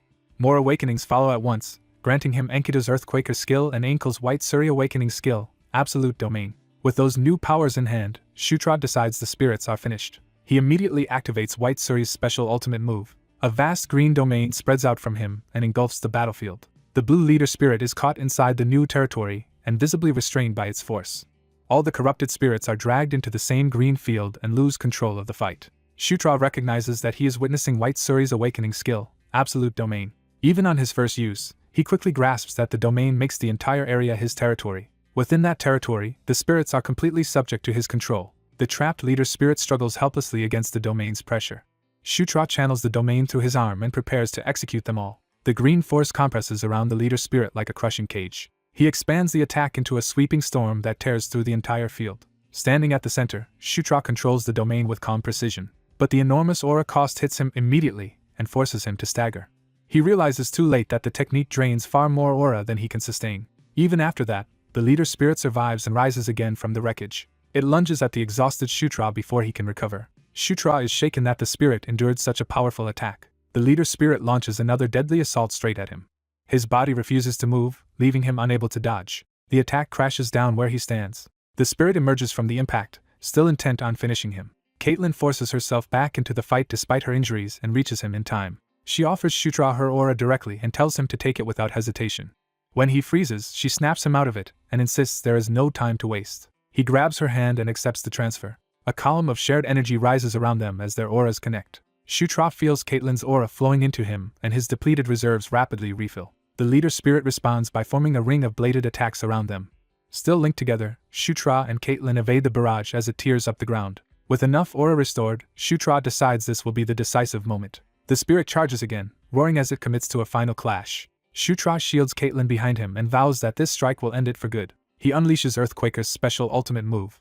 Destruction burst detonates from his fist and collides directly with the spirit's core. A crimson fracture appears at the center of the spirit as the attack pierces through it. The crack spreads violently outward, overwhelming the spirit from within. Red energy erupts through the battlefield as the finishing blow tears the enemy apart. Shutra is left breathing hard, his arm damaged by the strain of the technique. The ground splits into a massive chasm from the force of the final attack. Caitlin stares at him in awe, unable to comprehend the power of what he just used. Their allies rush toward them, calling out in alarm and relief. At the same time, a corrupted deer spirit makes one last desperate move toward Amita. Someone warns Shutra, but he is too spent to respond. Sylvan cuts in at the last second and intercepts the attack effortlessly. Amita is startled by how casually her brother takes control of the situation. Sylvan immediately orders his crew to wipe out the remaining corrupted spirits. His men surge forward from the ship and begin cleaning up the battlefield. Only after the danger passes does Shutra finally drift back to consciousness. He wakes in a room and realizes he blacked out again after the fight. Seeing the grounded skyship outside, he dryly notes that he is getting used to waking up after collapsing. Amita and Caitlin check on him, worried that he got up before fully recovering. Shutra assures them he is fine and asks after Caitlin, who says she recovered as well. Their conversation is interrupted by the arrival of another prince, and Amita tells Shutra to introduce himself because this is her twin brother. Sylvan formally introduces himself as the fifth prince, and openly claims credit for saving Shutra the previous night. Shutra is grateful but inwardly finds Sylvan's self-praise ridiculous, then asks how he came so quickly. Amita explains that she had contacted Sylvan earlier, though she never expected him to actually come in person. Sylvan says he could not ignore the chance that his beloved younger sister was in danger, then praises Shutra's performance. He bluntly tells Shutra that he is strong. Sylvan goes further and says Shutra should be proud because he personally acknowledges him. Amita immediately undercuts his grandstanding by pointing out that the Sword Lord had already acknowledged Shutra first. Shutra is confused, while Sylvan is stunned that the Sword Lord recognized him before he did. Shutra is relieved to see Amita and the others safe after the battle. Daphne thanks him for protecting the last flame and the guardian spirit, and promises to craft equipment for him as agreed. Before that reward, however, she says there is something important they must do first. The raccoon elder tells Shutra to follow because the next step concerns him directly. He reveals that the last flame wishes to meet the ninth prince. As they gather before the temple, everyone is told to focus and behave properly. The raccoon warns them that they are entering a sacred audience and must show respect. He reminds them that the last flame is watching everything from within the temple. Shutra steps inside, sensing that something extraordinary is waiting for him. In the temple's inner sanctuary, a young girl greets the group and says it is her first time meeting them. She introduces herself as Kaprang, the guardian spirit of the spider forest. Shutra is shocked that the guardian spirit appears as a child, and he is told this form is only a terminal rather than the true body. The explanation follows that the real guardian spirit is also young, and that the legendary giant spider was likely the previous guardian spirit. Because the current guardian spirit is still immature and weak, it could not join the battle the day before. Kaprang then decides that only she and Shutra will proceed farther inside, while everyone else must wait outside. Before going, Shutra summons Green Wind, who eagerly introduces herself by name. He tells Green Wind to stay behind and spend some time talking with the guardian spirit, treating it as a rare opportunity. Kaprang seems amused by the arrangement. Green Wind accepts the instruction after a brief pause. When the others call after him, Shutra promises he will catch up later and hurries on. He and Kaprang continue deeper into the temple alone. At the sealed inner door, a blue light appears, signaling that the next audience is about to begin. Under the raccoon guide's warning, Shutra agrees to proceed carefully despite his easygoing attitude. A hidden chamber opens before him, leading him deeper into the trial. Inside, he notices an eerie blue flame and realizes this is no ordinary fire. As he studies it, the flame swells as if responding to his presence. The raccoon orders him to place his hand into it, and assures him this flame will not harm him. Though uneasy, Shutra reaches toward the flame under the guide's instruction. He commits and touches the blue fire. The moment contact is made, the flame seizes him and drags him into itself. He is swallowed into a rushing inner world of blue fire and loses all sense of place. Disoriented, he realizes he has been transported somewhere beyond the chamber. A being within the flame greets him as if this meeting had long been awaited. The entity reveals herself as the last flame and addresses him as the Knight of Conquest. Shutra is stunned to learn that the legendary last flame has taken human form before him. Seeing his confusion, she realizes he does not even understand what a Knight of Conquest is. When he admits his ignorance, the last flame becomes intrigued rather than offended. The fiery space closes around him as she begins to explain his true nature. She describes conquest, war, death, and famine as the four riders tied to the world's destruction and the coming end. Yet she immediately notes that Shutra is nothing like what a Knight of Conquest should be. She explains that such riders are chosen because they already crave ruin, not because the title creates that desire. In Shutra's case, however, Conquest's influence over him is strangely weak. Normally the chosen riders are heavily shaped by the beings behind those powers and become agents of the apocalypse. But with Shutra, conquest does not seem to be subjugating him at all. The last flame even wonders whether conquest itself may be the one destined to submit to him. That possibility startles Shutra and forces him to reconsider what he is. The last flame presses him to answer what he truly wants in a world still threatened by death and the end of days. Her question makes him stop and search for the desire at the core of his actions. His first thought is of returning to the original world he came from, but when he focuses on this world instead, his priorities shift. He remembers the trust placed in him by comrades who asked him to come back safely. He recalls the warmth of those who embraced him and wanted him to survive.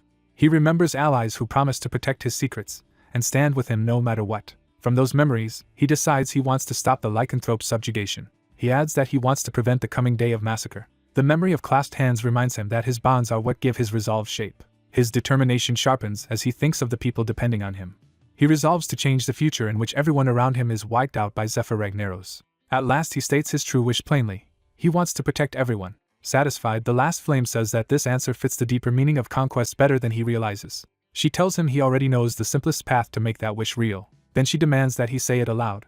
The last flame asks the decisive question of whether he will become the Demon King. Shutra looks up and accepts what that path would mean. He realizes that changing the world's ending is the one goal that matters most to him. He decides that to rewrite this doomed game-like future, he must seize the highest power. The last flame accepts his resolve without hesitation.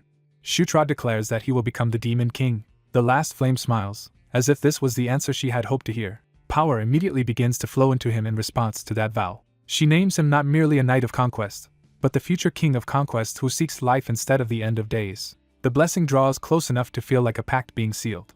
With her blessing, he gains new divine power from the last flame. He also acquires a flame-based incarnation skill, deepening his connection to her power. The bond is formalized as a firm alliance with the last flame. The pact strengthens him further and raises his level on the spot. Back in the chamber, Shutra comes to, still trying to process what just happened. The raccoon, having witnessed the result, grumbles in disbelief at how easily Shutra won over the last flame. Without wasting time, the raccoon orders him onward, saying the last flame wants him fully equipped. The next destination is a secret orchard hidden within Spider Forest. There the raccoon explains that proper equipment cannot be made yet because materials are lacking. He sends Shutra north to the Lake of the Sun to gather what is needed. The target materials come from metal-body monsters living there. When Shutra suggests dragon remains should be enough, the raccoon snaps that those are only the main ingredient. To replace all of Shutra's gear, a wide range of materials will be needed, so he must bring back everything he can. Shutra is baffled that a supposed mastersmith has no stockpile, but the raccoon turns the question back on him. Before Shutra can protest further, the raccoon drives him out to start the hunt immediately. Soon after, the group travels by flying ship toward the Lake of the Sun. On the way, Shutra asks about the monsters there and learns that the famous Kaltas are made of rare metal and weak to divine power. The eye-patched prince boasts about his knowledge, enjoying the chance to show off. The white-haired woman is pleased because she already needed to visit the lake anyway. She reveals that the ruins survey map she reported to the Demon King's castle points to the Lake of the Sun, so this trip serves two goals at once. That mention of ruins excites the green-haired spirit, who becomes eager for the exploration ahead. Meanwhile, Shutra reviews his status and decides to distribute most of his new points evenly while saving some for later. He then remembers that reaching level 25 should also have improved his King's Knight's ability. The system confirms that he can now accept one more knight and summon a member more frequently. More than the stat gains, Shutra is happiest that his group can finally grow. He immediately starts thinking about who he would most like to recruit next, though he knows it will not be easy. Before he can dwell on that, the green-haired spirit calls to him with unusual seriousness. She says his scent has changed and notices a new presence clinging to him. When she suspects it is the scent of the last flame, she reacts with sudden outrage. To her, a master carrying another spirit's scent feels like a betrayal. Her jealous outburst leaves Shutra reeling in pain and confusion. Even the others cannot make sense of what just happened to him. The eye-patched prince cuts off the awkwardness by announcing they have nearly arrived. The glowing expanse of the Lake of the Sun finally comes into view below them. The prince senses danger the moment they approach the water. A violent surge erupts from the lake and nearly overturns the ship. A massive sea serpent bursts out roaring, turning the arrival into an ambush. The prince identifies the attacker as a sea serpent, shocked to find one here. He cannot understand why an ocean monster is living in this inland lake. Taking command, he orders the crew to move the ship away before the beast can destroy it. But Shutra stops the retreat before it begins. He calmly says there is no need to run because he will deal with the monster himself. He apologizes to Caitlin as he reaches for her power without warning. Her aura flows into him, leaving her startled as he borrows her strength. With a quick promise to return, he launches himself from the ship toward the serpent. The others can only shout after him as he dives into battle alone. He meets the serpent head-on in midair instead of waiting for it to strike first. Calling on dragon blood, he amplifies his body and weapon for a decisive blow. Runes blaze across his armament as the attack gathers overwhelming force. He judges the timing perfect and commits to the strike. Treating the serpent as a test subject, he unleashes the new power without hesitation. He drives down with Ascalon's special ultimate technique. The attack, Dragon Bane, crashes through the serpent in one devastating stroke. By nightfall, the group has safely reached the shore after the battle. Caitlin scolds Shutra for draining too much of her aura and using her like a battery. He apologizes, and she reluctantly forgives him on the condition that he ask before taking her power again. Shutra agrees at once, then abruptly hushes everyone after sensing nearby monsters. He warns that a pack of Kaltas is gathered just ahead of them. The prince eagerly moves to charge in, but Shutra stops him to explain the monster's weak point. He reveals that the Kaltas only have metal on the surface, making the mouth the best place to attack. The prince brushes off the advice, saying he already knows their weakness to cold and has a better method. He unveils a technique he considers even more effective than exploiting their natural weaknesses. His answer is an aura blade that can cut through anything, including the Kaltas shells. He boasts that their defenses are meaningless before him. The others are left half impressed and half exasperated by his theatrics. His sister immediately feeds his ego by praising him and asking him to handle the Kaltas hunt alone. Delighted by the attention, he promises to put on a show for her. He charges off grandly, convinced he can butcher the entire pack by himself. Watching him go, Shutra worries whether leaving him alone is really wise. The others decide to let him indulge himself while they rest, gather materials, and pity whatever faces the fifth prince. His manic laughter echoes through the area as he tears into the monsters off-screen. By morning he returns triumphantly, surrounded by Kaltas corpses and demanding recognition. Though exhausted, he insists that even a whole herd was no match for the Prince of the Skies, and the group starts collecting the dropped materials. Once the requested materials are secured, Amita announces that they can proceed to the ruins investigation. She casts a spell that forms water-breathing bubbles around everyone's heads. The group learns the spell will let them breathe underwater during the exploration. After confirming everyone is ready, Amita leads them into the lake. The party descends through the water toward the hidden ruins below. Using the survey map, they track several marked points beneath the lakebed. Shutra swims ahead with the map, following the route toward the entrance. The others follow behind him in formation as he takes the lead underwater. They discover a submerged tunnel carved into the rock. Shutra surfaces inside the passage, relieved to have found a dry route forward. The group emerges into a hidden cavern and marvels that such a place exists inside the lake. When asked how he found the entrance so quickly, Shutra can only say he somehow knew it would be there. The prince tries to reclaim leadership, but Felicia overrules him and puts Shutra in front because of his uncanny sense for the path. The prince protests being sent to the rear, wounded in pride. Felicia flatters him by calling him the strongest and saying that is exactly why he should guard them from behind. That praise works instantly, and he grandly accepts rear guard duty while the others move on. The party advances deeper through the ancient, water-worn stone corridors. Shutra notes that the ruins are even more deteriorated than the long-abandoned Thunderdome fortress, suggesting an age of at least 1,000 years. The green-haired spirit suddenly spots an inscription on one of the walls and calls everyone over. They gather before a slab covered in unfamiliar writing from a forgotten civilization. No one recognizes the script, and Shutra admits he has never seen letters like these before. At that moment, the system grants him knowledge of the ruined precursor race's script. As the meaning floods into him, he begins reading aloud and immediately catches Felicia's attention. The inscription speaks of ruined riders, 10,000 years, the end of days, and 6 pillars that collapsed because they could not be protected. Shutra can only make out that the message is full of ominous warnings, and the others are baffled that he can read it at all. Before he can explain, his transformed arm reacts violently as if resonating with the ruins. A sudden blue light flares deeper in the corridor, signaling that something in the ancient ruin has awakened in response to him. Shutra senses something important nearby and fixes his attention on it. While the others hesitate in the cavern, he moves toward the source without waiting. Even when called back, he keeps going, focused on whatever he has found. He descends deeper into the ruin, leaving the group behind. He realizes this hidden chamber is exactly where the object he sought was kept. At the end of the chamber, a spectral relic hovers above an altar, as if awaiting a master. Shutra identifies it as the equipment once used by the fierce Kaltine, a clearly exceptional treasure. One of his companions confirms at a glance that the item is extraordinary. Sylvan immediately tries to claim it by force of speed, arguing that the first to seize it owns it. His rush is cut off before he can reach the relic. A sudden barrier stops Sylvan cold, leaving him baffled and frustrated. Shutra advances instead, and the relic begins reacting to him. Sylvan can only watch in disbelief as Shutra passes the defense that blocked everyone else. The relic reaches out to Shutra as if recognizing him. Its power surges toward him and begins to bind itself to his body.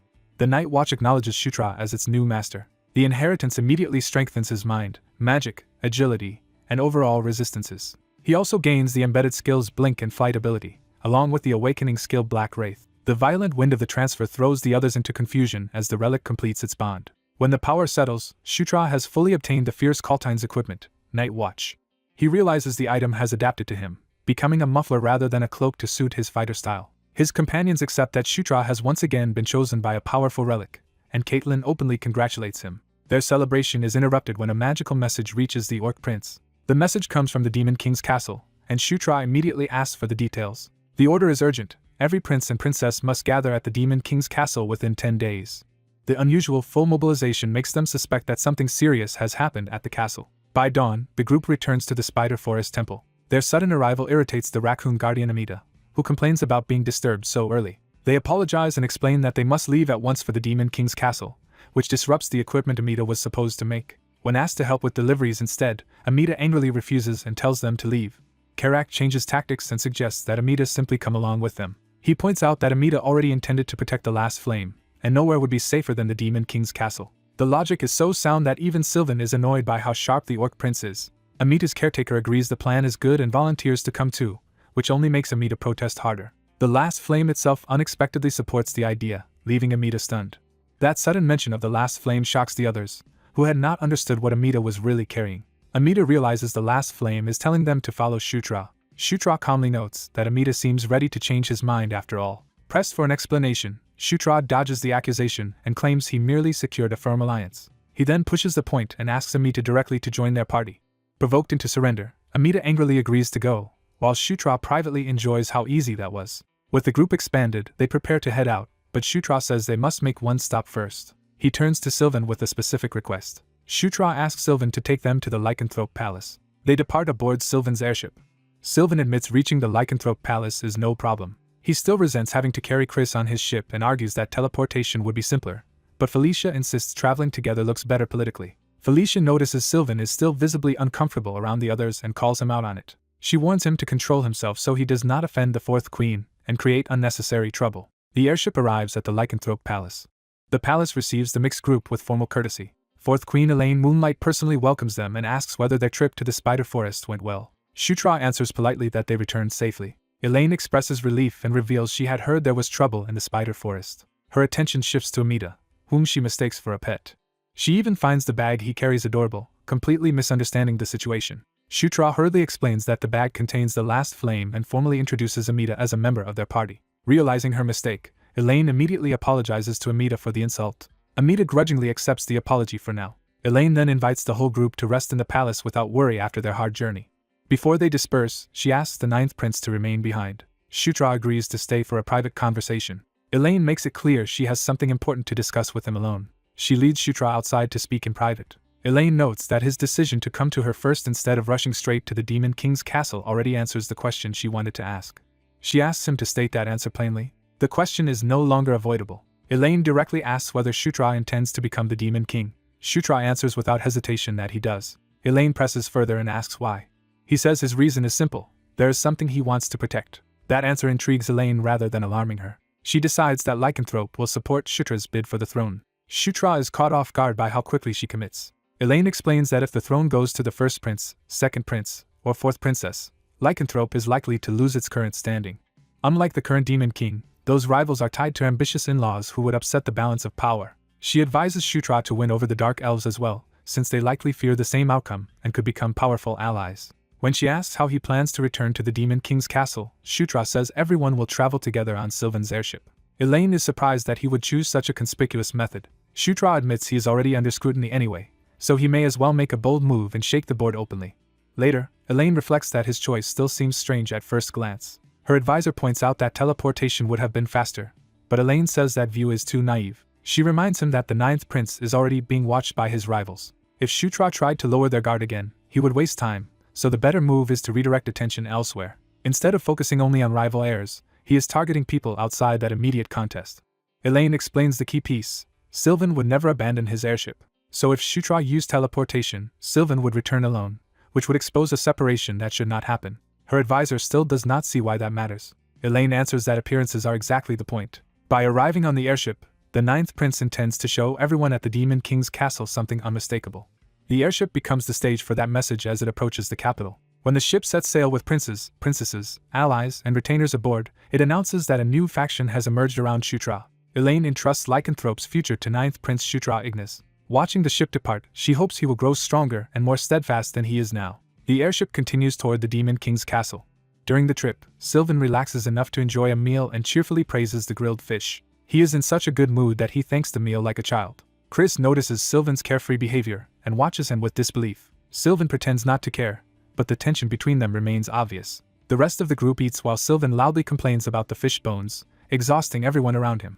Felicia wonders how she is supposed to manage both Sylvan and Chris at once. Karak grows anxious that another disaster may erupt when they reach the Demon King's castle, since trouble always seems to follow them there. Shutra snaps at him for saying such ominous things, though Karak points out that Shutra himself is usually the source of the chaos. Shutra argues back that maybe nothing will happen this time, but no one sounds convinced. Karak insists his worrying comes from concern, and Shutra can only marvel again at how sensible the orc is. As the ship nears the volcanic lands around the Demon King's domain, Shutra drops the argument. The vessel descends toward the fiery waters below the castle. Its dramatic arrival draws the attention of the capital's residents. The group disembarks with purpose. Shutra leads a procession that now visibly includes Dark Elf and Lycanthrope royalty, his original companions, and even Amida. Onlookers are stunned that these royal houses are traveling together under the Ninth Prince's lead. Among the watchers, Lady Chandra immediately recognizes the political significance of what she is seeing. She orders a subordinate to report at once to Anastasia. The message is clear: the Ninth Prince has formed a new faction. Shutra walks forward with quiet confidence, fully aware of the impact he is making. Back at his private residence, he settles Amida into a room prepared for him. Amida accuses Shutra of tricking him with promises of a forge, only to be brought somewhere else entirely. Shutra cheerfully presents the room as Amida's personal space and says he can decorate it however he likes. Amida immediately senses that accepting this comfort may trap him here for good. Shutra then reminds him that he wanted to pass as an ordinary raccoon at the Demon King's castle. Before Amida can object, Shutra decides to complete the disguise. He puts a collar on Amida and explains that all pets in the Demon King's castle are required to wear one. Humiliated, Amida explodes in fury at being treated like an actual pet. 2 days later, the summoned princes and princesses are admitted into the Demon King's castle. The audience ceremony begins as the royal heirs gather before the throne. The 8th Princess Caitlin Moonlight is formally present. The 7th Prince Chris Moonlight stands among the assembled heirs as well. The 6th Princess Felicia Doomblade is also in attendance. The 5th Prince Sylvan Doomblade appears with the others. The 4th Princess Anastasia Necrian takes her place among the contenders. The 3rd Prince Victor Necrian is present too. The 1st Prince Baikal Ragnaros stands with the senior heirs. Shutra watches the older princes carefully, measuring the room. Another powerful figure enters, drawing attention before he is even named. The 2nd Prince Zephyr Ragnaros is revealed among the gathered royals. The Demon King remarks that it has been a long time since all of them assembled together like this. The full weight of the royal succession struggle hangs over the gathered heirs and their factions. The Demon King acknowledges the effort it took for everyone to come. Even Shutra, despite everything he has faced, feels nervous in this setting. Karak's earlier warning echoes in his mind, making him even more uneasy. Before addressing the main matter, the Demon King announces that there is someone he wants to introduce. A cloaked newcomer steps forward, immediately shifting the atmosphere in the hall. Sylvan is the first to recognize the figure, and is visibly shaken. The newcomer is the Sword Saint, a presence so unexpected that the room erupts in shock. Even the other royal contenders are alarmed, unable to understand why the Sword Saint has appeared here. The hall falls into tense silence as everyone waits for what this means. The old warrior speaks as if addressing someone he has not seen in a long time and asks whether he has been well. Then, to everyone's astonishment, he calls out 9th Prince Sutrignis by name. The gathered royals are stunned that the Sword Saint is here for Shutra. Shutra can only answer awkwardly while wondering why this old man has suddenly made him the center of attention again. The court is startled to learn that the Sword Saint acknowledged Sutra before anyone else, making his growing influence impossible to ignore. That surprise deepens when they realize Sutra's faction has already become strong enough to draw in even the Sword Saint. Zephyr silently hardens at the news, his hostility towards Sutra becoming more dangerous. A general directly asks whether the Sword Saint has accepted the 9th Prince as his disciple. The Sword Saint downplays it, explaining that Sutra does not even fight with a sword, so he only passed on a few techniques. That answer leaves the room with the impression that Sutra earned guidance despite not even following the Sword Saint's path. Richard presses the point and asks whether Sutra would have been fully accepted if he had chosen the sword. The Sword Saint refuses to be cornered, while Richard demands a clear answer. Before the exchange can escalate, the Demon King cuts off the bickering and orders the briefing to begin. At the Demon King's command, Isabella steps forward to present the state of the crisis. She conjures a large magical display to map the enemy threat across the realm. Her report reveals that in only 2 months, 5 frontier regions were attacked by enemies wrapped in purple energy, and most of those lands were devastated. She identifies the earliest attack as the Anger Plains, where the 6th Princess and 9th Prince first repelled the invaders together. She then notes that the latest attack struck the Spider Forest inside Demon Territory itself, where those two fought again alongside the 5th Prince and 8th Princess. Because the attacks reach deep into the interior, Sut realizes the Death Knight has been moving far more aggressively than expected. As he compares the incidents, Sutter suspects the enemy may be systematically hunting guardian spirits. Isabella confirms that the court now recognizes a major hostile force and has already issued a mobilization order to destroy it. The Demon King's castle prepares to assign each prince and princess to defend likely targets, while separate forces search for the enemy base. Because Sutter and the sixth princess discovered the pattern first and repelled the enemy twice, they are granted first choice of assignments. Isabella invites Sutter to study the map and choose the region he wants to defend. Sutter initially considers the usual logic of picking terrain that is easiest to hold. He notices that General Vandal has already been assigned elsewhere and immediately rethinks his priorities. Realizing Vandal was sent to a difficult region, Sutter decides that arrangement actually works in his favor. He chooses Evian, intending to use the mission as a chance to bring Vandal under his command. His decision fixes his path toward Evian.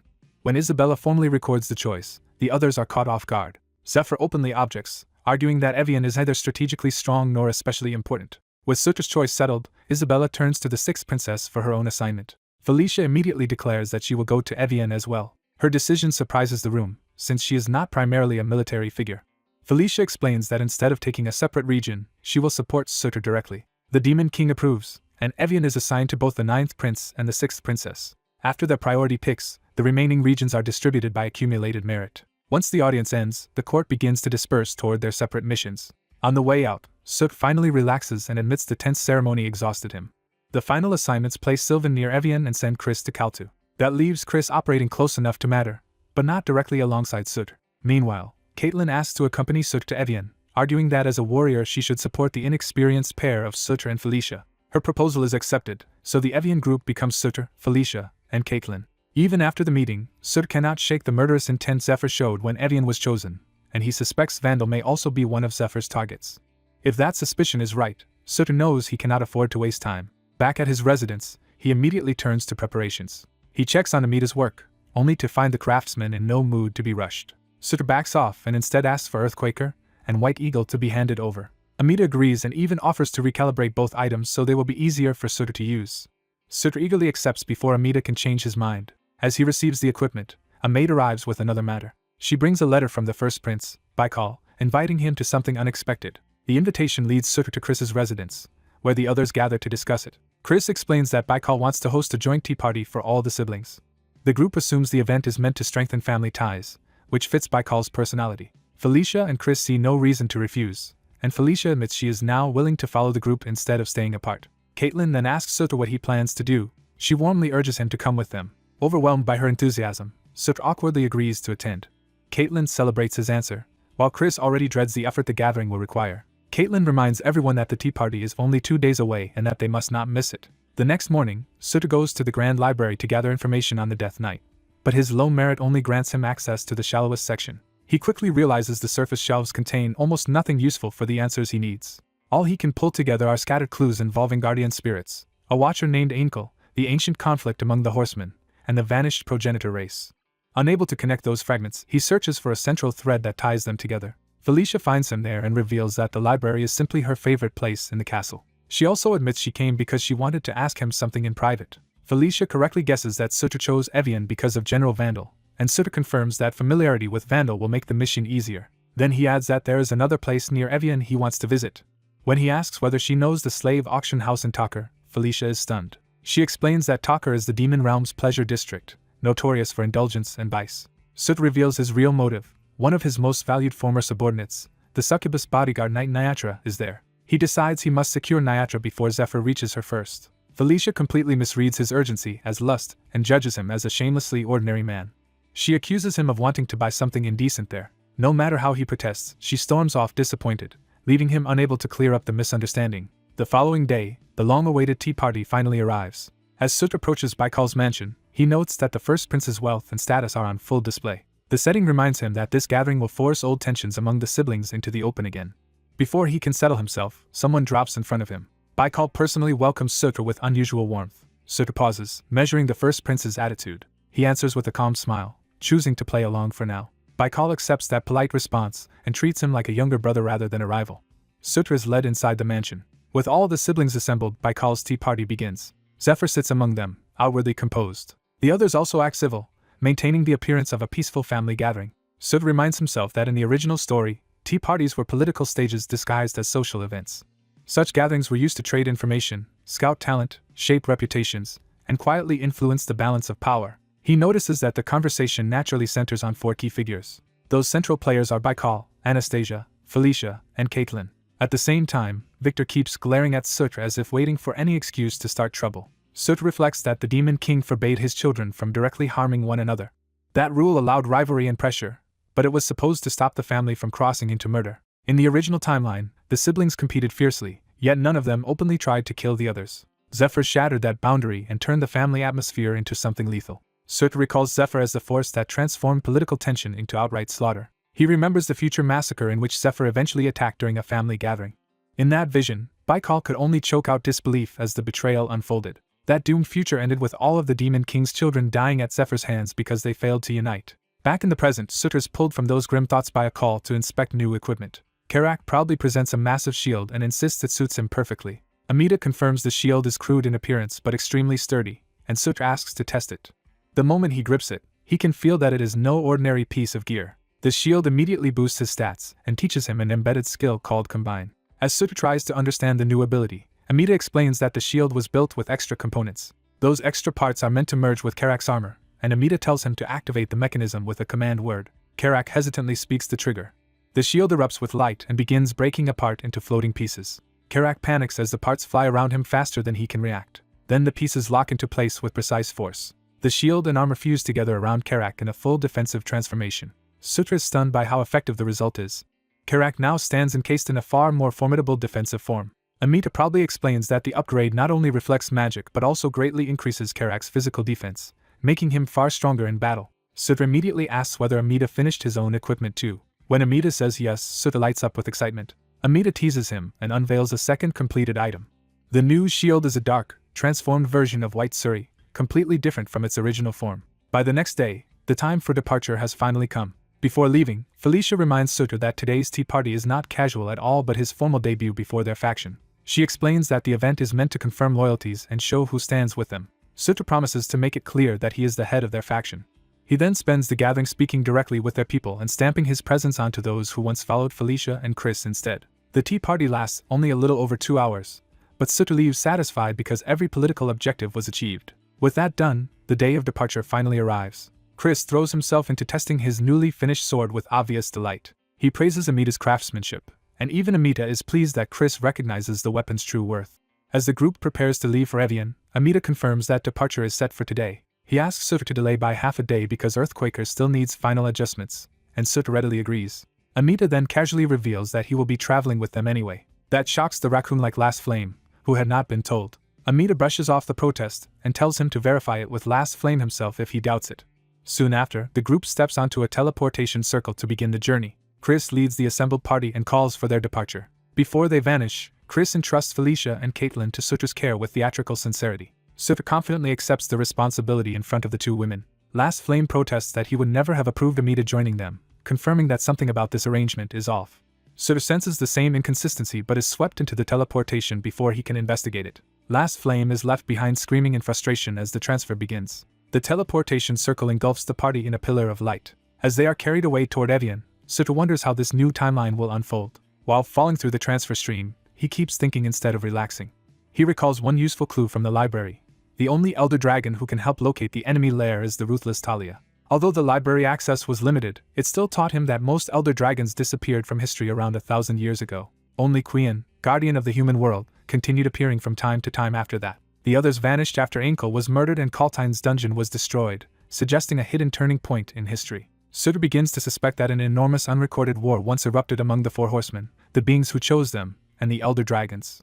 That line of thought suddenly reminds him of another unresolved piece on the board, Locke. He remembers that Locke is the other protagonist of Night Saga and the central hero of the Human World arc. Locke is the one destined to crush the invading demon army and eventually bring down the Demon King himself. As Sutra wonders when Locke first obtained the Holy Sword, the teleportation ends badly and dumps him hard onto the ground. Bruised from the landing, Sutra blames his clumsy arrival on being out of practice with teleportation, while Karak urges him to stop sitting around and move.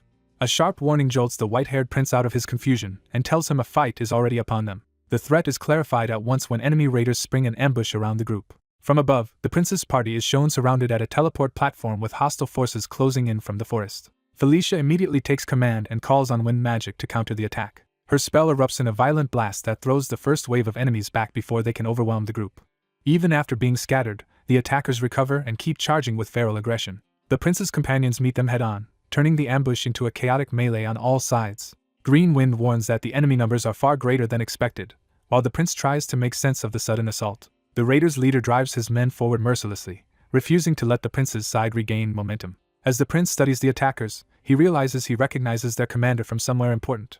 The leader reveals himself through his brutality, and the prince identifies him as the notorious mad dog Jix. That recognition makes the prince understand the larger situation and suspect that a bigger enemy has finally started moving. He orders Green Wind to thin out the weaker enemies first so he can focus on the real threat. At the same time, he decides to test the modifications Amida made to his weapon. He launches the green crystal weapon, White Suri, into the battlefield.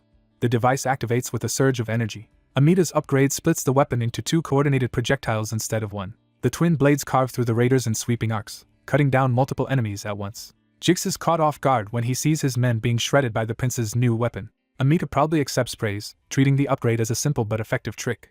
She excitedly explains that the paired weapons are called White Suri and Black Suri, delighted by how devastating they look in action. Green Wind boasts that this lets her protect her master twice as well, and insists she can control both weapons together. Before the prince can press the advantage, Jix crashes down toward him with overwhelming force. Enraged that children are resisting him, Jix decides to kill the prince personally. He lunges in with murderous intent, trying to crush the prince in a direct assault. The prince evades the charge, forcing Jix to tear up the ground instead of landing a clean hit. Confident now, the prince warns Jix that taking him down will not be simple. He redirects both Suri blades toward Jix himself. The twin weapons slash across Jix's body and finally draw blood. Jix dismisses the attack as a cheap trick and prepares to answer with his draconian dragon fighting arts. The prince realizes too late that Jix is launching a close-range martial technique straight at him. Jix's fist closes in before the prince can fully react. The blow lands and sends the prince flying away in a burst of force. He is hurled across the battlefield, driven back by the sheer power of the strike. Green Wind cries out in alarm, fearing her master has been badly hurt. Jix smugly believes he has landed the decisive hit he wanted, but the prince rises with a bloodied grin and dryly thanks him instead of collapsing. Jix is unsettled when his supposedly perfect attack fails to finish the boy. The prince reveals that being struck taught him something useful, and he begins imitating the technique he just endured. A system message confirms that he has acquired dragon fighting arts, leaving Jix stunned. The prince taunts him by asking if he has anything else worth teaching. Jix realizes the prince's strange red eyes are the source of this impossible mimicry, and senses real danger. Deciding the situation has turned against him, Jix orders a retreat before things get worse. He tries to cover the withdrawal by kicking up a thick cloud of toxic smoke between himself and the prince. The prince immediately identifies the smoke as poison. Jix boasts that the mist is made from many deadly venoms, and should cause unbearable agony even from a single breath. Instead, the prince's poison resistance activates and lets him push through the cloud unharmed. His resistance rapidly evolves into a far stronger immunity after enduring the rare toxin. Jix can only stare in disbelief as yet another of his advantages is nullified. The prince mockingly praises Jix for teaching him both a martial art and stronger poison immunity, then prepares to repay him. He decides to finish the battle with one decisive strike. Channeling wind and his newly copied technique, he drives a crushing blow into Jix. The attack caves into Jix's body and leaves him reeling and coughing blood. The prince follows through by smashing him into the ground hard enough to shatter the earth beneath him. Jix's surviving men freeze in horror when they realize their captain has been defeated. The prince reflects that this raid on Evian was a fixed event from Night Saga, and that Jix's appearance confirms General Richard has begun acting. Elsewhere, Richard is already being linked to the mobilization of Mad Dog Jix, confirming the prince's suspicion. Back on the field, Jix's followers panic, declare their captain dead, and flee for their lives. When Felicia asks why the enemies suddenly ran, the prince casually pretends they simply understood they could no longer win. His companions take that answer at face value and admire him even more for handling the crisis so easily. An elderly man appears and praises the prince for defeating the infamous Jix, prompting the group to question who he is. The newcomer introduces himself as the guide assigned to escort the prince and princess onward. The prince immediately tests him with questions, wanting to know how well this guide understands the region. His first concern is practical rather than noble, and he asks how much Jix's bounty is worth. The guide says it should be substantial, and the prince cheerfully admits that more money is always welcome.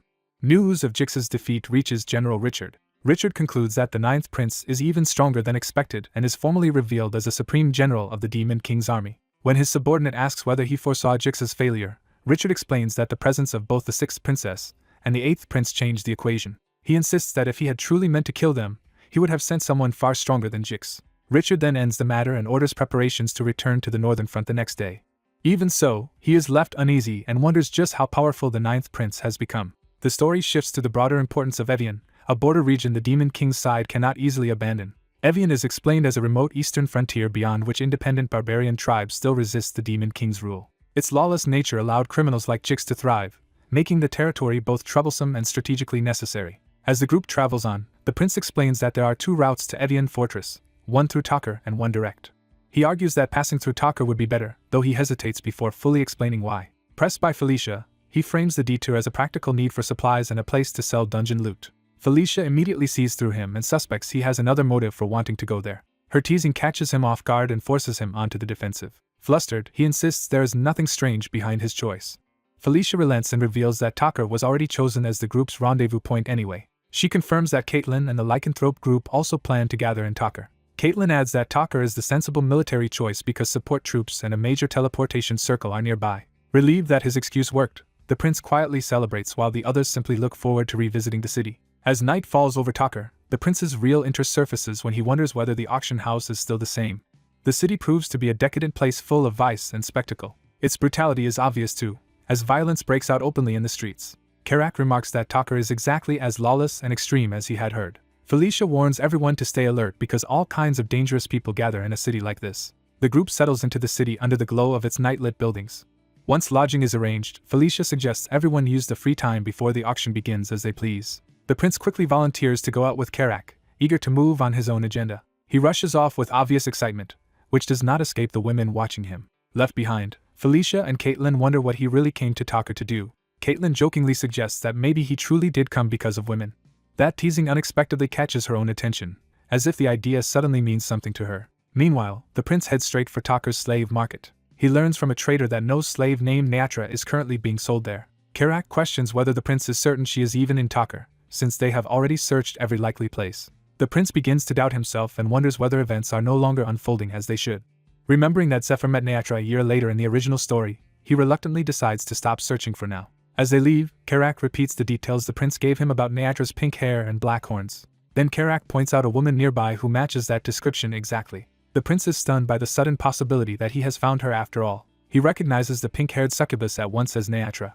For a moment he can only stare as she walks away through the crowd. He snaps out of it and rushes after her before she disappears again. The chase begins as he calls for her to stop and follows her into a side street. He pushes deeper into the alley, trying to keep up with her vanishing trail, but she slips from sight so completely that he cannot understand where she went.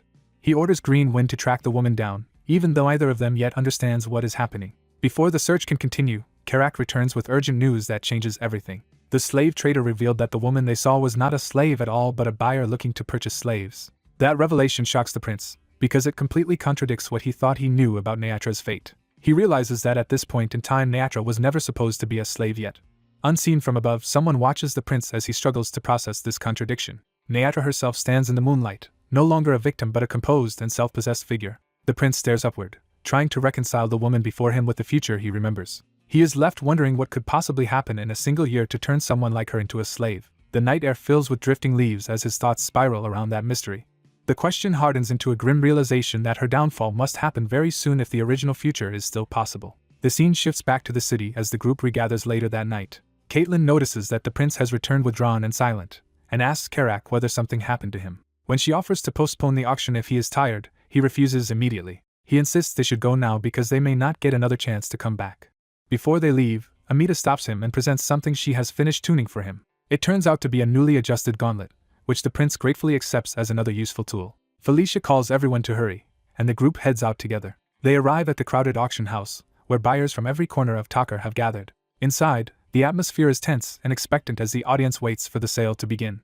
While waiting, Caitlin shows off a new dress and complains that her brother Chris used to stop her from dressing this boldly. Karak jokes that the seventh prince is more conservative than he looks, while Caitlin dismisses him as just an old-fashioned brother. The prince barely listens, consumed by the need to find Neatra before they leave Talker despite no longer understanding the path that leads to her. Felicia notices his distraction and leans in close to ask what is troubling him so much. He tries to brush her off, but she immediately sees through the lie.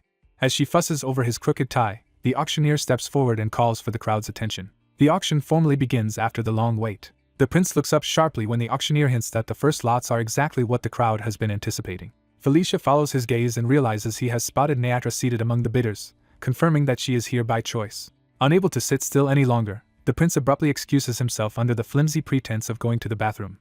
As he hurries through the crowd, He keeps asking himself why Nyatra would come to an auction like this. A darker possibility forms in his mind, one he does not want to believe. Before he can act on it, a rough-looking man steps into view and catches his attention. The prince recognizes the man as someone significant, though the realization is cut short. A sudden explosion tears through the auction house and throws the entire hall into chaos. Panic erupts as people scream and demand to know where the blast came from. The prince instantly understands that maniacs have launched an attack and braces himself to respond. The auctioneer desperately tries to calm the crowd and keep order, but the situation is already beyond control. The attacker crashes in openly and kills the auctioneer with brutal force in front of everyone. With the auctioneer pinned beneath him, the assailant declares that anyone who dares touch their merchandise will pay for it. A barbarian raider declares that his side is seizing the auction house by force. The invaders burst into the hall, throwing the guests into panic before anyone can react. They immediately start cutting down resistance, proving this is not a bluff but a violent takeover. As civilians flee, one woman is chased and cries out for rescue. The attackers press forward with savage confidence, certain no one here can stop them. That confidence is broken when one of the raiders is suddenly struck in the face by an unseen blow. A white-haired young man crashes into the scene hard enough to shake the floor, interrupting the assault. He lands and steadies himself in the wreckage. Seeing the chaos around him, he quickly takes stock of the situation. He recognizes the leader as Paredes, the younger brother of the barbarian King Karatas. That realization makes his presence here feel especially dangerous and out of place. Elsewhere in the hall, the remaining guests and captives are still trying to understand the sudden attack. Among them, Karak and a silver-haired woman notice that Shutra has still not arrived and decide they may have to find him themselves. The woman is annoyed that their missing ally chose this moment to disappear for something as trivial as a bathroom break. Meanwhile, the barbarians keep slaughtering and reveling in the terror they are causing. Karak is told to go retrieve Shutra alone. The silver-haired woman stays behind, preparing magic so she can hold the auction house together for now. Her spell begins spreading through the building. At the same time, Paredes leaves the main fight and heads deeper inside with a clear objective. He stops in front of a display case containing a golden relic. Satisfied, he confirms he has found what he came for. The treasure is identified as the golden helmet of the Heavenly Dragon King. Before he can take it unchallenged, he senses someone approaching from behind. A masked pink-haired succubus confronts him and demands to know who he is. Instead of answering, she makes a break for the relic. She smashes through the display to seize it before Paredes can react. Paredes catches up instantly and warns that if she wants to escape, she must abandon what she just stole. She slips free of his reach with agile movement rather than obeying. He curses her audacity, as she keeps trying to outmaneuver him. Refusing to let her flee, he tears loose part of the display structure to use as a weapon. He hurls the massive slab after her, and vows she will not get away. She sprints through the hall while the debris crashes down around her. Spotting a sword amid the wreckage, she snatches it up on the run. She turns with the blade, ready to cut through the obstacle in her path. But her strike sends valuables scattering instead, and she realizes too late that she has lost control of the situation. Paredes closes in behind her before she can recover. He taunts her for trying to run instead of facing him. She fires back with an insult, but it does nothing to slow him. The pressure of his pursuit finally starts to shake her composure. Something crashes overhead, adding to the chaos in the hall. Even under pressure, she forces a small, defiant smile. The white-haired youth suddenly intercepts Paredes' attack and shields her from being crushed. He greets her by her true name, Nyatra, as if they have met before. Hearing that name shocks her more than the attack itself. Paredes, now facing a new opponent, demands to know who this newcomer is. He answers with another brutal charge that tears up the floor around them. The white-haired youth summons a green shield-like artifact to his arm. He sends the artifact, White Suri, out to engage Paredes at range. Paredes tries to stop the incoming weapon with his bare hands. When the artifact moves in ways he does not understand, he is briefly thrown off balance. The green construct whips around him repeatedly, forcing him to defend from every side. The youth checks on Nyatra, but she is too unsettled by his familiarity to answer calmly. He puts off explanations and says the immediate priority is dealing with the barbarian brute. He also orders that the king's knights be summoned, trying to bring proper reinforcements into the fight. Karak notices the strange command and the sudden shift in events. Confused by everything happening, he is told there is no time for explanations. The white-haired youth orders Karak to get Nyatra out of the building at once. When asked what he will do, he makes clear he still has unfinished business here. Karak hesitates only briefly before accepting the order. He picks Nyatra up and starts carrying her away, promising to move ahead and let the youth catch up later.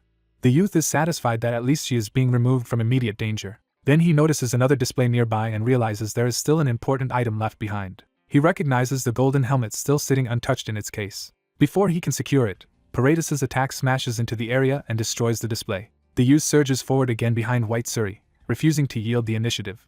Paredes takes the interference as mockery and grows even more enraged. The youth braces himself, reading the change in Paredes' body and fighting style. He identifies it as the barbarian's body-strengthening martial technique. Paredes activates the body-strengthening art and invites the youth to test himself against it. He promises to tear his opponent apart once the technique is fully in effect. With his body empowered, Paredes charges like a living battering ram. As Karak runs with Nyatra, she struggles against being carried, but he insists he must keep his promise to the prince. Their escape route is cut off when more barbarians flood the corridor ahead. The raiders rush them, threatening to overwhelm Karak before he can get her out. Nyatra reacts immediately and attacks from Karak's shoulder rather than remain helpless. Karak joins the fight, frustrated by how many enemies keep appearing. In the middle of the chaos, he suddenly seems to realize something important. Nyatra tries to stop him from acting on that realization, but he has already made up his mind. He grabs hold of one attacker's weapon and commits to turning back into the fight. The battlefield briefly stills around the scattered debris.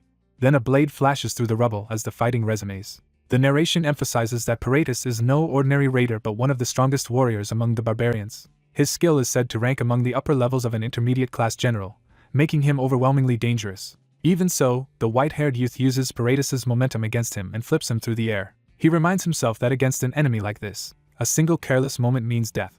Paredes recovers instantly and slams the ground with enough force to blow the youth backward. The youth admits Paredes's raw strength is absurdly powerful. He responds by sending White Suri back out in another precise attack. Paredes crushes through the strike and dismisses it as pathetic. He mocks the youth for challenging him with such meager skill. The youth calmly concedes the point and changes tactics. He activates Blink for the first time, using sudden bursts of speed to circle Paredes instead of meeting force with force. Paredes is startled when the youth vanishes from his expected line of attack. The youth reappears in motion and lands a clean hit before Paredes can adjust. He explains that as long as he keeps evading, Paredes's strength alone cannot pin him down. He follows that logic with a rapid series of hit-and-run strikes. Paredes is battered from multiple angles and can only curse as the attacks keep landing. Blink is used again, letting the youth reposition instantly for another kick. Paredes retaliates with sweeping blows that tear up the floor, but the youth stays just outside their reach. Unable to catch him, Paredes roars that he should stop fighting like a coward and face him directly. The youth answers with another evasive strike that drives Paredes into the ground. The impact leaves a crater in the floor, but it still does not finish the barbarian. Paredes bursts back out of the crater, still attacking with relentless force. The youth remarks that Paredes is far too impatient to adapt properly. Paredes decides to end the fight immediately rather than keep being toyed with. The youth sees that escalation coming and says the timing is perfect because he is ready as well. He unleashes Earthshaker Awakening, channeling a red power into his gauntlet. Paredes realizes too late that the fight has shifted again. The youth drives the empowered strike home with destruction bursts, detonating force through Paredes's body. Paredes can only gasp as the blow lands. The explosion tears through the hall and hurls both combatants through the wreckage. The youth cries out as he is thrown by the backlash of his own attack. The shockwave even ripples through the roof of the building. When the dust settles, the silver-haired woman is revealed standing calmly amid the fallen barbarians below. She notices that Shutra has finally arrived. He stands alone in the smoke, having survived the exchange. Relieved that Paredes did not die, the youth notes that his experience did not increase. He decides that is acceptable because defeating Paredes was never his true objective. Looking over the huge crater left by the blast, he resolves to leave the rest of that fight for another time. He turns to withdraw from the ruined chamber. Then he senses movement behind him and stops. He hopes Karak escaped safely as he checks a map-like interface. The display reveals another presence still nearby, meaning he is not alone after all. Nyatra appears behind him with a sword at his back and orders him not to move. She accuses him of taking the object that fell to the floor during the battle. She identifies that missing item as the Jewel of Crimson Tears and demands he hand it over. He finally understands what she was really after and why she came here. Using Blink one last time, he slips around her blade and confronts her directly, asking if the jewel was the reason she came to the auction house. He goes further and states that her attempt ended with her being captured and enslaved. That claim enrages her because it sounds impossible and far too personal. She attacks and demands that he stop speaking as if he knows her life. He answers by calling her Lapisaria, another name that hits even deeper. She freezes in shock at hearing it. Her grip trembles as the certainty behind his words unsettles her. She can only ask how he knows that name at all. He explains that succubi reveal their true name only once in their lives, and only to someone they have truly loved. Because a true name itself carries magical power, he says, anyone who knows it can influence them in ways they cannot easily resist. Before she can process that revelation, Karak comes charging back with enemies on his heels. He calls for help, overwhelmed by the number of barbarians pursuing him. Nyatra is stunned to hear him address the white-haired youth as prince, but he postpones introductions again. Instead, he tosses Karak a weapon so he can hold the line. Karak catches the axe and immediately understands what is expected of him. He swings into the barbarians at once, buying space for the others. Nyatra can only watch in confusion as everyone around her acts according to a history she does not remember. The youth asks again whether she truly came here for the Jewel of Crimson Tears. He suggests they finish dealing with the enemies first and save the rest of the conversation for later. Still shaken, she silently weighs whether to trust him. Another wave of barbarians charges, forcing her to make an immediate choice. She accepts the situation, joins the fight, and takes responsibility for one side of the battlefield. Under the moonlit sky outside, the battle inside the shattered auction house continues into the night. In the wreckage left by the raid, Felicia and the succubus woman face each other amid fallen barbarians and shattered stone. Felicia turns when someone urgently calls her name. Shutra arrives with his companions, stepping into the ruined hall as if he has already taken charge of the aftermath. When Felicia demands an explanation for the destruction, Shutra casually reveals that he fought Paradis. That answer shocks Felicia, because Paradis is the barbarian king's brother, which means the attack was aimed at all of Talker, not just the auction house. Shutra agrees the raiders seem to want the auction goods, but he abruptly notices someone else standing behind them. He realizes Felicia has spotted his hidden companion. Shutra introduces the succubus as Nyatra and says circumstances have forced them to travel together for now, deepening Felicia's suspicion. Felicia starts to wonder whether Nyatra is tied to the real reason he came to Talker, but a messenger suddenly interrupts. The messenger arrives out of breath with news serious enough to halt every other question.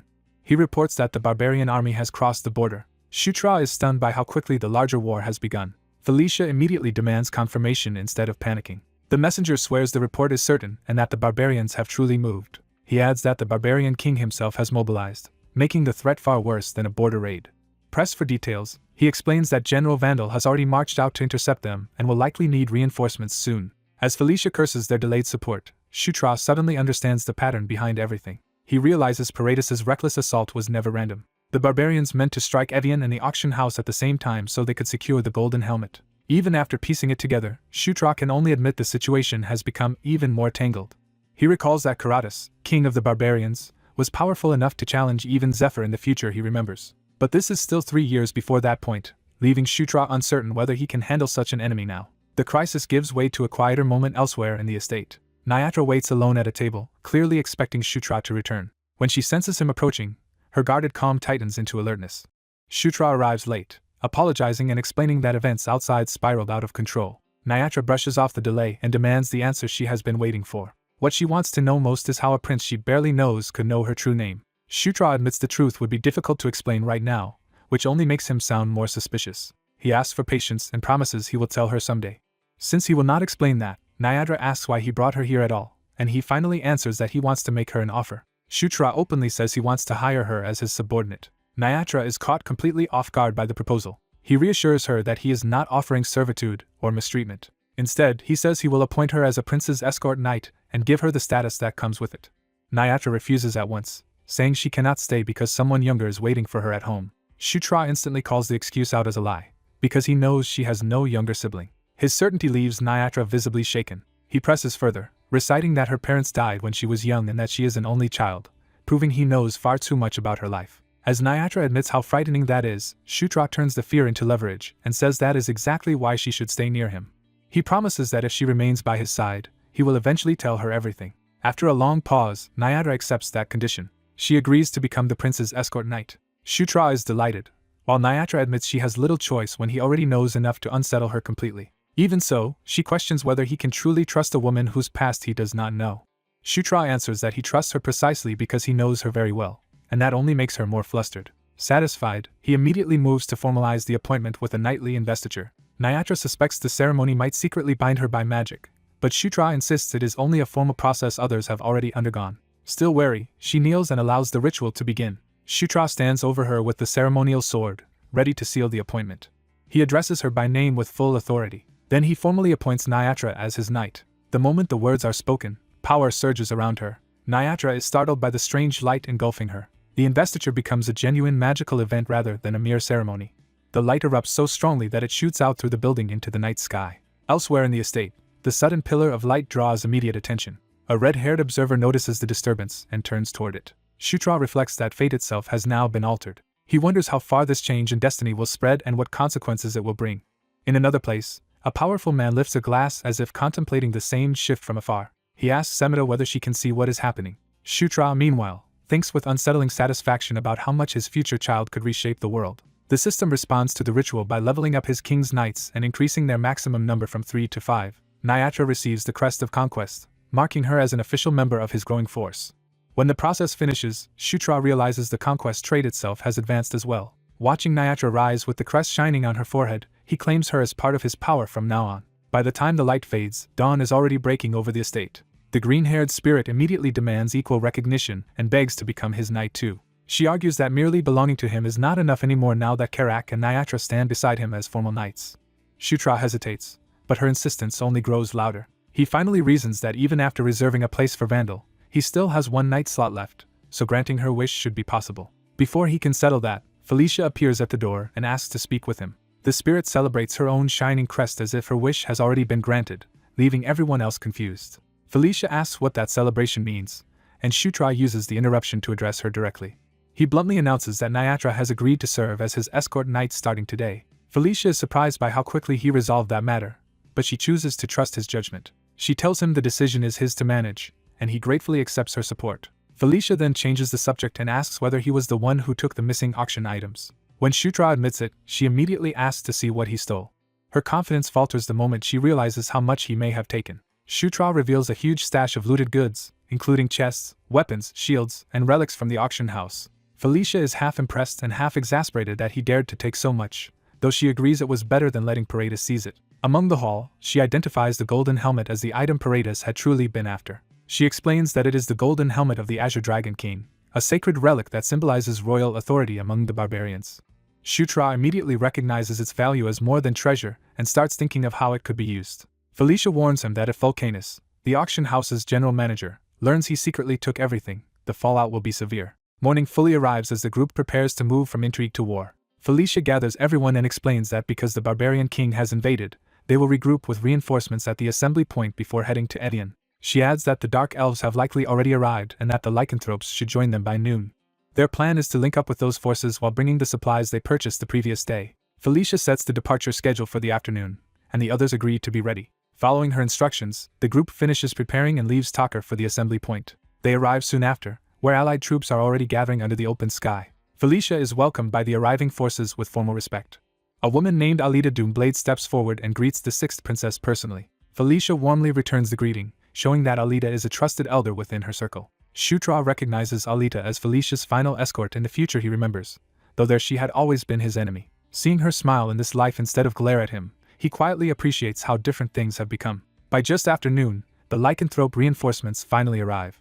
The total reinforcement force reaches 400, not overwhelming but enough to act quickly in an emergency. Before they can settle, another urgent dispatch arrives from the strongholds. The report says the enemy has already begun attacking multiple strongholds at once. Alita explains that the barbarians seem to be using their main army to pin down General Vandal, while sending separate units to seize the strongholds, threatening to isolate him. When Felicia asks which endangered stronghold is nearest, Alita answers that the 7th is closest, but even then it would take at least 2 days to reach.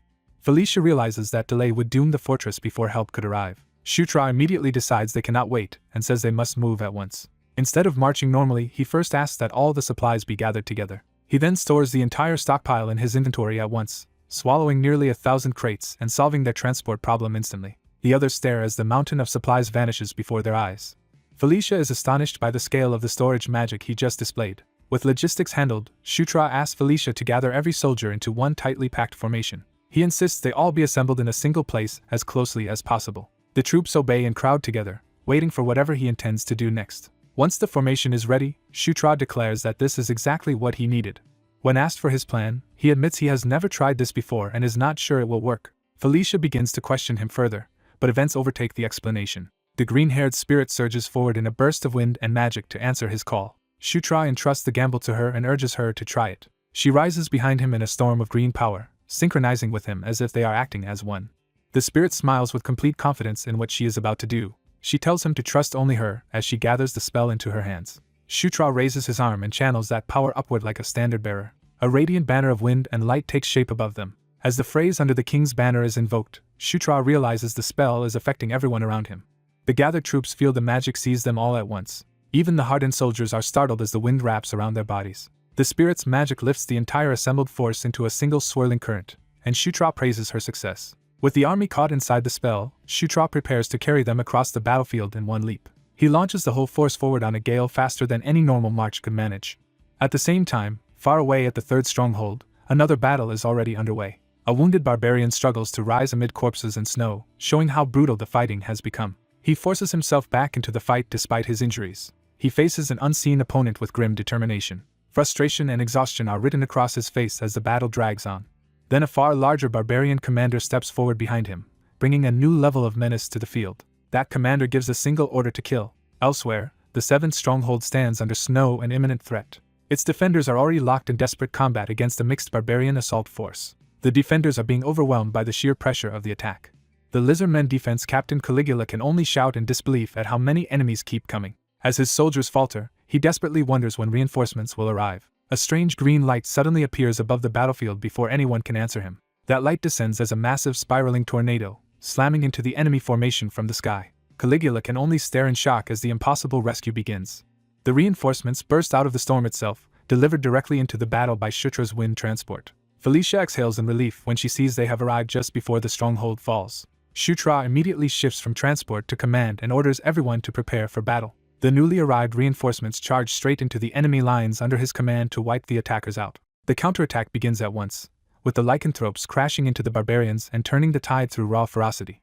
The demons' elite dark elves and lycanthropes open the assault by overwhelming the barbarian front. Shutra joined the attack himself, throwing his full strength into the breakthrough. His gigantic piston smashed through the enemy formation and sent bodies flying. The clash was decided almost immediately as the barbarians lost control of the battlefield. With their leader gone and their morale broken, the barbarians abandoned any thought of resistance and fled.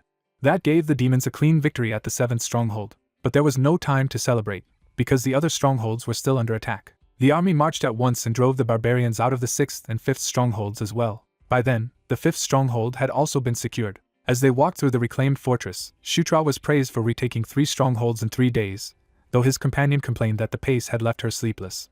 Shutra brushed that off, implying that abandoning collapsing strongholds had never been an option. He pointed out that every rescued stronghold had added soldiers to their side and 3 straight victories had pushed demon morale high enough to make the next battle easier. Still, he warned that the 4th and 3rd strongholds were a different problem from the fights so far. The 4th stronghold had already fallen, and contact with the 3rd had been lost long ago. Shutra reasoned that the Demon King's castle would already be preparing reinforcements, and that General Vandal should be able to hold out for the moment.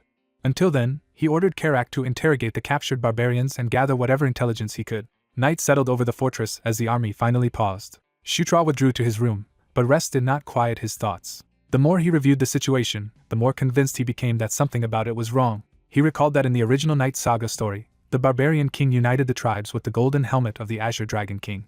But the current barbarian king did not possess that artifact, which made this level of unity hard to explain. That realization jolted him into a new suspicion. He wondered if the same hidden force from before had appeared again, the Knight of Death. Just as that enemy had once used the guardian spirits of the Spider Forest, Shutra suspected the Knight of Death's servants might now be supporting the barbarian king. If that guess was true, then the Knight of Death's influence had spread farther than he had feared.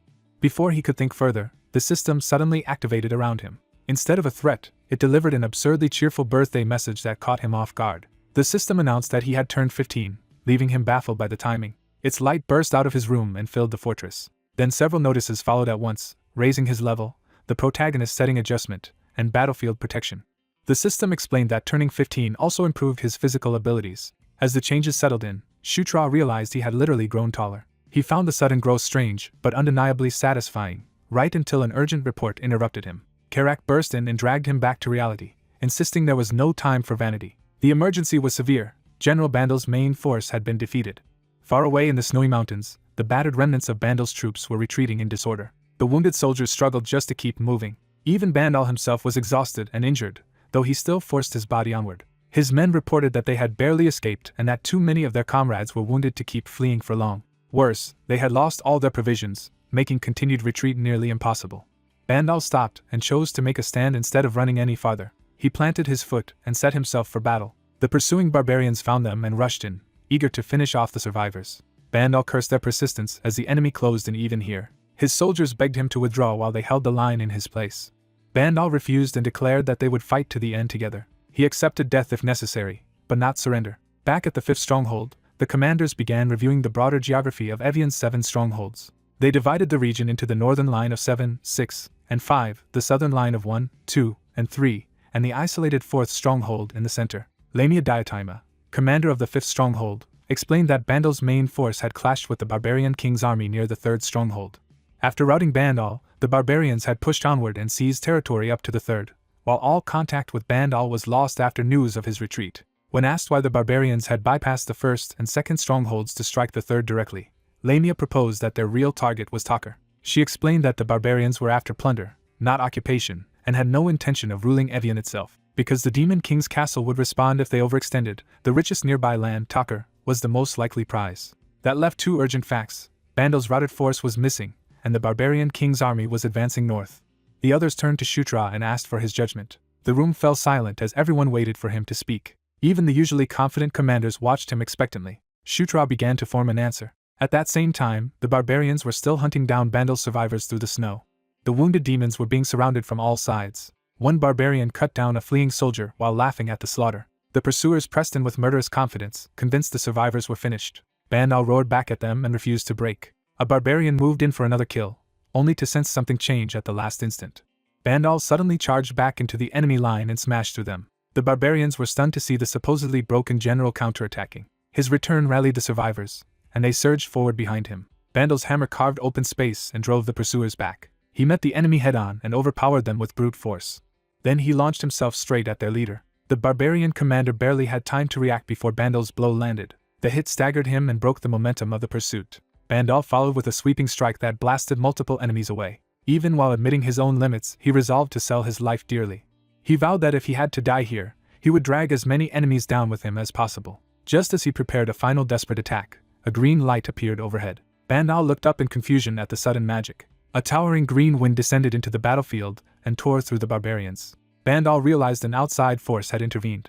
A familiar voice greeted him from within the storm and called out to General Bandal. Bandal froze in disbelief. Shutra appeared before him and asked if he had arrived in time. The barbarians, not recognizing the newcomer, ordered everyone in sight killed. Shutra answered by releasing a cold blue aura and shifting into battle mode.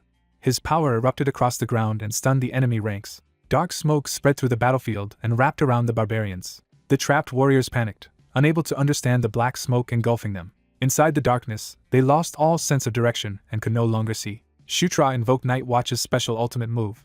The first barbarian realized too late that something unseen had already reached his throat. Shadowy wraiths swept through the darkness and cut down the trapped enemies in succession.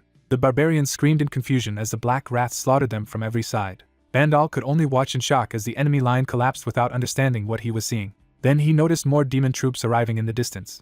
Felicia led the reinforcements forward and ordered a full charge. The remaining barbarians hesitated as the tide turned against them. The dark elves and mounted troops crashed in and began wiping out the survivors. Bandal finally relaxed enough to realize the battle had been saved. He understood that fate had spared him after all. The black storm began to thin as Shutra's technique wound down. When the darkness cleared, the battlefield was littered with barbarian corpses around Shutra. Felicia praised Shutra for arriving just in time, and he returned the compliment for her support. When she asked how he had known Bandal would be here, Shutra explained that if the barbarian king was aiming for Takar, Bandal would naturally retreat in the opposite direction. Felicia still could not understand how he had located one force in such a vast region. Shutra told her to look upward for the answer. Above them floated Green Wind, the spirit he had sent high into the sky. The spirit cheerfully confirmed her role in the rescue. Shutra explained that by raising Green Wind's altitude, he had expanded her search range. By sharing Green Wind's position, he could enlarge his minimap as well, so finding Bandal had only been a matter of time. Felicia gave up trying to decode his strange explanations. Shutra cut the discussion short and told everyone to finish the battle quickly. The scene then shifted back to the occupied third stronghold. There, the barbarians reported to Karatas that the units sent after Bandal had gone silent. They concluded that the pursuit force had likely been destroyed and asked whether reinforcements should be sent. Karatas refused to change course. The barbarian king ordered the army to continue toward Takar exactly as planned. His decision landed with finality. The barbarian host kept moving despite the losses behind them. From a hidden vantage point, a watcher observed the marching army and realized where it was headed. She checked the direction through her device and confirmed her suspicion. By the next morning, the campaign had entered a new phase. Karatas noted that the demons' northward advance without further fighting was an unexpected move. Bandal explained that the barbarian king had originally been held back by two concerns: rear attacks from demon forces and delays caused by blocked roads. Felicia clarified that the blocked route meant the eastern path beyond Evian's boundary. Bandal confirmed that something beyond the eastern boundary prevented passage, making Takar the only viable route out of Evian. The others guessed that Karatas had feared delay and possible intervention by the Grand Generals, but that those calculations had now changed. Bandal agreed that Karatas was now determined to seize Takar regardless of the consequences. That meant he was no longer planning for the long term, but acting entirely for the immediate objective. Felicia realized the danger at once. With only minimal troops left in the 5th through 7th strongholds, the road to Takar was effectively open. Bandal added that if the demons chased too aggressively, Karatas could turn and force a major battle on terrain favorable to the barbarians. The commanders recognized the situation as a true strategic dilemma. If they ignored the march, Tucker would fall and the defense of Evian would fail. But if they pursued, they would be dragged into a disadvantageous large-scale fight. Shutra concluded that the real issue was not the dilemma itself, but who would seize the initiative. Meanwhile, Karatas continued leading his main force forward. The barbarian king rode at the head of the army with unwavering confidence. He believed that whoever controlled the initiative would win the coming battle. The scale of the threat was severe. The barbarians still had 13,000 troops, while the Demon King's field army in Evian numbered only 8,000. From the beginning, the demons had trailed the barbarian king's main force by a considerable distance, and had to increase speed just to keep up. Even after closing the gap to half a day's march by the time the enemy reached the fifth stronghold, they could get no closer. The distance stayed fixed, with either side gaining or losing ground. Because events were unfolding in real time like that, Karatas could not force the Demon King's army into battle on his terms. The demons also had a major mobility advantage because they traveled light without supply burdens. The barbarians, burdened by the opposite conditions, tired more easily and were gradually being cornered by logistics.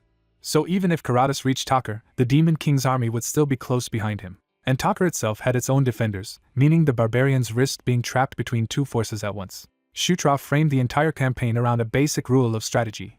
Victory comes from putting the enemy in a bind. He realized he had finally forced Karatas into making a choice on Shutra's terms. At that moment, the scouts reported that the barbarians had begun moving decisively, and Shutra understood that Karatas had made his move. A white-haired prince checks a tactical display as the enemy's answer to the coming battle appears before him. The display confirms that the barbarian king has made his move and is forcing a response. At Tucker, the barbarian host closes in on the city walls. The barbarian king leads a small mounted vanguard with complete confidence that the defenders cannot stop what is coming. He makes it clear that any resistance from the city will be meaningless. With that, he unleashes his men and drives them into a reckless assault. From a rocky overlook, the prince arrives to witness the attack. He stands with a mixed force of allies and studies the battlefield below. Realizing the clash has already begun, he notes that they reached the scene just in time. His orc companion is puzzled by what he is seeing. Only a small barbarian detachment is advancing, which makes no sense if their goal is simply to break Tucker's walls. The prince explains that the enemy knows a full advance would trap them between Tucker's army and the Demon King's forces. So the barbarians send only a minimal force first, intending to pin his side down before committing everything else. When his companion doubts such a small group can achieve that, the prince chooses to wait and see the method. He watches as the vanguard rushes straight into the defender's range. Tucker's archers respond immediately and loose a volley. Arrows rain down on the charging barbarians. The barrage should have broken the assault, but the attackers push through with unnatural resilience. The barbarian king grins as if he has already proven his advantage. He drives straight to the wall and prepares a decisive strike. The defenders brace behind the stone barrier. The king channels a crimson power into his weapon. His blow detonates against the wall with overwhelming force. The prince and his ally are caught off guard by the scale of the impact. Even the defenders on the wall cannot understand what just hit them. The barbarian king orders a massacre as his empowered troops surge forward. From the overlook, the prince sees that a single strike has shattered the city wall. He immediately senses something is wrong beyond the breach itself. Every barbarian is far stronger than normal. He calls up his display again, trying to identify the source of the change. The tactical map reveals a central anomaly in the barbarian camp surrounded by troop clusters. He concludes that something in the enemy camp is affecting the entire army. The answer appears when a glowing red standard rises among the barbarians. The strange crimson flag radiates power across the battlefield. As its aura spreads, the barbarians' eyes flare and their bodies swell with battle frenzy. The army erupts into savage exultation under the flag's influence. The prince finally understands that the flag itself is empowering them. With the entire host now surging under that boost, the situation turns critical. A report comes in that the main barbarian force has started moving at last. The prince abandons observation and orders every unit to prepare, insisting the enemy must not be allowed into Tucker. He commands a full charge to intercept them before they can flood through the breach. His allied force crashes into the empowered barbarians, and the melee spreads across the field. The prince breaks from the line and sprints ahead alone. As he cuts through the enemy, he realizes this crimson energy explains why another army had fallen so easily before. He decides the battle cannot be won until the red flag is destroyed. Ignoring the enemies around him, he makes the flag his first and only priority. He dashes straight through the chaos toward it. But a sudden presence interrupts his advance. A massively empowered foe drops in front of him and blocks the path. The prince's route to the flag is cut off in an instant. He skids to a halt, already feeling the pressure of the ambush. Paredes, the barbarian champion he fought before, finds him and accuses him of being the thief who took the golden helm. The prince is alarmed by how much stronger Paredes has become under the crimson power. Paredes confirms it himself, boasting that he is on a completely different level now and demanding the helm back. He lunges with murderous intent and threatens to tear the prince apart if it is not returned. The prince evades the first crushing attack by a narrow margin. Paredes keeps pressing, each blow gouging the ground with monstrous force. The prince counters with a strike of his own, trying to test the new gap between them. He lands cleanly, but the hit barely matters. To his shock, Paradis's body is so hardened that even a direct blow does almost nothing. Paradis mocks him and swats him away as if the attack were meaningless. The prince recovers by calling a green floating device to his side. Using it as a foothold, he regains balance and prepares another approach. He turns the device into a mobile platform and slips around Paradis's next swing. Paradis snarls that the prince is trying to run again. When the champion loses sight of the device for a moment, he realizes the prince is setting something up. The prince reappears in a burst of blue light, denying that he is retreating and reminding Paradis of their last defeat. He slams down on Paradis from above and finally rattles him. The prince follows through while the green platform circles back into position. He traps Paradis inside looping green restraints generated by the device. Instead of panicking, Paradis starts laughing. The prince is unsettled that his opponent is amused rather than threatened. Paradis tears at the restraint and boasts that he is no longer the man who lost before. He declares that the prince's old tricks cannot even scratch him now. The prince, tired of the obsession, tells him to stop wasting time and just take the golden helm if he wants it so badly. He deliberately throws the helm into the air as bait. The sight of the golden helm instantly seizes Paradis's attention. Paradis lunges for it in disbelief, furious that the prince would gamble with such an object. The prince uses that greed against him and dives in with a blue-charged attack, daring him to claim it if he can. Paradis realizes too late that he has been drawn open. The prince unleashes Raging Wave and blasts him away. Paradis is hurled across the ground by the force of the strike. The prince immediately spends one use of blink to reposition before Paradis can recover. He drives the champion down again from above, keeping him off balance. Paradis crashes into the earth, finally showing real pain. The prince gathers golden power into his mechanical arm for a finishing blow. He commits to a crushing downward strike. Gigantic piston slams into the battlefield and detonates around Paradis. Nearby barbarians recoil in shock at the impact. Paradis is left embedded in a crater while his followers cry out to him. The prince calmly recalls the golden helm and remarks that Paradis was too greedy for something he could not handle. He secures the helm again through his system. Looking down on the battered champion, he dismisses him as no longer worth his time. That insult enrages the surrounding barbarians, who rush him to defend Paradis's honor. The prince vanishes before their attack can land. Using blink a second time, he slips through the crowd toward the crimson flag. He threads between the barbarians and reaches the standard at the center of their formation. The enemy leaders notice him too late as he appears beside the flag. He dismisses them as minor obstacles and refuses to slow down. One barbarian tries to block him and is instantly struck aside by the moving green platform. The prince sends the device sweeping through the surrounding warriors, clearing a path around the flag. As the barbarians scream and scatter, he turns his full attention to the standard. He reaches the crimson flag at last. Gripping the pole, he wonders where the barbarians obtained an artifact like this. The moment he touches it, his surroundings abruptly change. He finds himself in a dark, unfamiliar space and cannot tell where he has been drawn. A blazing vision erupts around him, as if the flag is showing him something sealed inside it. He watches in stunned silence as the scene takes shape. A horned woman wreathed in fire appears, embodying war itself. Another radiant woman stands with the prince inside the vision, as if guiding or witnessing it with him. The fiery figure speaks a single command: conquer. That command explodes outward with overwhelming force. The burning woman dissolves into light, leaving the prince shaken by what he has seen. He realizes the vision has imprinted itself on him. The fiery figure's smile lingers in his mind like a deliberate mark. Back on the battlefield, the flag's shaft crumbles in his hand. The nearby barbarians immediately sense that something has changed. His allies seize the opening and begin cutting through enemies who have suddenly weakened. They quickly notice that the crimson aura has vanished from the barbarian troops. The orc ally laughs that the prince has turned the tide again. But the prince is disturbed to find traces of that same war power now lingering in his own arm.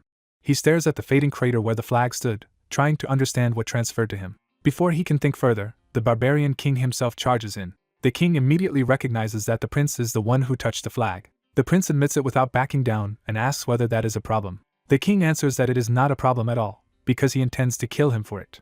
He slams down with terrifying force and blasts the ground apart around the prince. The prince is thrown back and barely keeps himself from being crushed outright. Even while retreating, he admits the barbarian king's raw destructive power is monstrous enough to pulverize him in one mistake. The king keeps advancing, refusing to give him any room to breathe. Another brutal rush tears up the battlefield as he closes the distance again.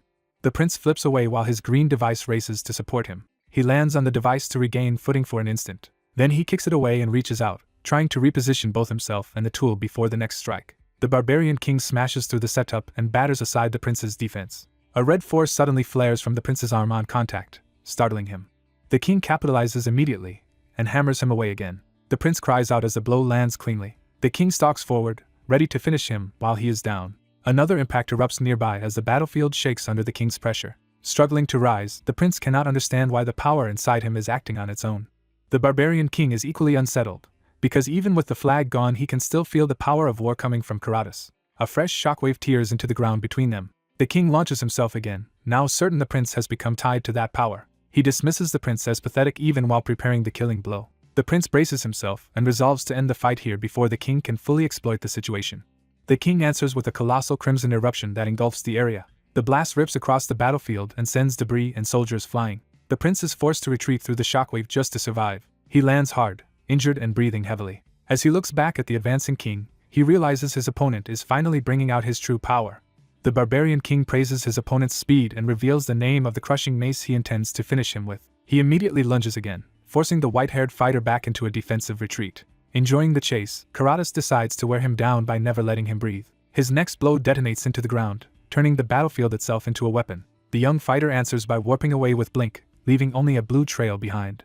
Karatas notices the escape at once and realizes his prey has shifted position again. The teleporting trail curls around him, showing that his opponent is trying to outmaneuver rather than overpower him. The Night Watch reappears in motion, still trying to keep distance and momentum. Even while moving, he admits to himself that Karatas refuses to give him even a second to recover. Karatas recognizes the teleportation trick and treats it as an amusing challenge instead of a threat. The young fighter is shaken that such a massive enemy can still match his speed. Karatas crashes down with another overwhelming strike, forcing a direct block. The impact drives the defender backward despite his attempt to hold the line. Pain starts to break through as the pressure of the exchange catches up with him. Karatas keeps advancing, turning every opening into another brutal rush. The Night Watch is thrown hard across the ruined ground and loses control of the exchange. Karatas is briefly distracted when someone calls out from the side. A blue-haired ally dives in and intercepts his arm before he can press the advantage. She gathers power for Beast God Fistart, choosing to engage him head-on. Her disruption technique hammers into Karatas in a rapid burst meant to break his flow. The young fighter drags himself up while she buys him time by taking Karatas' attention. Green Wind rushes to him in alarm, but he steadies himself with potions and insists he can still continue for now. Even while recovering, he admits Karatas is far stronger than he expected, and Green Wind agrees. She pushes him toward a different answer, urging him to use the method he has been overlooking. Green Wind reveals that the answer is White Suri's ultimate move. Before they can prepare calmly, Karatas lashes out again. His counterattack knocks the blue-haired fighter away and reasserts his dominance. He warns the others not to interfere, making clear he intends to kill them all himself. Karatas openly promises to slaughter everyone one by one, only to pause when he senses a new move forming. The young fighter steps forward with White Suri's shield, drawing Karatas' attention. He realizes he will get only one chance and must meet the attack at the exact instant it lands. Karatas mocks the idea that a mere shield could stop his power and charges straight in. The young fighter braces without flinching, committing to the timing rather than raw defense. As he prepares, he remembers that White Suri's ultimate move is dangerous if mishandled. A memory returns of his teacher warning that careless use would put the user in greater danger instead. The warning continues, stressing that the technique cuts both ways. But the lesson also promised that, when used correctly, nothing is more powerful. Holding to that memory, he stands his ground as Karatas' killing blow descends. At the moment of impact, White Suri's ultimate move activates. He turns the collision into a counter, unleashing absolute domain instead of simply blocking. Karatas is stunned when the force he expected to dominate with is suddenly redirected. Green energy spirals outward and traps the battlefield inside absolute domain. For the first time, Karatas is genuinely confused by a power he cannot immediately overpower. Inside the domain, his body locks up, while the young fighter admits the setup itself was difficult to pull off. With Karatas immobilized, he finally lands a clean hit and feels the tide shift for the first time. He drives in close and pounds Karatas while the domain still holds. Karatas grunts under the blow, forced to endure what he had been dishing out. The domain's force flings both of them through a spiraling current of power. The young fighter realizes the technique worked and that he truly damaged Karatas. His relief vanishes when something goes wrong inside his own body. He starts coughing violently, and the blue-haired ally immediately notices his condition worsening. He recognizes the backlash at once. His aura is in reflux from using the technique. Even as he struggles to steady himself, Karatas laughs, thrilled rather than shaken. Karatas erupts with even more battle lust, declaring that this fight has become truly entertaining. He surges back in and resumes the assault before his opponent can recover from the recall. The young fighter curses, realizing the opening he created may not be enough. Karatas sees through the trick and correctly guesses that his own power was reflected back at him. Instead of fearing that revelation, he becomes more excited to see what else his opponent can do. He stands back up from the reflected strike, proving that even that successful counter failed to put him down. At the same time, more wolf-like enemies rush in, threatening to overwhelm the exhausted side fighters.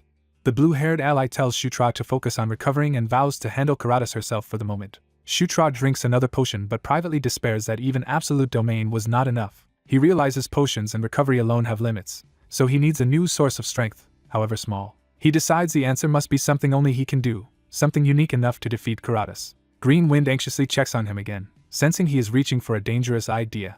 A sudden realization stops him before he answers her directly. He recalls that Green Wind was born from a fragment of Watcher Inkle's soul, and that this fragment already changed him into a dragonborn. Green Wind cannot follow his silence, and demands to know what he is thinking. He reasons that a fragment of an elder dragon's essence should contain far more power than he has drawn out so far. He focuses on the dragon blood within himself as the key to unlocking that hidden reserve.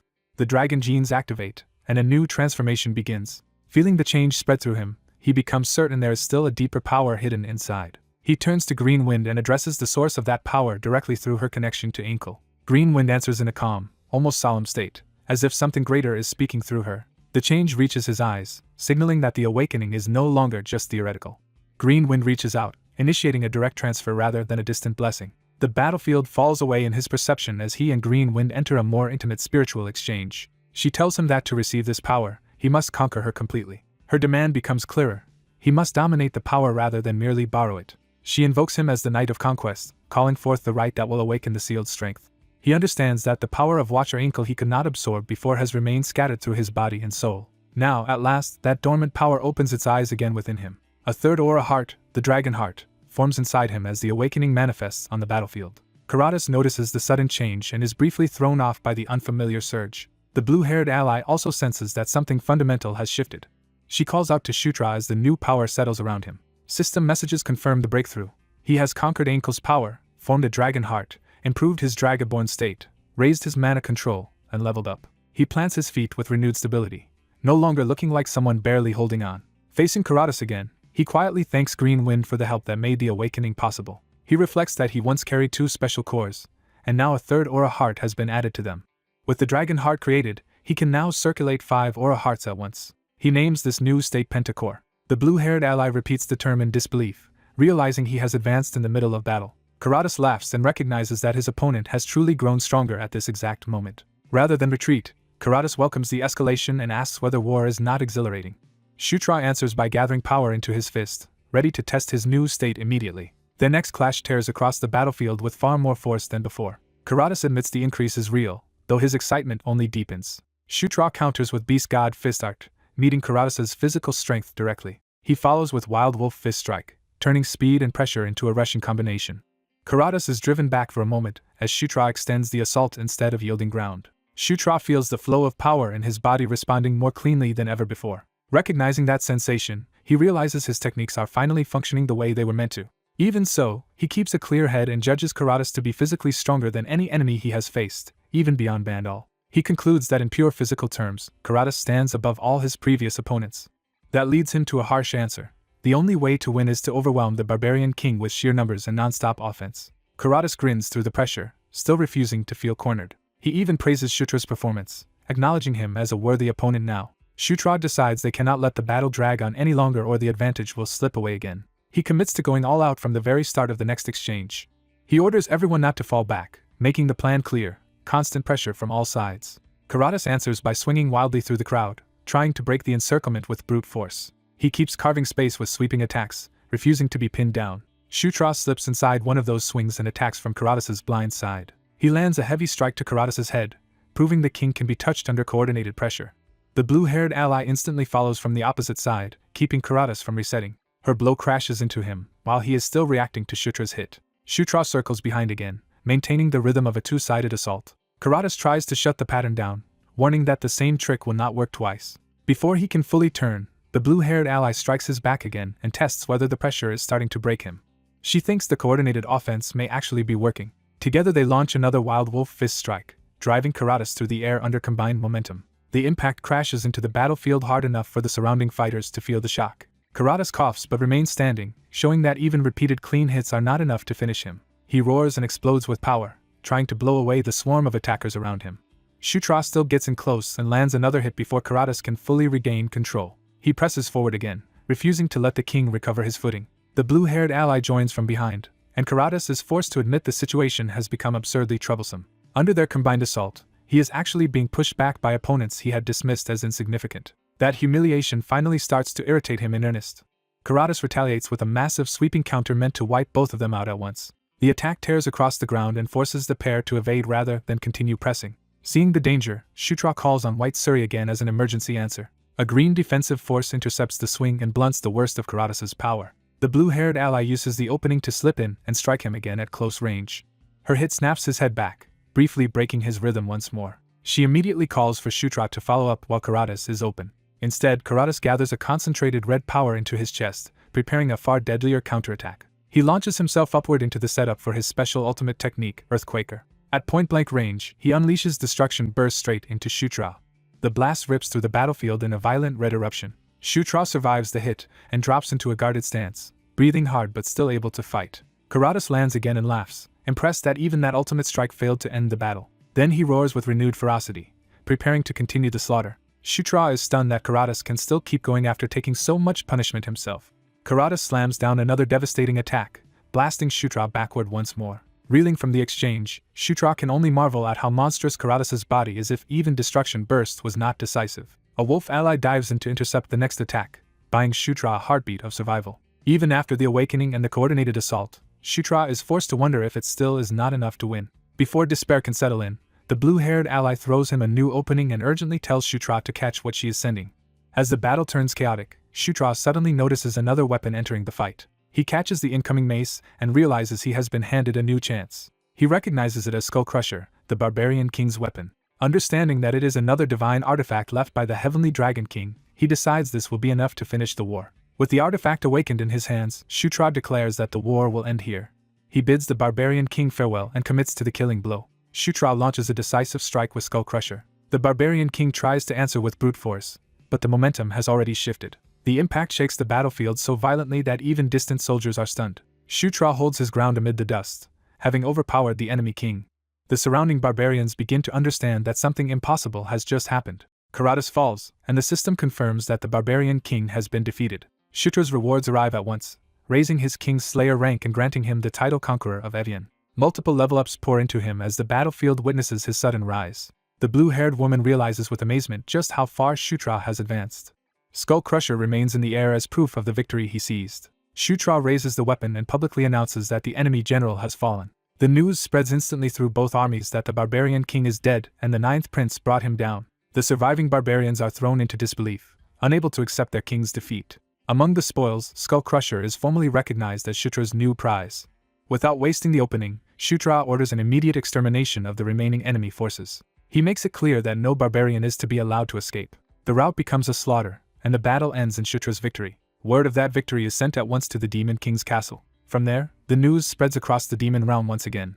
Some greet Shutra's success with open delight. Others respond with anxiety or jealousy as his influence grows. Far away, beyond the reach of ordinary reports, someone else senses his triumph. That watcher is the Death Knight, who has long desired the world's end. He finally lifts his head in response to the change he feels, and he begins listening to the call of death itself. That evening, the Demon King's army settles into camp after Karatas' defeat. The soldiers celebrate wildly, drinking and laughing now that they have survived. The revelry spreads through the camp as victory loosens everyone's restraint. Shutra addresses his people and thanks them for enduring the campaign.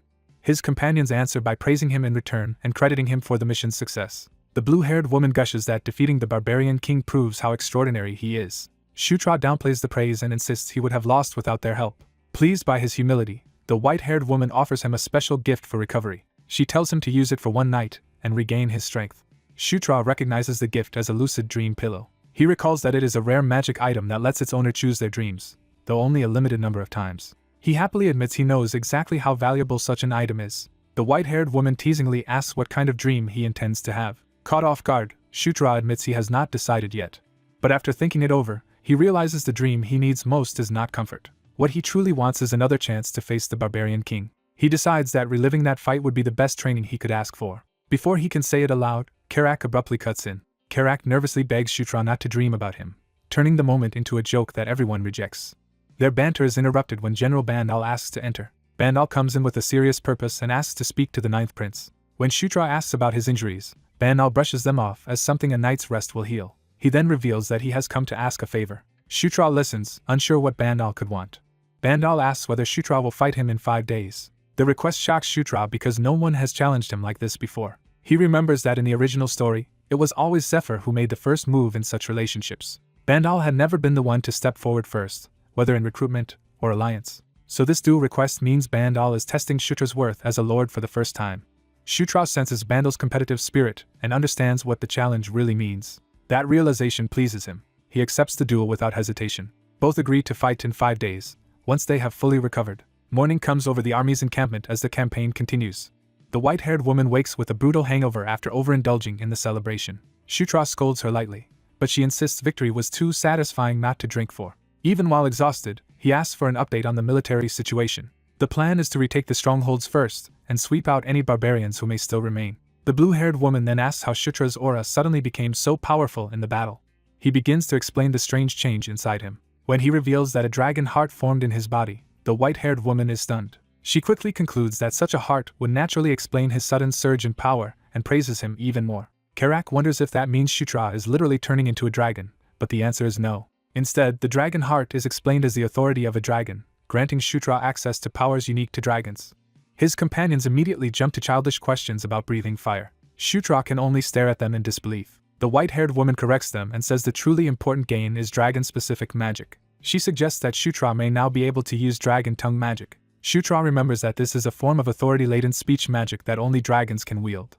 He knows he once saw where to learn it in a strategy guide, but he cannot recall the location. For the moment, he resigns himself to waiting until the memory returns. The next day, the Demon King's army resumes its march south. They retake strongholds 7, 6, and 5 in order while hunting down any barbarians left behind. Meanwhile, Shutra uses the lucid dream pillow to load the interrupted dream he wants to revisit. He enters the dream space and prepares to relive the battle. He steadies himself inside the artificial world. The dream begins constructing his opponent before him. Karatas is fully generated inside the dream for Shutra's rematch. Shutra immediately attacks to test the simulation. Karatas answers with the same crushing force as before. Their fists collide head-on in a perfect recreation of the battle. Watching the exchange, Shutra realizes just how useful this dream truly is. He concludes that the lucid dream pillow is absurdly powerful. By repeatedly reviewing old battles this way, he can deepen his understanding of his techniques and discover better ways to use them. He becomes convinced that this tool will let him grow much faster. Then a new voice interrupts and remarks that he has found a fascinating item. A green, radiant figure manifests inside the dream. Shutra turns in surprise toward the newcomer. The figure identifies herself as Ankle.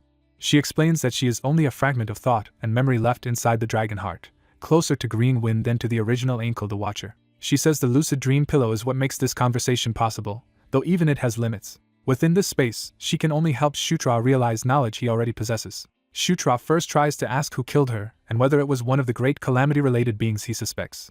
Ankle refuses to answer that directly, but her response all but confirms that his suspicion is not baseless. Shutra changes course and asks instead where he can learn dragon tongue magic. Ankle tells him he already knows the answer. She explains that the memory is buried beneath too many overlapping experiences, and offers to help him recall it. Shutra eagerly accepts her help. Ankle activates the buried memory within him. The forgotten strategy guide in his mind resurfaces. The memory opens fully under her guidance. Shutra jolts awake from the dream with the answer restored. He lies there stunned as the recovered memory settles into place. Then he realizes he now remembers the location where dragon tongue magic can be learned. Before he can act on it, Karak bursts in looking for him. Karak asks why he is still inside and reminds him that today is important. He points out that this is the day of the duel Shutra agreed to 5 days earlier. Outside, General Bandal is already waiting for the promised fight.